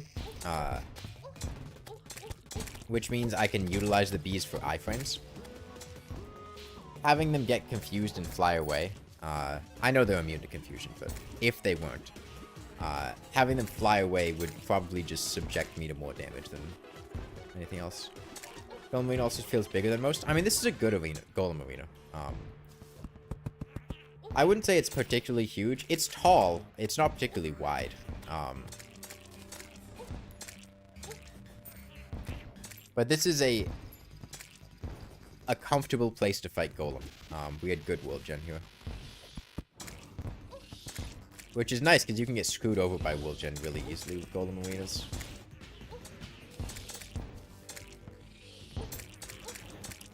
Terraria's world gen just isn't great with Golem arenas. I think they should do something like what Calamity Mod does, which is make Golem's chamber consistent, especially since they remove the ability to actuate blocks pre-Golem. And that would make it feel like less of a crapshoot with whether or not you get good spawn RNG or good world gen RNG. Now, it's not usually that big of a deal outside of challenges and very high difficulties.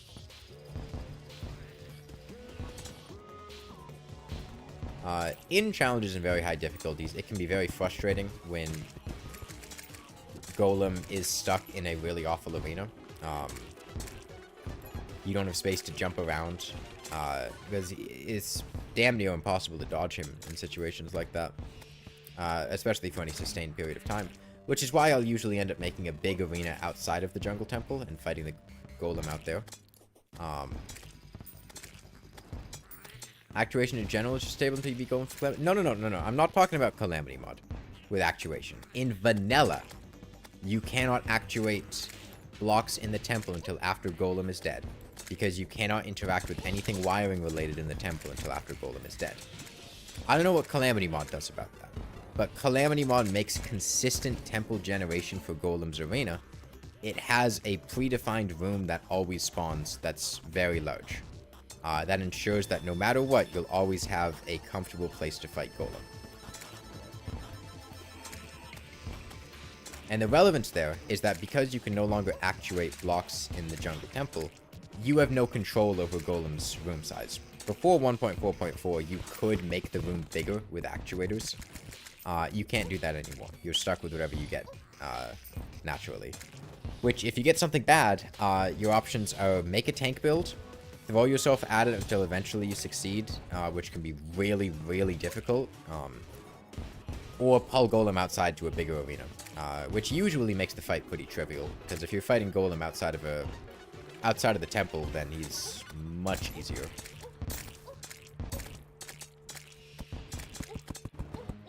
You can't wire in temple pre-Golem and Calamity? Okay, I mean it's the same in vanilla, so not surprised. I just wasn't sure if it was one of the changes that Calamity reverted, because there are parts of vanilla that Calamity likes and parts that they don't.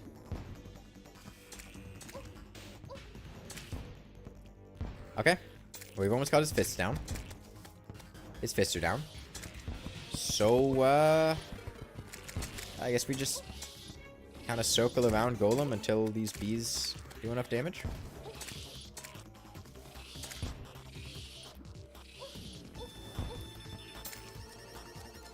Golem hits pretty hard.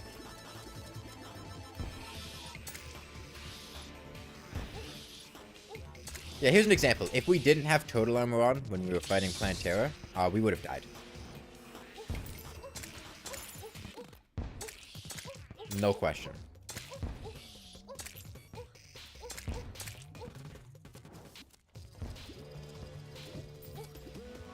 Just, you know, the amount of damage we were taking. We would have died.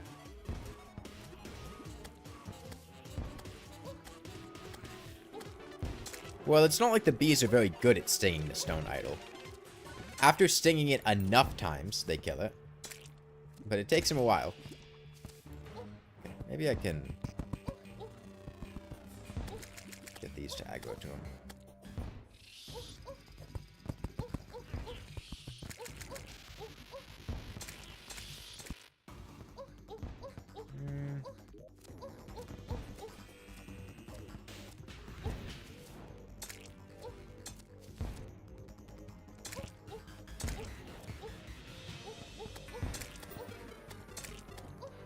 Okay. Well, we are getting there. Raindrops eventually break down mountains? Yeah.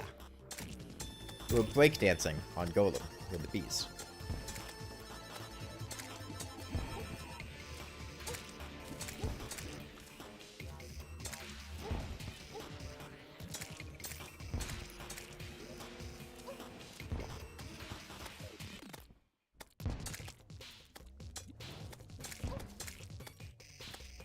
And I mean, our damage isn't that bad. Looks like we're doing about 100 per hit, roughly. Which means we'll need to hit him with, is that 550 bees?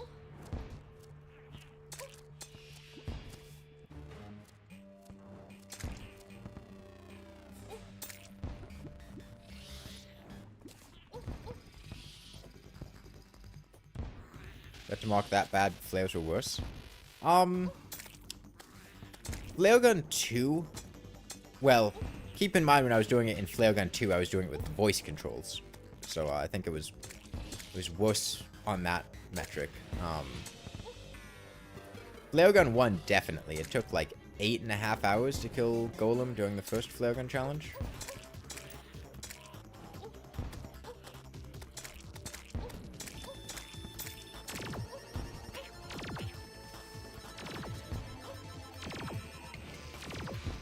Well, Golem's immune to on fire.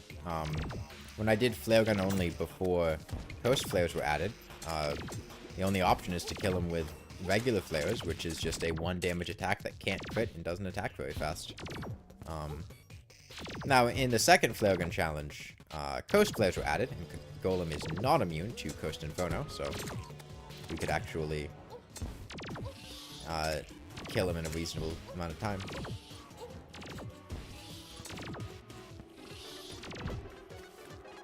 It's tough for me. I'm trying to bait these bees into him, but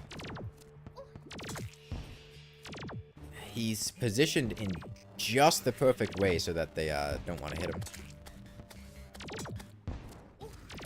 Well, I mean, 8 hours is pretty tame compared to some of the other boss fights. I think the longest one we had to do was Moonlord doing Lawnmower only took around about 80 hours, I think. Not in one session. I, you know, paused the game and went to sleep. I think we did it over the course of weeks. I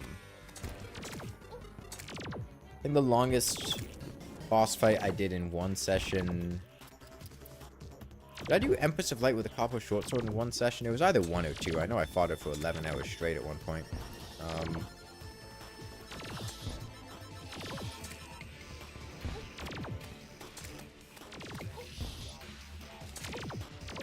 Well, I think the longest consecutive boss fight I've done, in any case, would be Empress of Light Copper Short Sword. Whether it was all in one attempt or whether it was the second day. But, when I killed her, I had been fighting her for 11 hours straight. Okay. Alright, we're getting there. We're cutting through him. Not the fastest, but... He'll die.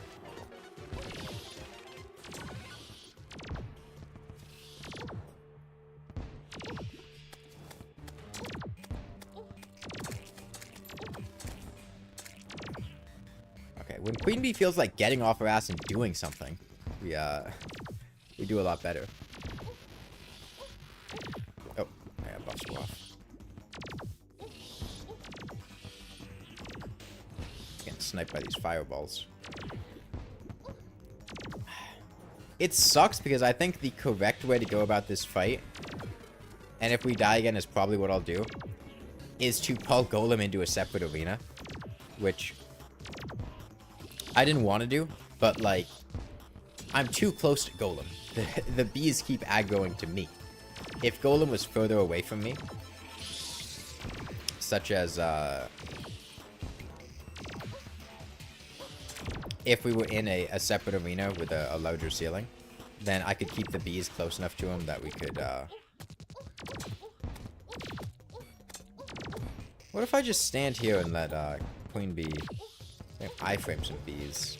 Nah, I don't think that quite works as well as I'd like it to.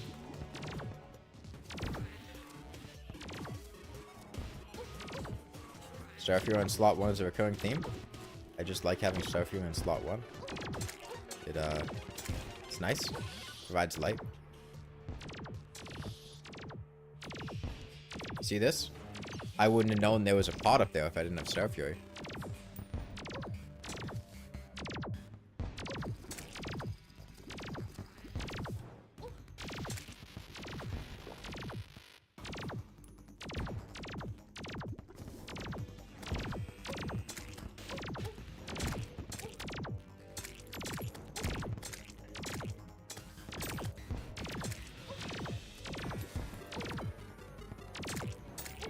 Man, it's really not often you do a full circle around Golem. Usually you do semicircles.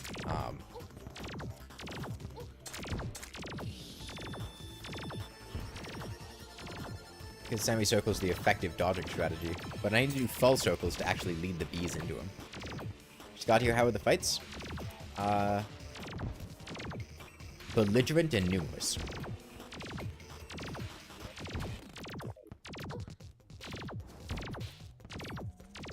Skeletron farm was fine. Pretty sure we first tried him. Just, you know, spawned a bunch of bees on him. It was close. We only had like 15 seconds left in the night when he died. But he died. No trouble there. Plantera gave me a bit of difficulty. She dishes out a lot of damage. She's got a lot of HP. We did die to her once, but then we came back with a bigger arena and killed her. Never seen the Golem stop attack? The faster falling when you're below him? Yeah, he does that to phase through blocks, and it's like an anti-cheese measure.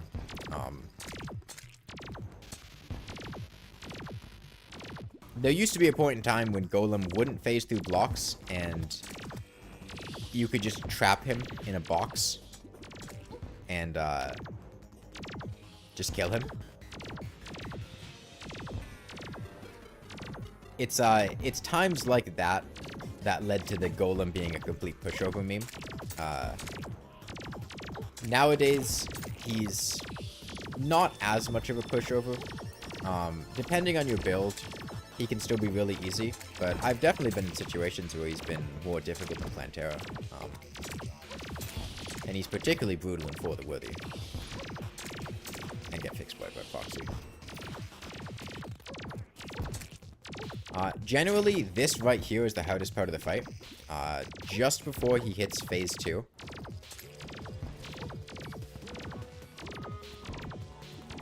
Because that's when his laser is at max speed.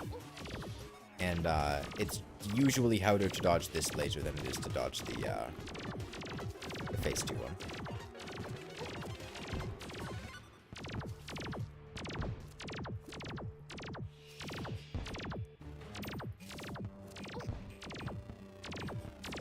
Honestly, I should have taken my cross necklace.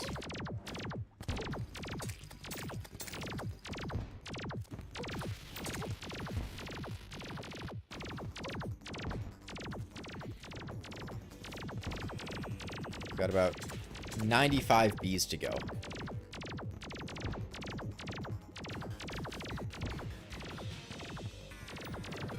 Phase 2 is going to be the make or break here. I mean, I'm pretty sure I can make it through this without trouble. But I don't know how. The other thing is Golem's laser does a lot more damage than a lot of his other attacks do. It's actually quite dangerous. It's hard to tank. The reason you don't use bee nades? Yes, they are not queen bee or bees. The point of this challenge is to use hostile bees, the enemies, queen bee and bees, not just bee-related items. On your first ever playthrough, you fought Golem with adamantite armor and it was hard. Yeah, I mean, Golem can be difficult, especially if you're fighting Golem in his arena, especially if the arena doesn't have great generation. And especially if your build isn't, you know, super optimized. Sure, you can destroy Golem with a really well-made tank build. You just sit on top of him and he can't really damage you. And, you know, you pull him out to a separate arena, he's kind of a joke because you can just space yourself from him really easily and you can't do very much. Let me get some bee reinforcements.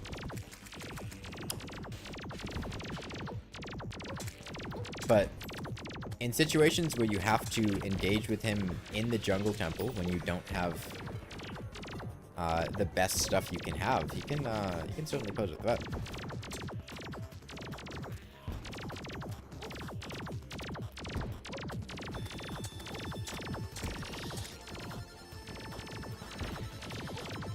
He went all arcane mage in Golem 1. Even if you're getting optimal armor, you wouldn't say that Golem is boss you can AFK through? Yeah, you can. You totally can. I mean, I have AFK'd through Golem with a lawnmower.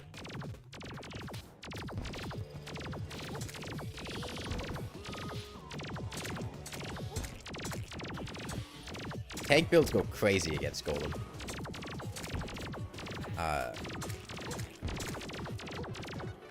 And not even, like, out DPSing him. You can outright just face tank him.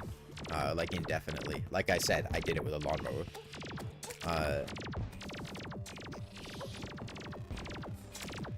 But you do need a lot of defense to be able to do that. You gotta have turtle armor, optimized defense numbers. You gotta have flesh knuckles, berserker's glove. It's not easy to reach that point. You can definitely out DPS him with a lot less than that, though. We still got plenty of potions.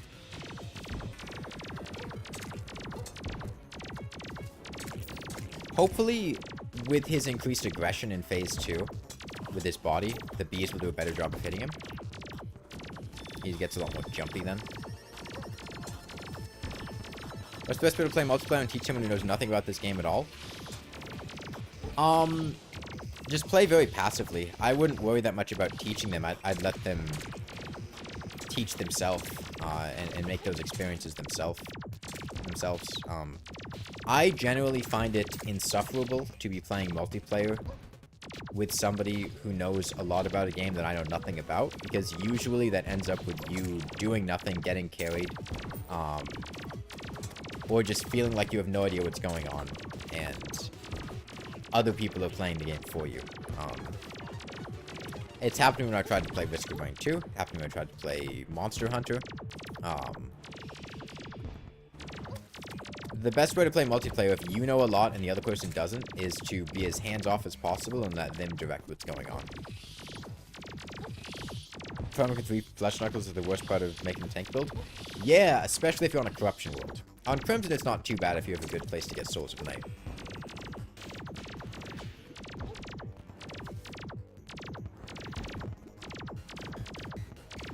And the other person approaches it? I mean, they're asking for my opinion. My opinion is going to be influenced by how I feel and the experiences that I've had in the past. That's my opinion. It's not like there's an objectively correct answer about how to do it, but...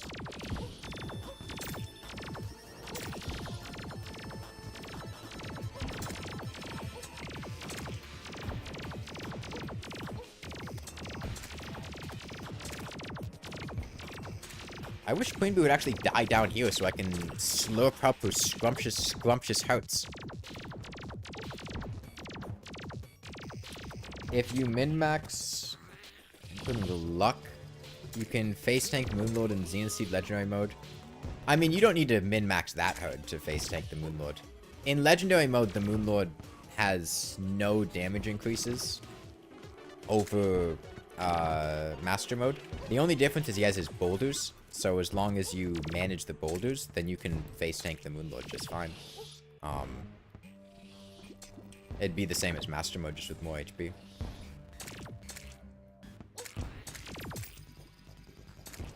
Okay.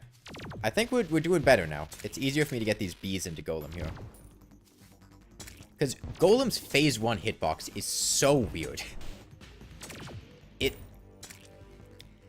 It's not his body, it's his head. On his body. His body doesn't actually have a hitbox until later. Which makes it really weird when you have janky stuff like a lawnmower or these bees. Because you don't need to lead them into Golem, you need to lead them into the top of Golem. And with a lawnmower, you had to sit like high up on Golem's body. Okay. Spawn some more bees. Yeah, the fight's much easier now. The end of phase 1 is way more dangerous than phase 2.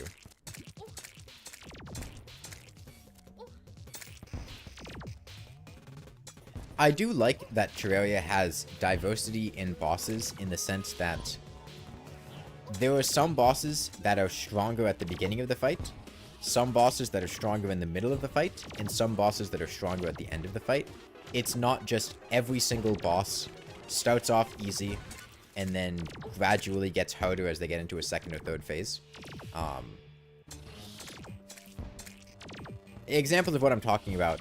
The Destroyer starts off decently easy, then gets quite difficult depending on how aggressively you attack his different segments, because if you pop out a ton of the Destroyer's probes, you're going to have a hell of a fight.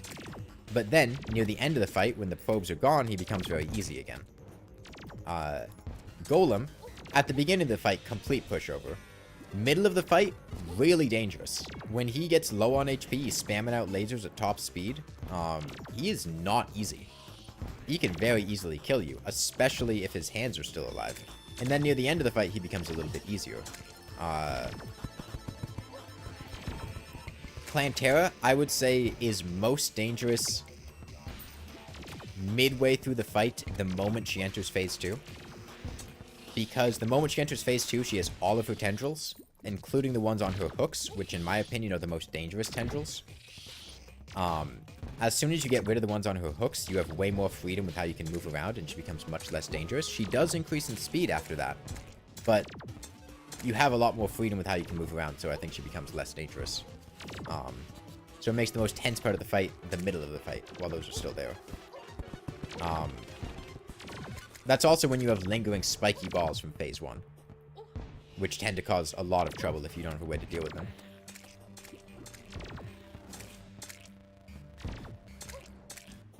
And I think that's a nice change from just having every single boss linearly always. They get more difficult the further in the fight you are. You somehow managed to always get hit by one of those? Well, they do have homing. The spiky balls bounce towards you. They have a smart bounce. It's kind of like glorified arrows, but much weaker. They try to hit you. It's not just a random bounce. What games besides Terraria do you play? All sorts of stuff. I mean, if you look at other games that I've made videos on or live streams of, you get a pretty good example. I like Rain World a lot.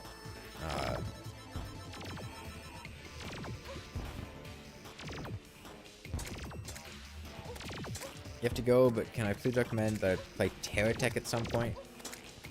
The best way to get me to play a game would be to join my Patreon and submit in the monthly Patreon stream game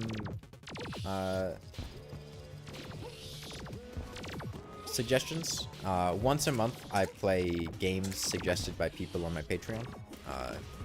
Whether it be challenges in games I already have or completely new games. And there are usually very few submissions. 80% of the stream games that I've played in the past have been suggested by, like, one guy.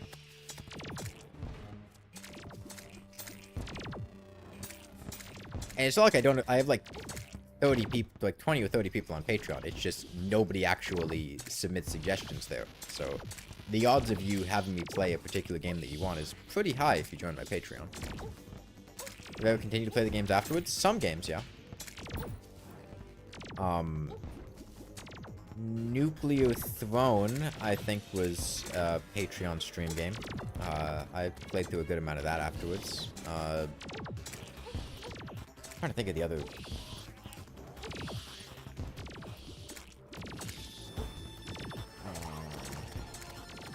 I'm struggling to remember what I've played, but I have. But most of them I haven't, because most of them I'm just not that into. Brutal Orchestra was another one. I really enjoyed Brutal Orchestra. I like 100% in Brutal Orchestra.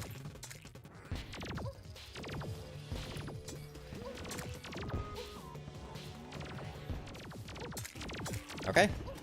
87 bees to go. I need bee reinforcements. Yeah, it's not as bad as you would think. Trying to do all these bee shenanigans, because, you know, I'm actually gonna try to iframe these bees.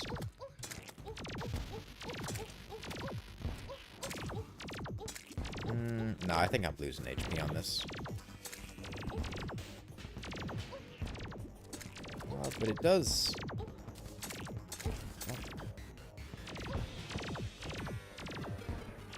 Back to iframe him. That's not gonna work. Okay. I'll probably take him out to a slightly more spacious arena. I'll do this tomorrow, though. If Queen Bee had actually died down here, I could have picked up those hearts. It would have been more convenient. It's just really not much space there. It's kind of hard to dodge his higher jumps. Okay, well, I will be back tomorrow. We are currently at 23 hours. So yeah, bye everyone. I tried Deep Rock Galactic. Oh, I hate Deep Rock Galactic. If you vote for Deep Rock Galactic, I'm not going to play it. Hate's a strong word. I really found it very boring. I would not have fun with it. Noida is similar.